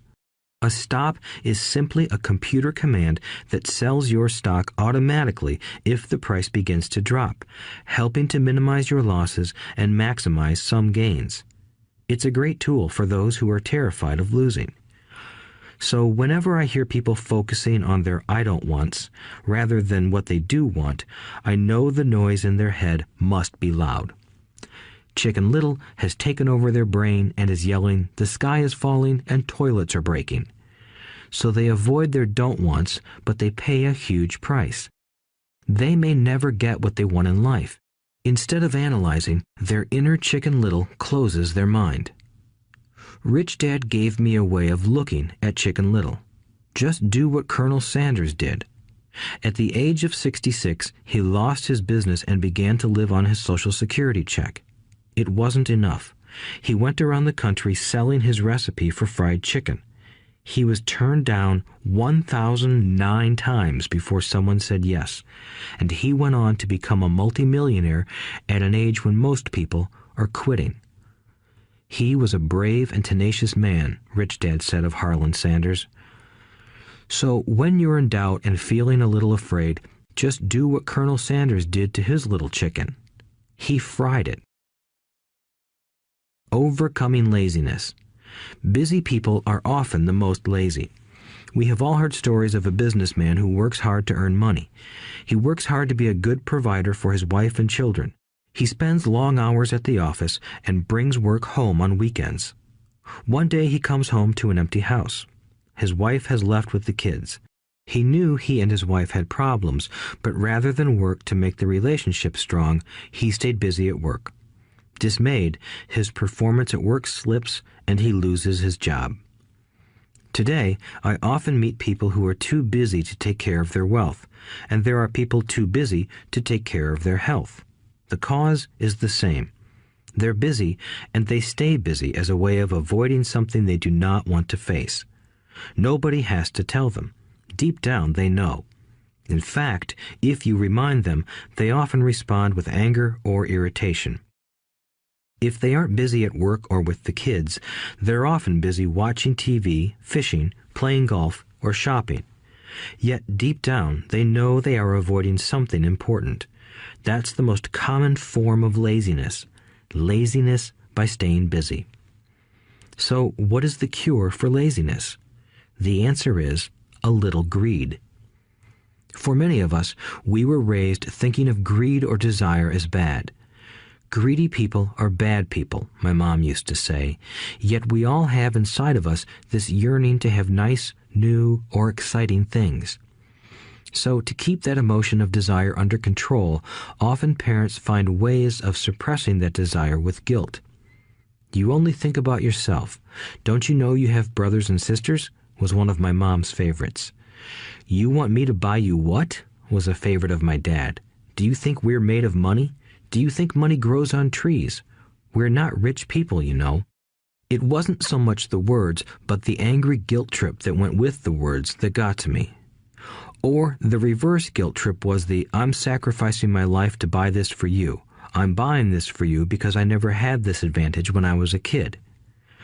I have a neighbor who is stone broke but can't park his car in his garage. The garage is filled with toys for his kids. Those spoiled brats get everything they ask for. I don't want them to know the feeling of want, are his everyday words. He has nothing set aside for their college or his retirement, but his kids have every toy ever made. He recently got a new credit card in the mail and took his kids to visit Las Vegas. I'm doing it for the kids, he said with great sacrifice. Rich Dad forbade the words, I can't afford it. In my real home, that's all I heard. Instead, Rich Dad required his children to say, how can I afford it?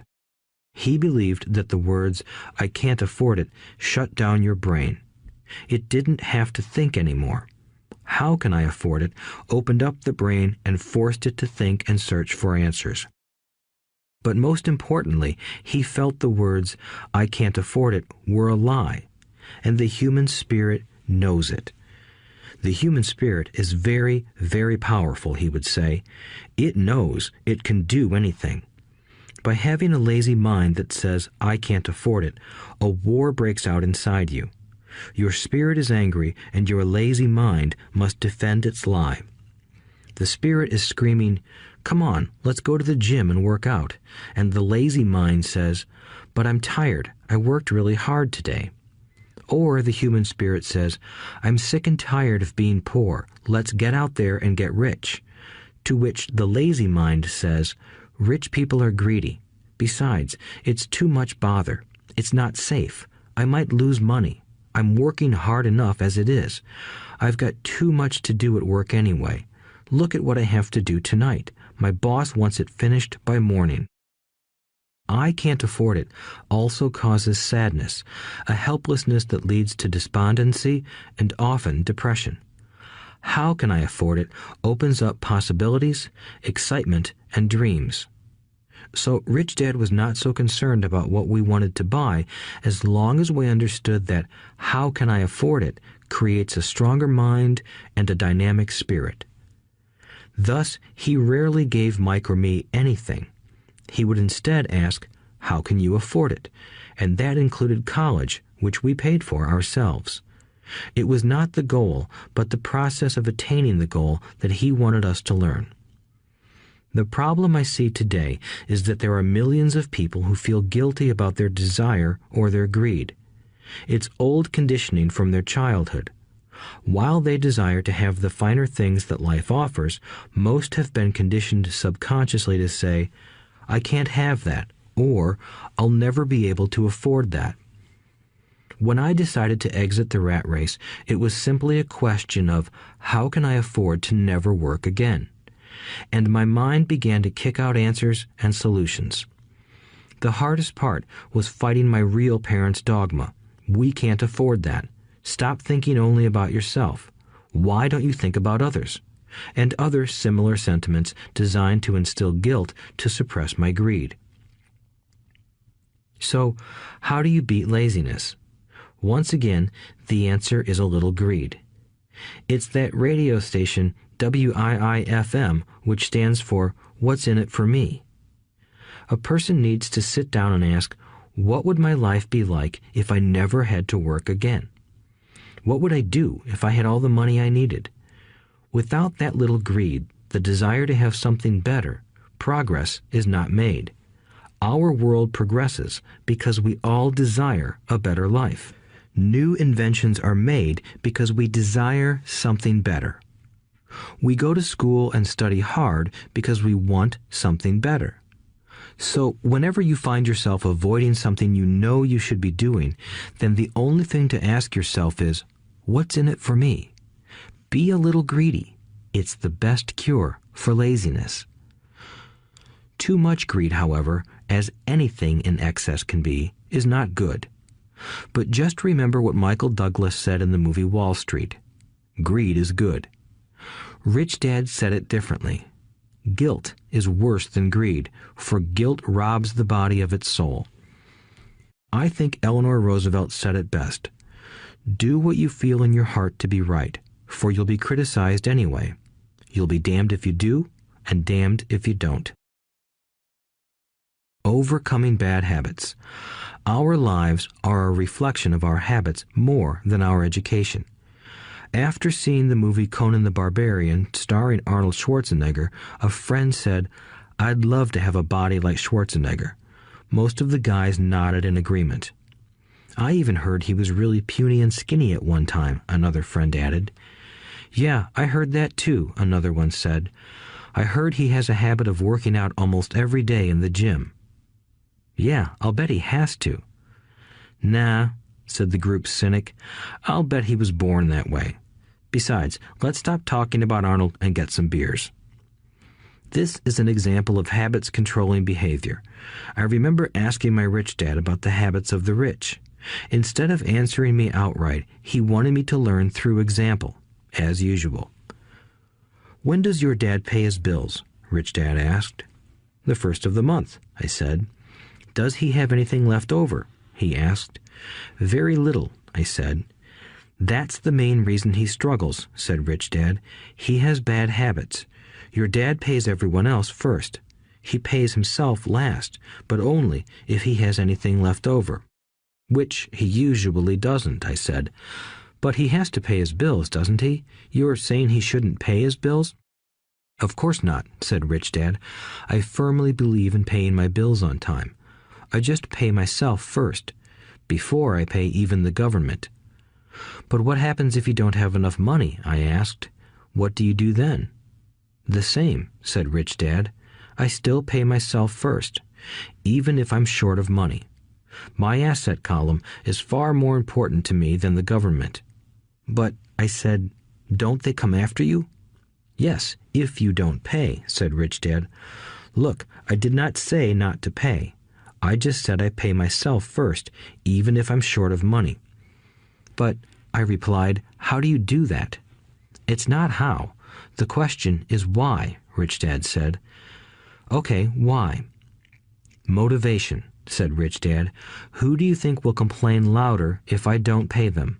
Me or my creditors?" "Your creditors will definitely scream louder than you," I said, responding to the obvious. "You wouldn't say anything if you didn't pay yourself." So you see, after paying myself, the pressure to pay my taxes and the other creditors is so great that it forces me to seek other forms of income. The pressure to pay becomes my motivation.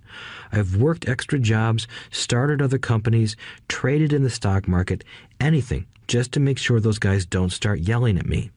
That pressure made me work harder, forced me to think, and all in all, made me smarter and more active when it comes to money. If I had paid myself last, I would have felt no pressure, but I'd be broke. So it is the fear of the government or other people you owe money to that motivates you? That's right, said Rich Dad. You see, government bill collectors are big bullies. So are bill collectors in general. Most people give in to those bullies. They pay them and never pay themselves. You know the story of the 98-pound weakling who gets sand kicked in his face? I nodded. I see that ad for weightlifting and bodybuilding lessons in the comic books all the time. Well, most people let the bullies kick sand in their faces. I decided to use the fear of the bully to make me stronger.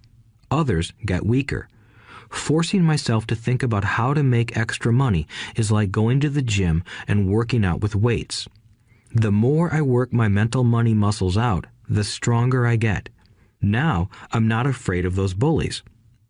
I liked what Rich Dad was saying, so if I pay myself first, I get financially stronger mentally and fiscally. Rich Dad nodded.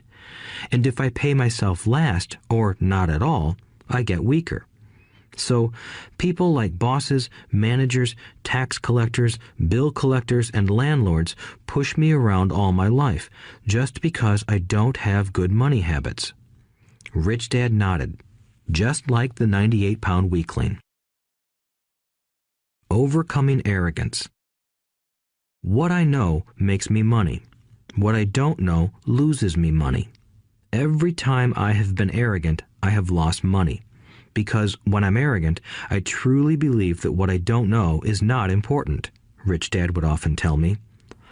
I have found that many people use arrogance to try to hide their own ignorance. It often happens when I am discussing financial statements with accountants or even other investors. They try to bluster their way through the discussion. It is clear to me that they don't know what they're talking about. They're not lying, but they are not telling the truth.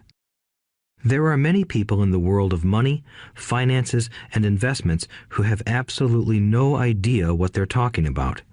Most people in the money industry are just spouting off sales pitches like used car salesmen. When you know you are ignorant in a subject, start educating yourself by finding an expert in the field or a book on the subject. Chapter 8. Getting Started. There is gold everywhere. Most people are not trained to see it. I wish I could say acquiring wealth was easy for me, but it wasn't. So in response to the question, how do I start, I offer the thought process I go through on a day-to-day basis. It really is easy to find great deals. I promise you that. It's just like riding a bike.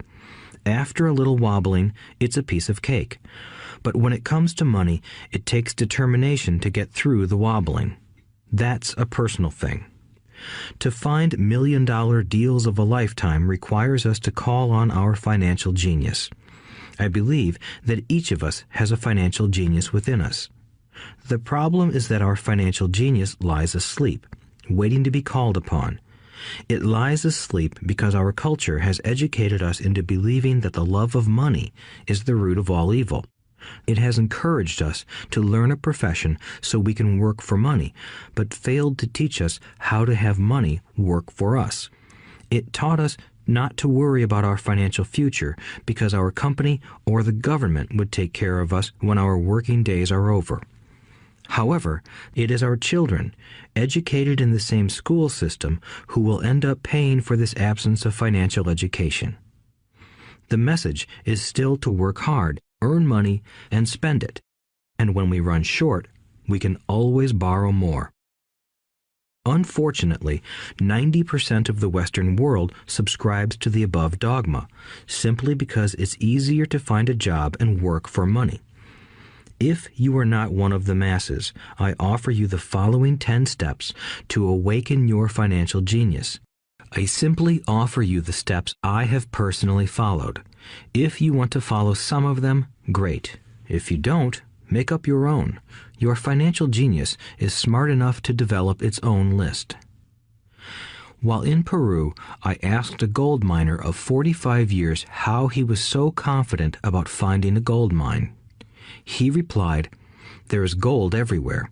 Most people are not trained to see it." And I would say that is true. In real estate, I can go out and in a day come up with 4 or 5 great potential deals. while the average person will go out and find nothing, even looking in the same neighborhood. The reason is that they have not taken the time to develop their financial genius. I offer you the following 10 steps as a process to develop your God-given powers, powers over which only you have control. 1. Find a reason greater than reality, the power of spirit. If you ask most people if they would like to be rich or financially free, they would say yes. But then reality sets in. The road seems too long with too many hills to climb. It's easier to just work for money and hand the excess over to your broker. I once met a young woman who had dreams of swimming for the U.S. Olympic team. The reality was that she had to get up every morning at 4 o'clock to swim for 3 hours before going to school. She did not party with her friends on Saturday night. She had to study and keep her grades up, just like everyone else. When I asked her what fueled her superhuman ambition and sacrifice, she simply said, "I do it for myself and the people I love. It's love that gets me over the hurdles and sacrifices." A reason or a purpose is a combination of wants and don't wants. When people ask me what my reason for wanting to be rich is, I tell them that it is a combination of deep emotional wants and don't wants. I will list a few. First, the don't wants, for they create the wants. I don't want to work all my life. I don't want what my parents aspired for, which was job security and a house in the suburbs. I don't like being an employee. I hated that my dad always missed my football games because he was so busy working on his career. I hated it when my dad worked hard all his life and the government took most of what he worked for at his death. He could not even pass on what he worked so hard for when he died. The rich don't do that. They work hard and pass it on to their children. Now, the wants. I want to be free to travel the world and live in the lifestyle I love. I want to be young when I do this. I want to simply be free. I want control over my time and my life. I want money to work for me. Those are my deep-seated emotional reasons. What are yours? If they are not strong enough, then the reality of the road ahead may be greater than your reasons. I have lost money and been set back many times, but it was the deep emotional reasons that kept me standing up and going forward. I wanted to be free by age 40, but it took me until I was 47, with many learning experiences along the way. As I said, I wish I could say it was easy. It wasn't, but it wasn't that hard either. I've learned that without a strong reason or purpose, anything in life is hard. If you do not have a strong reason, there is no sense listening further. It will sound like too much work. 2. Make daily choices. The power of choice. Choice is the main reason people want to live in a free country. We want the power to choose. Financially, with every dollar we get in our hands, we hold the power to choose our future, to be rich, poor, or middle class. Our spending habits reflect who we are. Poor people simply have poor spending habits. The benefit I had as a boy was that I loved playing Monopoly constantly. Nobody told me Monopoly was only for kids, so I just kept playing the game as an adult. I also had a rich dad who pointed out to me the difference between an asset and a liability. So a long time ago, as a little boy, I chose to be rich, and I knew that all I had to do was learn to acquire assets, real assets. My best friend, Mike, had an asset column handed to him, but he still had to choose to learn to keep it. Many rich families lose their assets in the next generation simply because there was no one trained to be a good steward over their assets. Most people choose not to be rich. For 90% of the population, being rich is too much of a hassle. So they invent sayings that go, "I'm not interested in money. I'll never be rich. I don't have to worry. I'm still young. When I make some money, then I'll think about my future." My husband or wife handles the finances. The problem with those statements is that they rob the person who chooses to think such thoughts of two things. One is time, which is your most precious asset. The second is learning. Having no money should not be an excuse to not learn, but that is a choice we all make daily. The choice of what we do with our time, our money, and what we put in our heads. That is the power of choice. All of us have choice. I just choose to be rich, and I make that choice every day. Invest first in education. In reality, the only real asset you have is your mind, the most powerful tool we have dominion over. Each of us has the choice of what we put in our brain once we're old enough. You can watch TV, read golf magazines, or go to ceramics class or a class on financial planning. You choose. Most people simply buy investments rather than first investing in learning about investing. A friend of mine recently had her apartment burglarized. The thieves took her electronics and left all the books. And we all have that same choice. 90% of the population buys TV sets, and only about 10% buy business books. So what do? I go to seminars. I like it when they are at least 2 days long because I like to immerse myself in a subject. In 1973, I was watching this guy on TV who was advertising a 3-day seminar on how to buy real estate for nothing down. I spent $385, and that course has made me at least $2 million, if not more. But more importantly, it bought me life. I don't have to work for the rest of my life because of that one course. I go to at least 2 such courses every year. I love CDs and audiobooks. The reason? I can easily review what I just heard. I was listening to an investor say something I completely disagreed with. Instead of becoming arrogant and critical, I simply listened to that 5-minute stretch at least 20 times, maybe more. But suddenly, by keeping my mind open, I understood why he said what he said. It was like magic. I felt like I had a window into the mind of one of the greatest investors of our time. I gained tremendous insight into the vast resources of his education and experience. The net result? I still have the old way I used to think, and I now have a new way of looking at the same problem or situation. I have 2 ways to analyze a problem or trend, and that is priceless.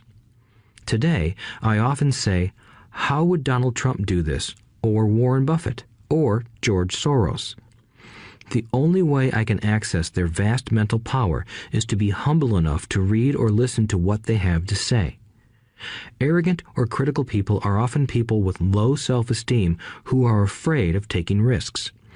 That's because if you learn something new, you are then required to make mistakes in order to fully understand what you have learned. If you have listened this far, arrogance is not one of your problems. Arrogant people rarely read or listen to experts. Why should they? They are the center of the universe. There are so many intelligent people who argue or defend when a new idea clashes with the way they think. In this case, their so-called intelligence combined with arrogance equals ignorance. Each of us knows people who are highly educated or believe they are smart, but their balance sheet paints a different picture. A truly intelligent person welcomes new ideas, for new ideas can add to the synergy of other accumulated ideas. Listening is more important than talking. If that were not true, God would not have given us 2 ears and only 1 mouth. Too many people think with their mouth instead of listening in order to absorb new ideas and possibilities. They argue instead of asking questions. I take a long view on my wealth. I do not subscribe to the get-rich-quick mentality most lottery players or casino gamblers have. I may go in and out of stocks, but I am long on education. If you want to fly an airplane, I advise taking lessons first. I am always shocked at people who buy stocks or real estate but never invest in their greatest asset, their mind. Just because you bought a house or two does not make you an expert at real estate. 3. Choose friends carefully. The power of association. First of all, I do not choose my friends by their financial statements. I have friends who have actually taken a vow of poverty, as well as friends who earn millions every year. The point is that I learn from all of them. Now, I will admit that there are people I have actually sought out because they had money. But I was not after their money. I was seeking their knowledge. In some cases, these people who had money have become dear friends. I've noticed that my friends with money talk about money. They don't do it to brag. They're interested in the subject. So I learn from them, and they learn from me. My friends who are in dire financial straits do not like talking about money, business, or investing. They often think it rude or unintellectual. So I also learn from my friends who struggle financially.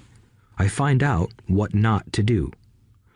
I have several friends who have generated over $1 billion in their short lifetimes.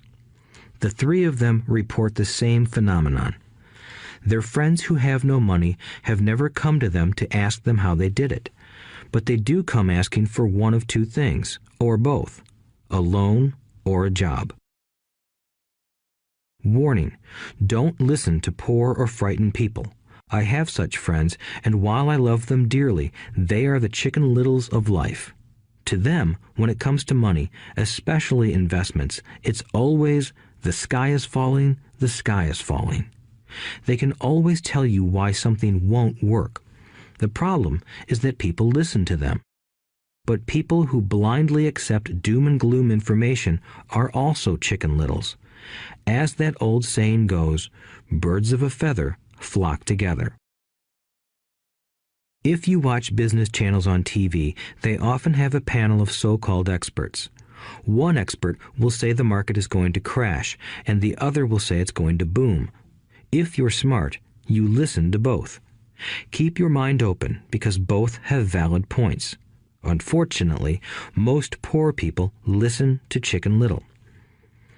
I have had many close friends try to talk me out of a deal or an investment. Not long ago, a friend told me he was excited because he found a 6% certificate of deposit. I told him I earned 16% from the state government. The next day, he sent me an article about why my investment was dangerous. I have received 16% for years now, and he still receives 6%. I would say that one of the hardest things about wealth building is to be true to yourself and to be willing to not go along with the crowd. This is because, in the market, it is usually the crowd that shows up late that is slaughtered. If a great deal is on the front page, it's too late in most instances. Look for a new deal. As we used to say as surfers, there is always another wave. People who hurry and catch a wave late usually are the ones who wipe out. Smart investors don't time the markets. If they miss a wave, they search for the next one and get themselves in position. This is hard for most investors because buying what is not popular is frightening. Timid investors are like sheep going along with the crowd. Or their greed gets them in when wise investors have already taken their profits and moved on. Wise investors buy an investment when it's not popular. They know their profits are made when they buy, not when they sell. They wait patiently. As I said, they do not time the market. Just like a surfer, they get in position for the next big swell. It's all insider trading. There are forms of insider trading that are illegal, and there are forms of insider trading that are legal. But either way, it's insider trading. The only distinction is, how far away from the inside are you? The reason you want to have rich friends is because that is where the money is made. It's made on information. You want to hear about the next boom, get in and get out before the next bust. I'm not saying do it illegally, but the sooner you know, the better your chances are for profits with minimal risk. That is what friends are for, and that is financial intelligence. 4. Master a formula and then learn a new one. The power of learning quickly. In order to make bread, every baker follows a recipe, even if it's only held in their head. The same is true for making money. Most of us have heard the saying, "You are what you eat." I have a different slant. I say, "You become what you study." In other words, be careful what you learn, because your mind is so powerful that you become what you put in your head. For example, if you study cooking, you then tend to cook. If you don't want to be a cook anymore, then you need to study something else. When it comes to money, the masses generally have one basic formula they learned in school, and it's this: work for money. The predominant formula I see in the world is that every day millions of people get up, go to work, earn money, pay bills, balance checkbooks, buy some mutual funds, and go back to work. That is the basic formula, or recipe. If you're tired of what you're doing, or you're not making enough, it's simply a case of changing the formula via which you make money. Years ago, when I was 26, I took a weekend class called How to Buy Real Estate Foreclosures. I learned the formula. The next trick was to have the discipline to actually put into action what I had learned. That is where most people stop. For 3 years, while working for Xerox, I spent my spare time learning to master the art of buying foreclosures. I've made several $1 million using that formula. So after I mastered that formula, I went in search of other formulas. For many of the classes, I did not directly use the information I learned, but I always learned something new. I have attended classes designed for derivative traders, commodity option traders, and chaologists. I was way out of my league, being in a room full of people with doctorates in nuclear physics and space science. Yet, I learned a lot that made my stock and real estate investing more meaningful and lucrative. Most junior colleges and community colleges have classes on financial planning and buying traditional investments. They are good places to start, but I always search for a faster formula. That is why, on a fairly regular basis, I make more in a day than many people will make in their lifetime. Another side note, in today's fast-changing world, it's not so much what you know anymore that counts, because often what you know is old. It is how fast you learn. That skill is priceless. It's priceless in finding faster formulas, recipes, if you will, for making dough. Working hard for money is an old formula born in the day of cavemen. 5. Pay yourself first. The power of self-discipline. If you cannot get control of yourself, do not try to get rich. It makes no sense to invest, make money, and blow it. It is the lack of self-discipline that causes most lottery winners to go broke soon after winning millions. It is the lack of self-discipline that causes people who get a raise to immediately go out and buy a new car or take a cruise. It is difficult to say which of the 10 steps is the most important, but of all the steps, this step is probably the most difficult to master if it is not already a part of your makeup. I would venture to say that personal self-discipline is the number one delineating factor between the rich, the poor, and the middle class. Simply put, people who have low self-esteem and low tolerance for financial pressure can never be rich. As I have said, a lesson learned from my rich dad was that the world will push you around. The world pushes people around, not because other people are bullies, but because the individual lacks internal control and discipline. People who lack internal fortitude often become victims of those who have self-discipline. In the entrepreneur classes I teach, I constantly remind people to not focus on their product, service, or widget, but to focus on developing management skills. The 3 most important management skills necessary to start your own business are management of 1. Cash flow, 2. People, 3. Personal time. I would say the skills to manage these three apply to anything, not just entrepreneurs. The three matter in the way you live your life as an individual or as part of a family, a business, a charitable organization, a city, or a nation. Each of these skills is enhanced by the mastery of self-discipline. I do not take the saying, "pay yourself first," lightly. The statement, "pay yourself first," comes from George Clayton's book, The Richest Man in Babylon. Millions of copies have been sold. But while millions of people freely repeat that powerful statement, few follow the advice. As I said, financial literacy allows one to read numbers, and numbers tell the story. By looking at a person's income statement and balance sheet, I can readily see if people who spout the words, "pay yourself first," actually practice what they preach. In reality, each month, many allocate money to their asset column before they pay their monthly expenses. Although millions of people have read Clayton's book and understand the words, "pay yourself first," in reality, they pay themselves last. Now, I can hear the howls from those of you who sincerely believe in paying your bills first, and I can hear all the responsible people who pay their bills on time. I am not saying be irresponsible and not pay your bills. All I am saying is do what the book says, which is pay yourself first.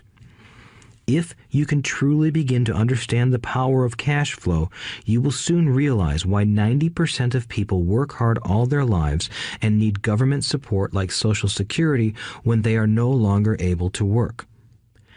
Kim and I have had many bookkeepers, accountants, and bankers who have had a major problem with this way of looking at pay yourself first. The reason is that these financial professionals actually do what the masses do. They pay themselves last. There have been times in my life when, for whatever reason, cash flow was far less than my bills. I still paid myself first. My accountant and bookkeeper screamed in panic. "They're going to come after you. The IRS is going to put you in jail. You're going to ruin your credit rating. They'll cut off the electricity." I still paid myself first. Why, you ask? Because that's what the story, The Richest Man in Babylon, was all about. The power of self-discipline and the power of internal fortitude. As my rich dad taught me the first month I worked for him, most people allow the world to push them around. A bill collector calls and you pay or else. A sales clerk says, "Oh, just put it on your charge card." Your real estate agent tells you, "Go ahead. The government allows you a tax deduction on your home." That is what the book is really about. Having the guts to go against the tide and get rich. You may not be weak, but when it comes to money, many people get wimpy. I am not saying be irresponsible. The reason I don't have high credit card debt and doodad debt is because I pay myself first. The reason I minimize my income is because I don't want to pay it to the government. That is why my income comes from my asset column through a Nevada corporation.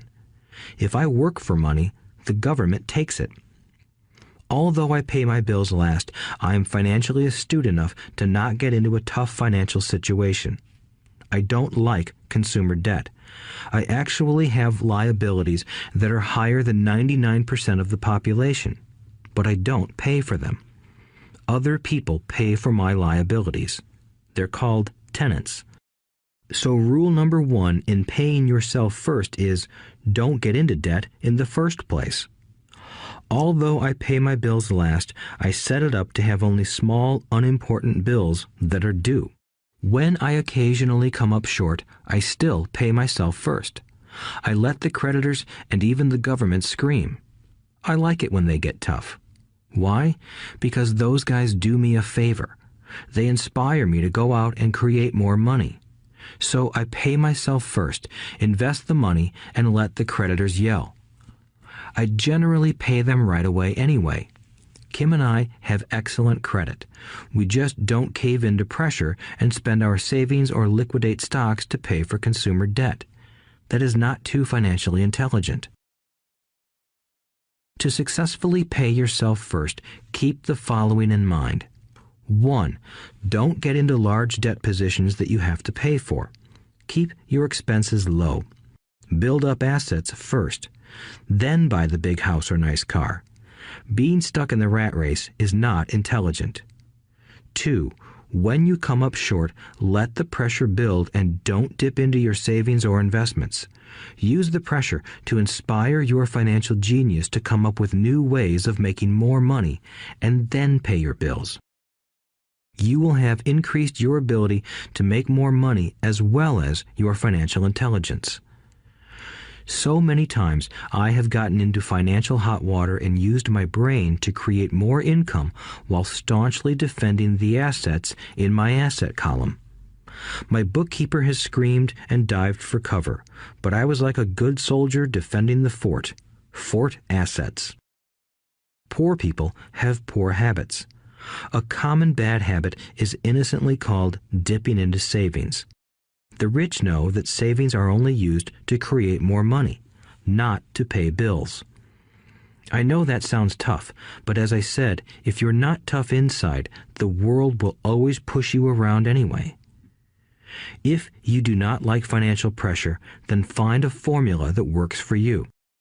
A good one is to cut expenses, put your money in the bank, pay more than your fair share of income tax, buy safe mutual funds, and take the vow of the average.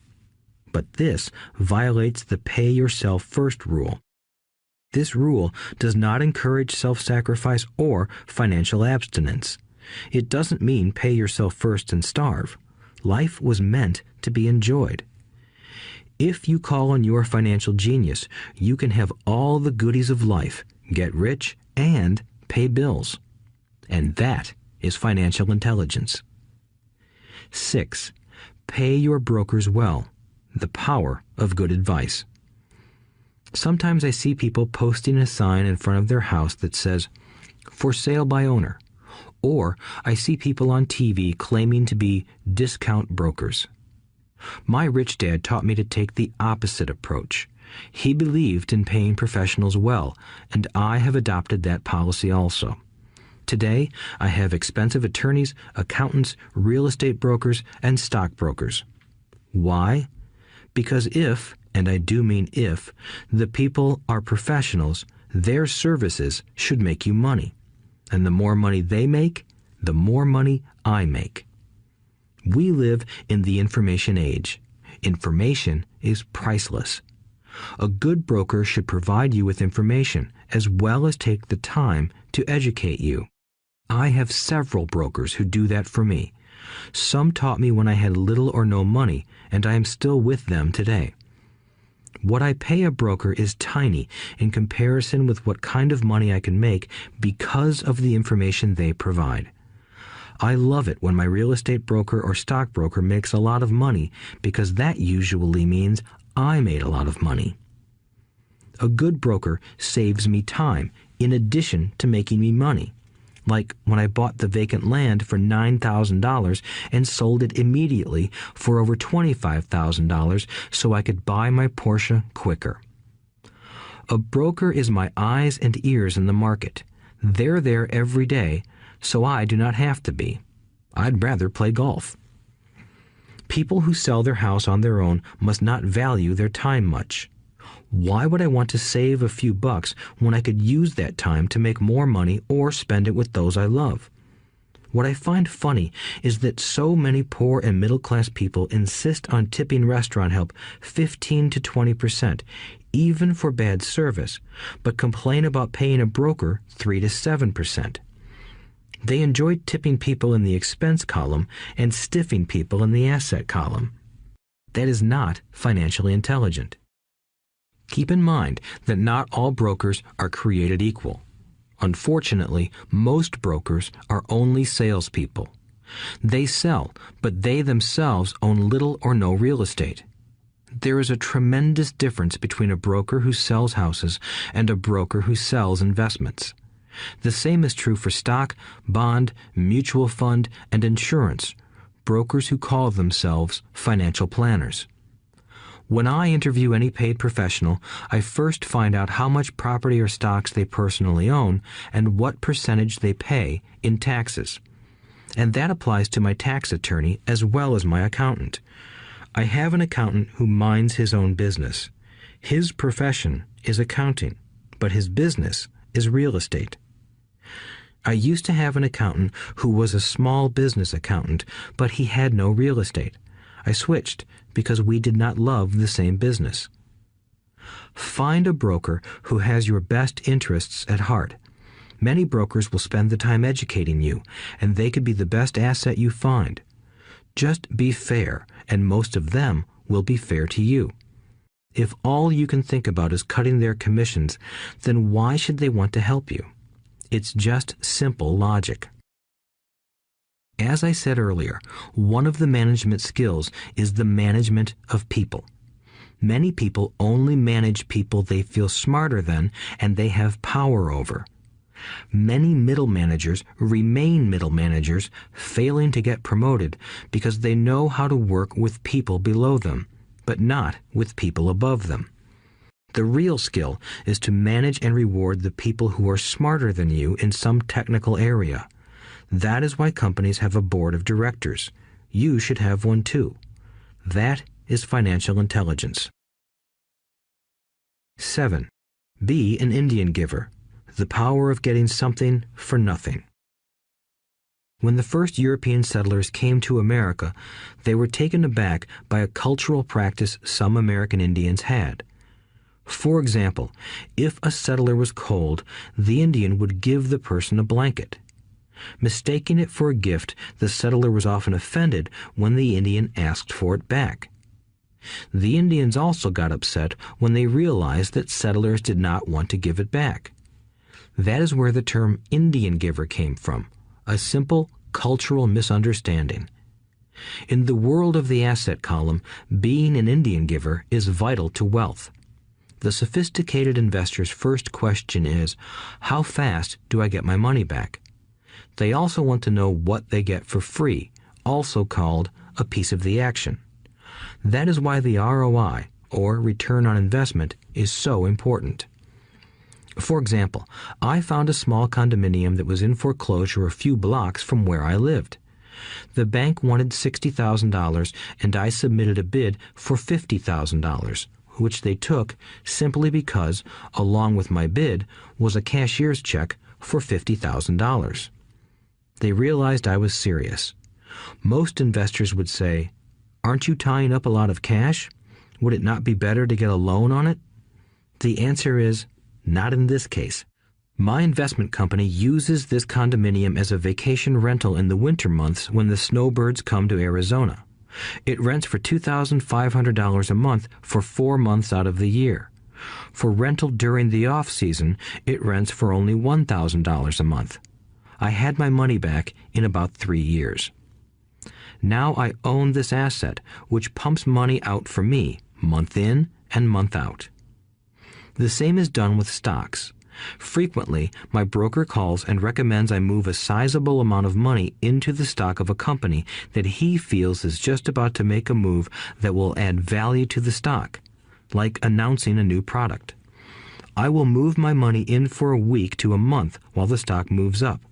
Then I pull my initial dollar amount out and stop worrying about the fluctuations of the market because my initial money is back and ready to work on another asset. So my money goes in, and then it comes out, and I own an asset that was technically free. True, I have lost money on many occasions, but I only play with money I can afford to lose. I would say, on an average 10 investments, I hit home runs on 2 or 3, while 5 or 6 do nothing, and I lose on 2 or 3. But I limit my losses to only the money I have in at that time. People who hate risk put their money in the bank. In the long run, safe savings are better than no savings. But it takes a long time to get your money back, and, in most instances, you don't get anything for free with it. On every one of my investments, there must be an upside, something for free, like a condominium, a mini storage, a piece of free land, a house, stock shares, or an office building. And there must be limited risk or a low-risk idea. There are books devoted entirely to this subject, so I will not talk about it here.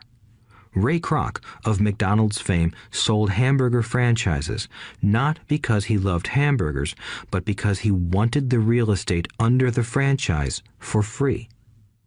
So wise investors must look at more than ROI. They look at the assets they get for free once they get their money back. That is financial intelligence. 8. Use assets to buy luxuries. The power of focus. A friend's child has been developing a nasty habit of burning a hole in his pocket. Just 16, he wanted his own car. The excuse? All his friends' parents gave their kids cars. The child wanted to go into his savings and use it for a down payment. That was when his father called me and then came to see me. Do you think I should let him do it, or should I just buy him a car? I answered, it might relieve the pressure in the short term, but what have you taught him in the long term? Can you use this desire to own a car and inspire your son to learn something? Suddenly, the lights went on and he hurried home. 2 months later, I ran into my friend again. Does your son have his new car? I asked.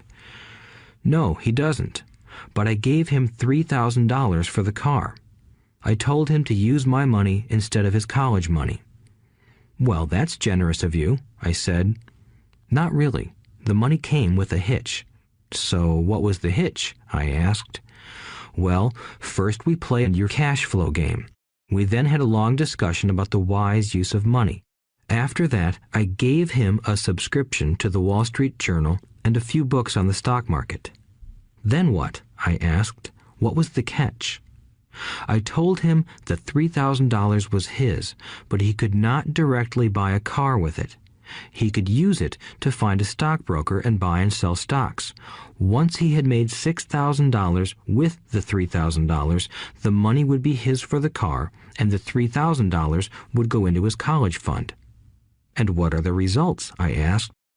Well, he got lucky early in his trading, but lost everything a few days later. Then he really got interested. Today, I would say he is down $2,000, but his interest is up. He has read all the books I bought him, and he's gone to the library to get more. He reads the Wall Street Journal voraciously, watching for indicators. He's only got $1,000 left, but his interest and learning are sky high. He knows that if he loses that money, he walks for 2 more years. But he does not seem to care. He even seems uninterested in getting a car because he's found a game that is more fun. What happens if he loses all the money? I asked. We'll cross that bridge when we get to it. I'd rather have him lose everything now than wait till he's our age to risk losing everything. And besides, that is the best $3,000 I've ever spent on his education. What he is learning will serve him for life, and he seems to have gained a new respect for the power of money. As I said earlier, if a person cannot master the power of self-discipline, it is best not to try to get rich. I say this because although the process of developing cash flow from an asset column is easy in theory, what's hard is the mental fortitude to direct money to the correct use. Due to external temptations, it is much easier in today's consumer world to simply blow money out the expense column. With weak mental fortitude, that money flows into the paths of least resistance. That is the cause of poverty and financial struggle. The following example illustrates the financial intelligence needed to direct money to make more money. If we give 100 people $10,000 at the start of the year, I believe that at the end of the year, 80 would have nothing left.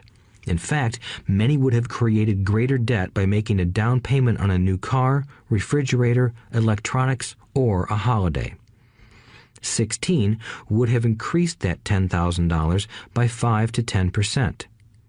4 would have increased it to $20,000 or into the millions. We go to school to learn a profession so we can work for money. It is my opinion that it's just as important to learn how to have money work for you. I love my luxuries as much as anyone else. The difference is I don't buy them on credit. It's the keep up with the Joneses trap. When I wanted to buy a Porsche, the easy road would have been to call my banker and get a loan. Instead of choosing to focus in the liability column, I chose to focus in the asset column. As a habit, I use my desire to consume to inspire and motivate my financial genius to invest. Too often today, we focus on borrowing money to get the things we want instead of focusing on creating money. One is easier in the short term, but harder in the long term. It's a bad habit that we as individuals and as a nation have gotten into. Remember, the easy road often becomes hard, and the hard road often becomes easy. The earlier you can train yourself and those you love to be masters of money, the better. Money is a powerful force. Unfortunately, people use the power of money against themselves. If your financial intelligence is low, money will run all over you. It will be smarter than you. If money is smarter than you will work for it all your life. To be the master of money, you need to be smarter than it. Then money will do as it is told. It will obey you. Instead of being a slave to it, you will be the master of it. That is financial intelligence. 9. Choose heroes. The power of myth. When I was a kid, I greatly admired Willie Mays, Hank Aaron, and Yogi Berra. They were my heroes, and I wanted to be just like them. I treasured their baseball cards. I knew their stats, the RBIs, the ERAs, their batting averages, how much they got paid, and how they came up from the minor leagues. As a 9-year-old kid, when I stepped up to bat or played first base or catcher, I wasn't me. I pretended I was a famous baseball player. It's one of the most powerful ways we learn, and we often lose that as adults. We lose our heroes. Today, I watch young kids playing basketball near my home. On the court, they're not little Johnny. They're pretending to be their favorite basketball hero. Copying or emulating heroes is true power learning. I have new heroes as I grow older. I have golf heroes, and I copy their swings and do my best to read everything I can about them. I also have heroes such as Donald Trump, Warren Buffett, Peter Lynch, George Soros, and Jim Rogers. I know their stats just like I knew the ERAs and RBIs of my childhood baseball heroes. I follow what Warren Buffett invests in, and I read anything I can about his point of view on the market and how he chooses stocks. And I read about Donald Trump, trying to find out how he negotiates and puts deals together. Just as I was not me when I was up to bat, when I'm in the market or I'm negotiating a deal, I am subconsciously acting with the bravado of Trump. Or, when analyzing a trend, I look at it as though Warren Buffett were doing it. By having heroes, we tap into a tremendous source of raw genius. But heroes do more than simply inspire us. Heroes make things look easy. Making it look easy convinces us to want to be just like them. If they can do it, so can I. When it comes to investing, too many people make it sound hard. Instead, find heroes who make it look easy. 10. Teach and you shall receive. The power of giving. Both of my dads were teachers. My rich dad taught me a lesson I have carried all my life, the necessity of being charitable or giving. My educated dad gave a lot of his time and knowledge, but almost never gave away money. He usually said that he would give when he had some extra money, but of course, there was rarely any extra. My rich dad gave money as well as education. He believed firmly in tithing. If you want something, you first need to give, he would always say. When he was short of money, he gave money to his church or to his favorite charity. If I could leave one single idea with you, it is that idea. Whenever you feel short or in need of something, give what you want first, and it will come back in buckets. That is true for money, a smile, love, or friendship. I know it is often the last thing a person may want to do, but it has always worked for me. I trust that the principle of reciprocity is true, and I give what I want. I want money, so I give money, and it comes back in multiples. I want sales, so I help someone else sell something, and sales come to me. I want contacts, and I help someone else get contacts. Like magic, contacts come to me. I heard a saying years ago that went, "God does not need to receive, but humans need to give." My rich dad would often say, poor people are more greedy than rich people. He would explain that if a person was rich, that person was providing something that other people wanted. In my life, whenever I have felt needy or short of money or short of help, I simply went out or found in my heart what I wanted and decided to give it first.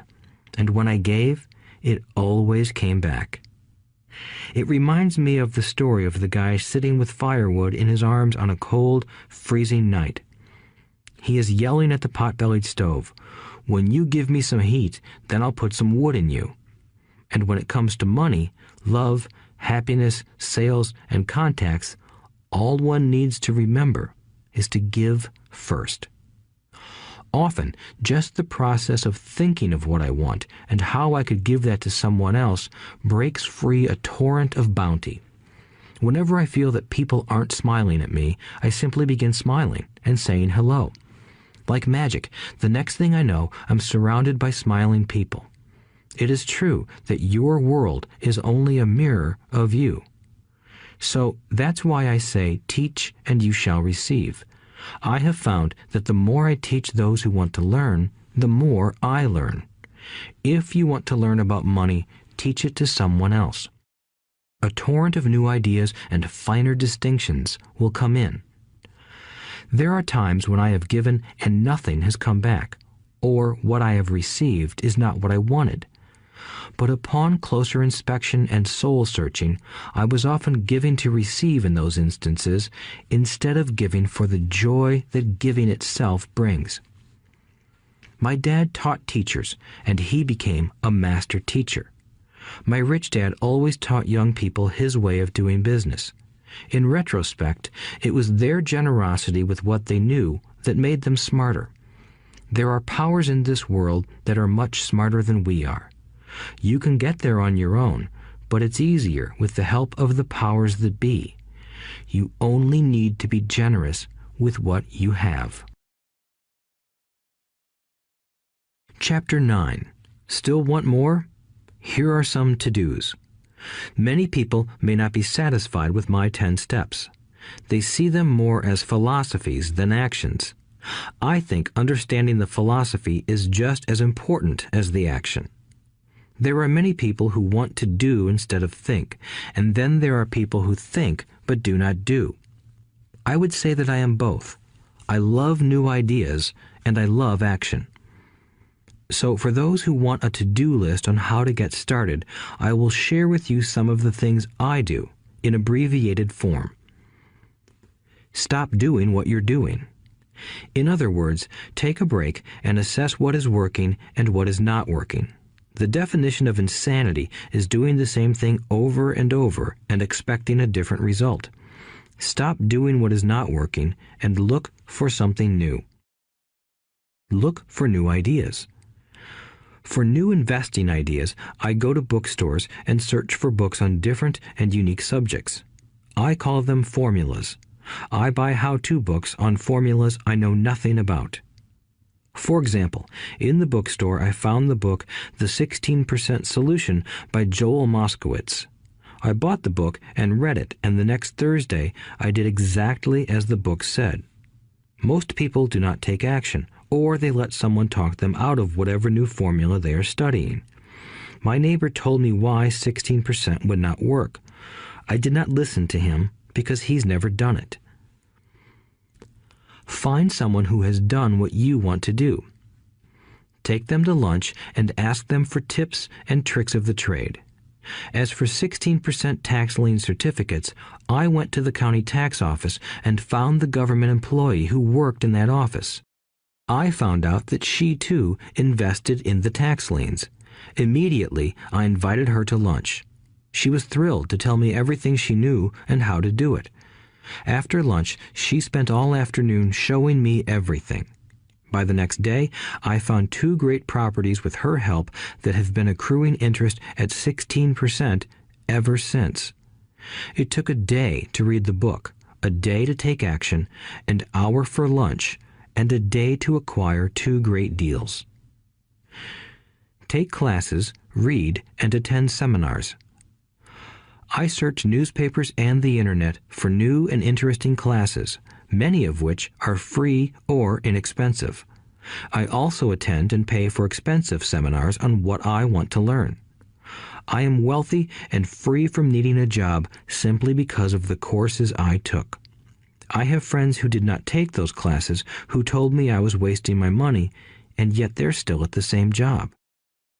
Make lots of offers. When I want a piece of real estate, I look at many properties and generally write an offer.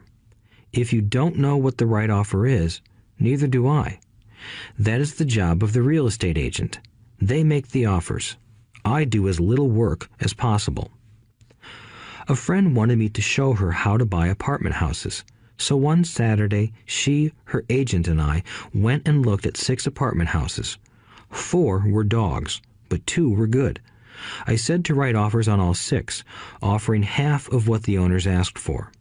She and the agent nearly had heart attacks.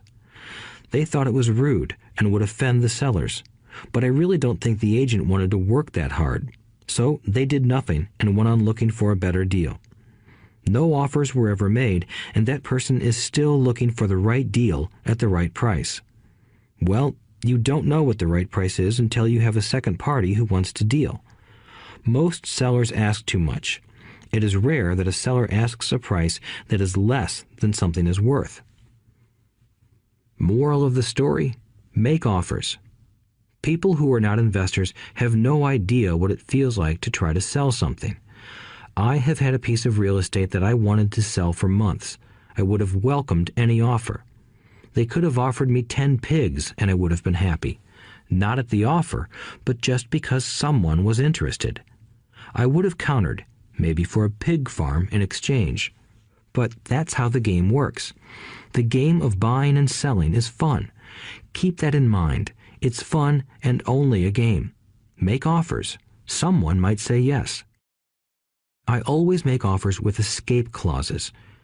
In real estate, I make an offer with language that details subject to contingencies, such as the approval of a business partner. Never specify who the business partner is. Most people don't know that my partner is my cat. If they accept the offer, and I don't want the deal, I call home and speak to my cat. I make this ridiculous statement to illustrate how absurdly easy and simple the game is. So many people make things too difficult and take it too seriously.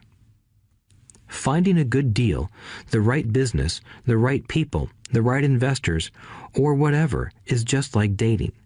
You must go to the market and talk to a lot of people, make a lot of offers, counter-offers, negotiate, reject, and accept.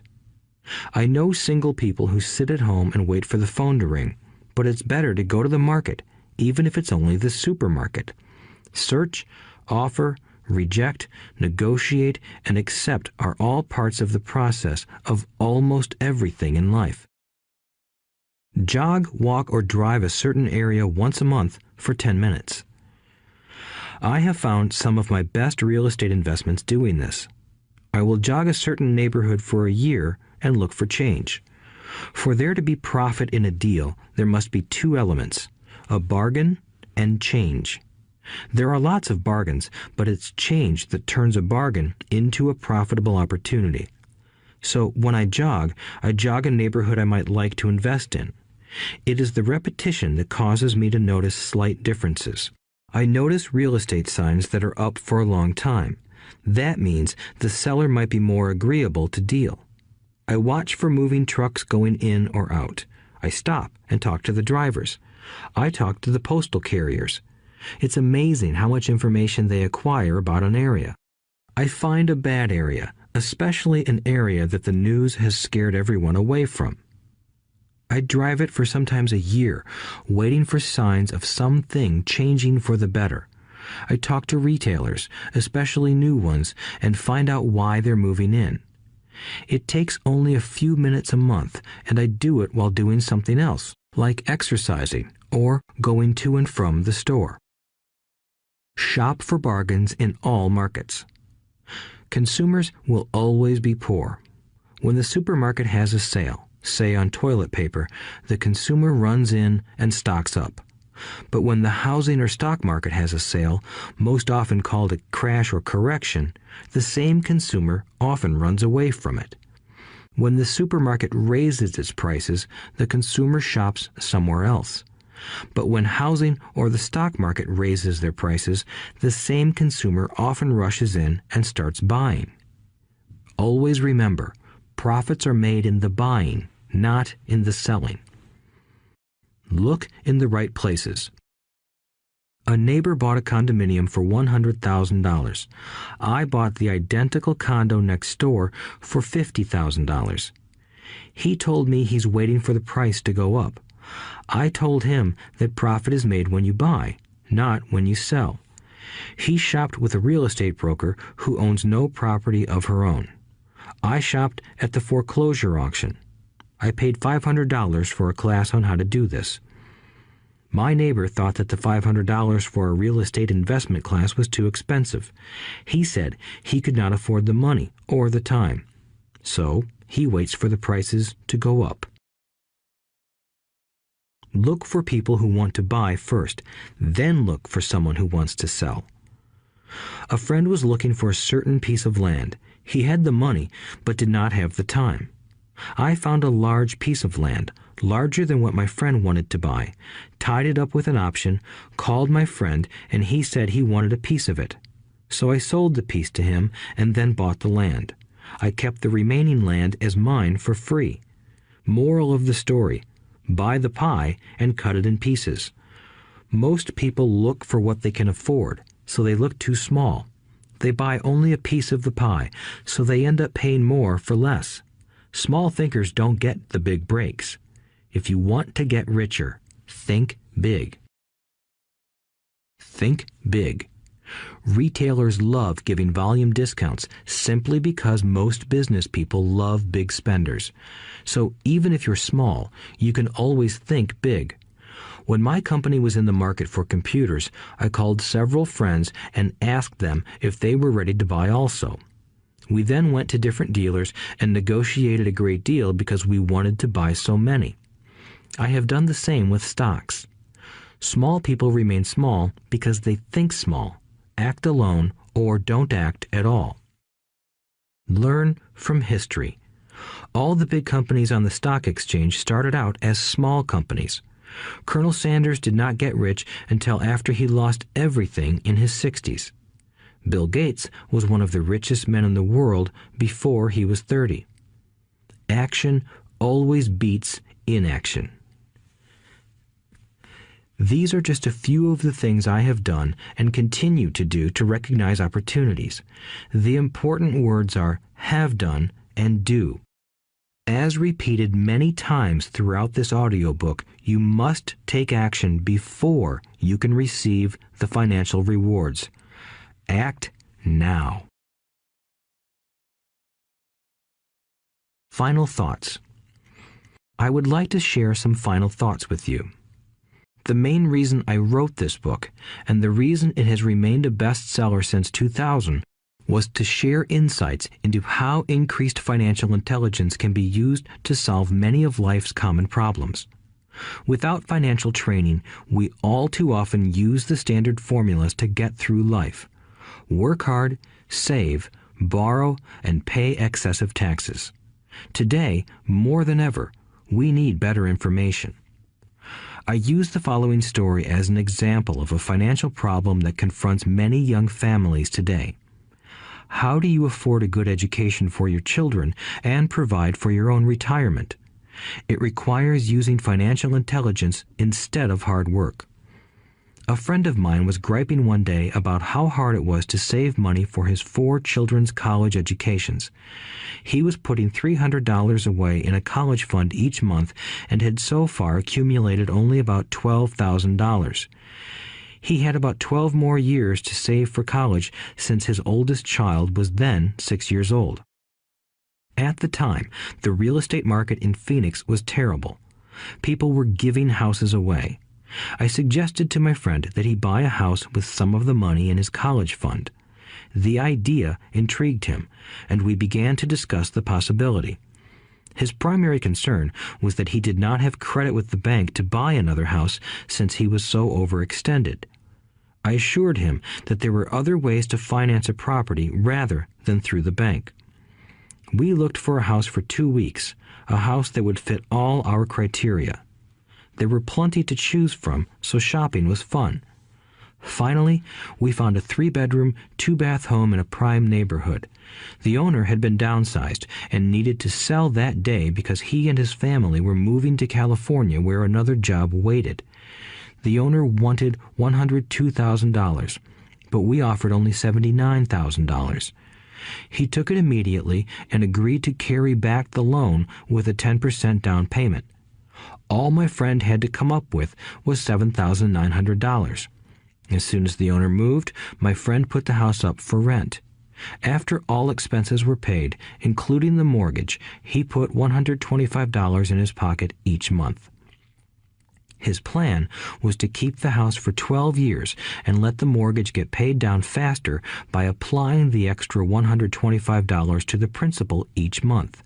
We figured that in 12 years, a large portion of the mortgage would be paid off and he could possibly be clearing $800 a month by the time his first child went to college. He could also sell the house if it had appreciated in value. 3 years later, the real estate market greatly improved in Phoenix, and he was offered $156,000 for the same house by the tenant who lived in it. Again, he asked me what I thought. I advised that he sell it, using a 1031 tax-deferred exchange. Suddenly, he had nearly $80,000 to operate with. I called another friend in Austin, Texas, who then moved this tax-deferred capital gain into a mini storage facility. Within 3 months, he began receiving checks for a little less than $1,000 a month, which he then poured back into the college fund. A couple of years later, the mini warehouse sold, and he received a check for nearly $330,000 as proceeds from the sale. He rolled those funds into a new project that would now generate over $3,000 a month in income, again going into the college fund. He is now very confident that his goal will be met easily. It only took $7,900 to start and a little financial intelligence. His children will be able to afford the education they want, and he will then use the underlying asset, wrapped in his legal entity, to pay for his retirement. As a result of this successful investment strategy, he will be able to retire early. Thank you for listening to this audiobook. I hope it has provided some insights into utilizing the power of money to work for you. Today, we need greater financial intelligence to simply survive. The idea that it takes money to make money is the thinking of financially unsophisticated people. It does not mean that they're not intelligent. They have simply not learned the science of money making money. Money is only an idea. If you want more money, simply change your thinking. Every self-made person started small with an idea and then turned it into something big. The same applies to investing. It takes only a few dollars to start and grow it into something big. I meet so many people who spend their lives chasing the big deal or trying to amass a lot of money to get into a big deal. But to me, that is foolish. Too often, I have seen unsophisticated investors put their large nest egg into one deal and lose most of it rapidly. They may have been good workers, but they were not good investors.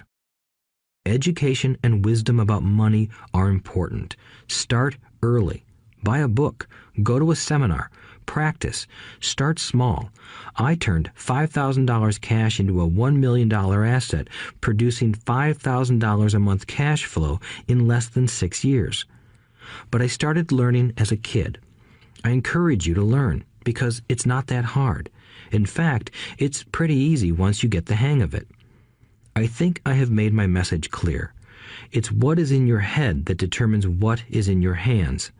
Money is only an idea. There is a great book called Think and Grow Rich. The title is not Work Hard and Grow Rich. Learn to have money work hard for you, and your life will be easier and happier. Today, don't play it safe. Play it smart. The 3 incomes. In the world of accounting, there are 3 different types of income. 1, ordinary earned. 2, portfolio. 3, passive.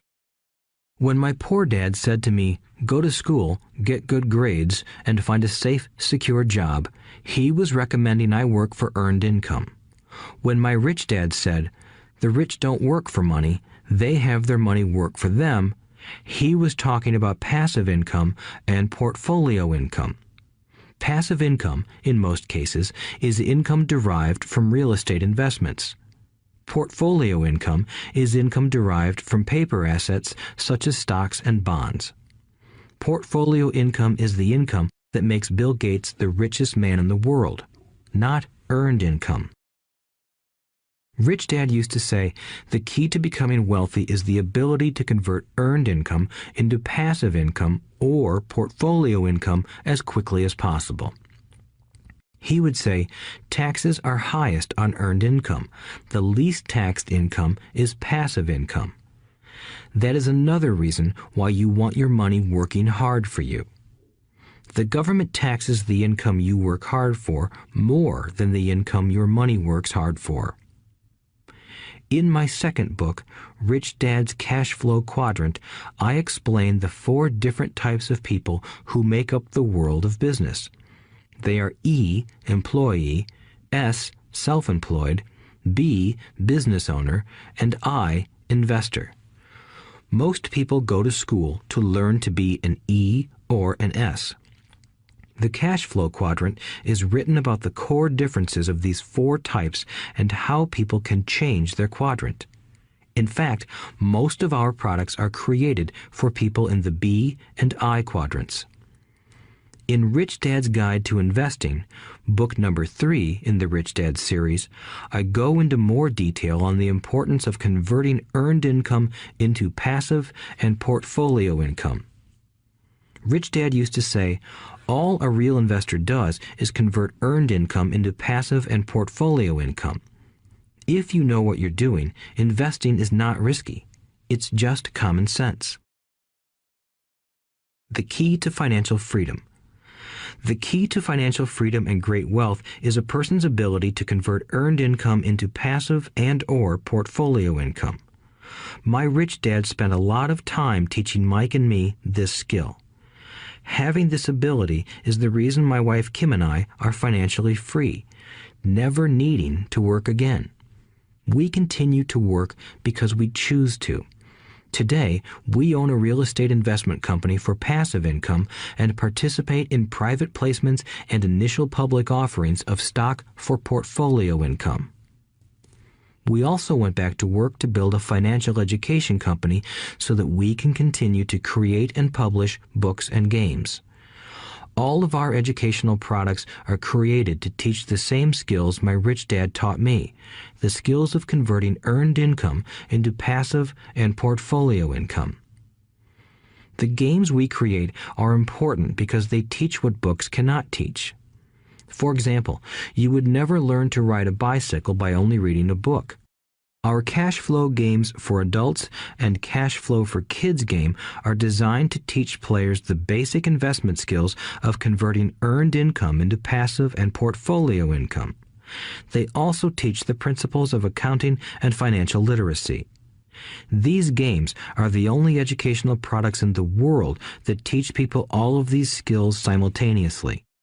Cash Flow 202 is the advanced version of Cash Flow 101 and requires the game board from 101 as well as a full understanding of 101 before it can be played. Cash Flow 101 and Cash Flow for Kids teach the principles of fundamental investing. Cash Flow 202 teaches the principles of technical investing. Technical investing involves advanced trading techniques such as short selling, call options, put options, and straddles. A person who understands these advanced techniques is able to make money when the market goes up, as well as when the market comes down. As my rich dad would say, a real investor makes money in an up market and a down market. That is why they make so much money. One of the reasons they make more money is simply because they have more self-confidence. Rich Dad would say they have more self-confidence because they are less afraid of losing. In other words, the average investor does not make as much money because they are so afraid of losing money. The average investor does not know how to protect themselves from losses, and that is what Cash Flow 202 teaches. Average investors think investing is risky because they have not been formally trained to be professional investors. As Warren Buffett, America's richest investor, says, risk comes from not knowing what you're doing. My board games teach the simple basics of fundamental investing and technical investing while people are having fun. I occasionally hear someone say, your educational games are expensive, which poses the question of ROI, the return on investment, or the value returned for the price paid. I nod my head and reply, yes, they may be expensive, especially when compared to entertainment board games. But my games are not as expensive as a college education, working hard all your life for earned income, paying excessive taxes, and then living in terror of losing all of your money in the investment markets. When someone walks away mumbling about the price, I can hear my rich dad saying, if you want to be rich, you must know what kind of income to work hard for, how to keep it, and how to protect it from loss. That is the key to great wealth. Rich Dad would also say, if you do not understand the differences in those three incomes and do not learn the skills on how to acquire and protect those incomes, you will probably spend your life earning less than you could and working harder than you should. My poor dad thought a good education, a good job, and years of hard work were all you needed to be successful. My rich dad also thought a good education was important. But to him, it was also important that Mike and I know the differences in the three incomes and what kind of income to work hard for. To him, that was basic financial education. Knowing the differences in the three incomes and learning the investment skills of how to acquire the different incomes is basic education for anyone who strives to acquire great wealth and achieve financial freedom, a special kind of freedom that only a few will ever know. As Rich Dad states in lesson number 1, the rich do not work for money. They know how to have money work hard for them. Rich Dad said, earned income is money you work for, and passive and portfolio income is money working for you. Knowing that little difference has been significant in my life. Or, as Robert Frost ends his poem, and that has made all the difference. Take action. All of you were given two great gifts, your mind and your time. It is up to you to do what you please with both. With each dollar bill that enters your hand, you and only you have the power to determine your destiny. Spend it foolishly, and you choose to be poor. Spend it on liabilities, and you join the middle class. Invest it in your mind and learn how to acquire assets, and you will be choosing wealth as your goal and your future. The choice is yours, and only yours. Every day, with every dollar, you decide to be rich, poor, or middle class. Choose to share this knowledge with your children, and you choose to prepare them for the world that awaits. No one else will. You and your children's future will be determined by choices you make today. not tomorrow. I wish you great wealth and much happiness with this fabulous gift called life.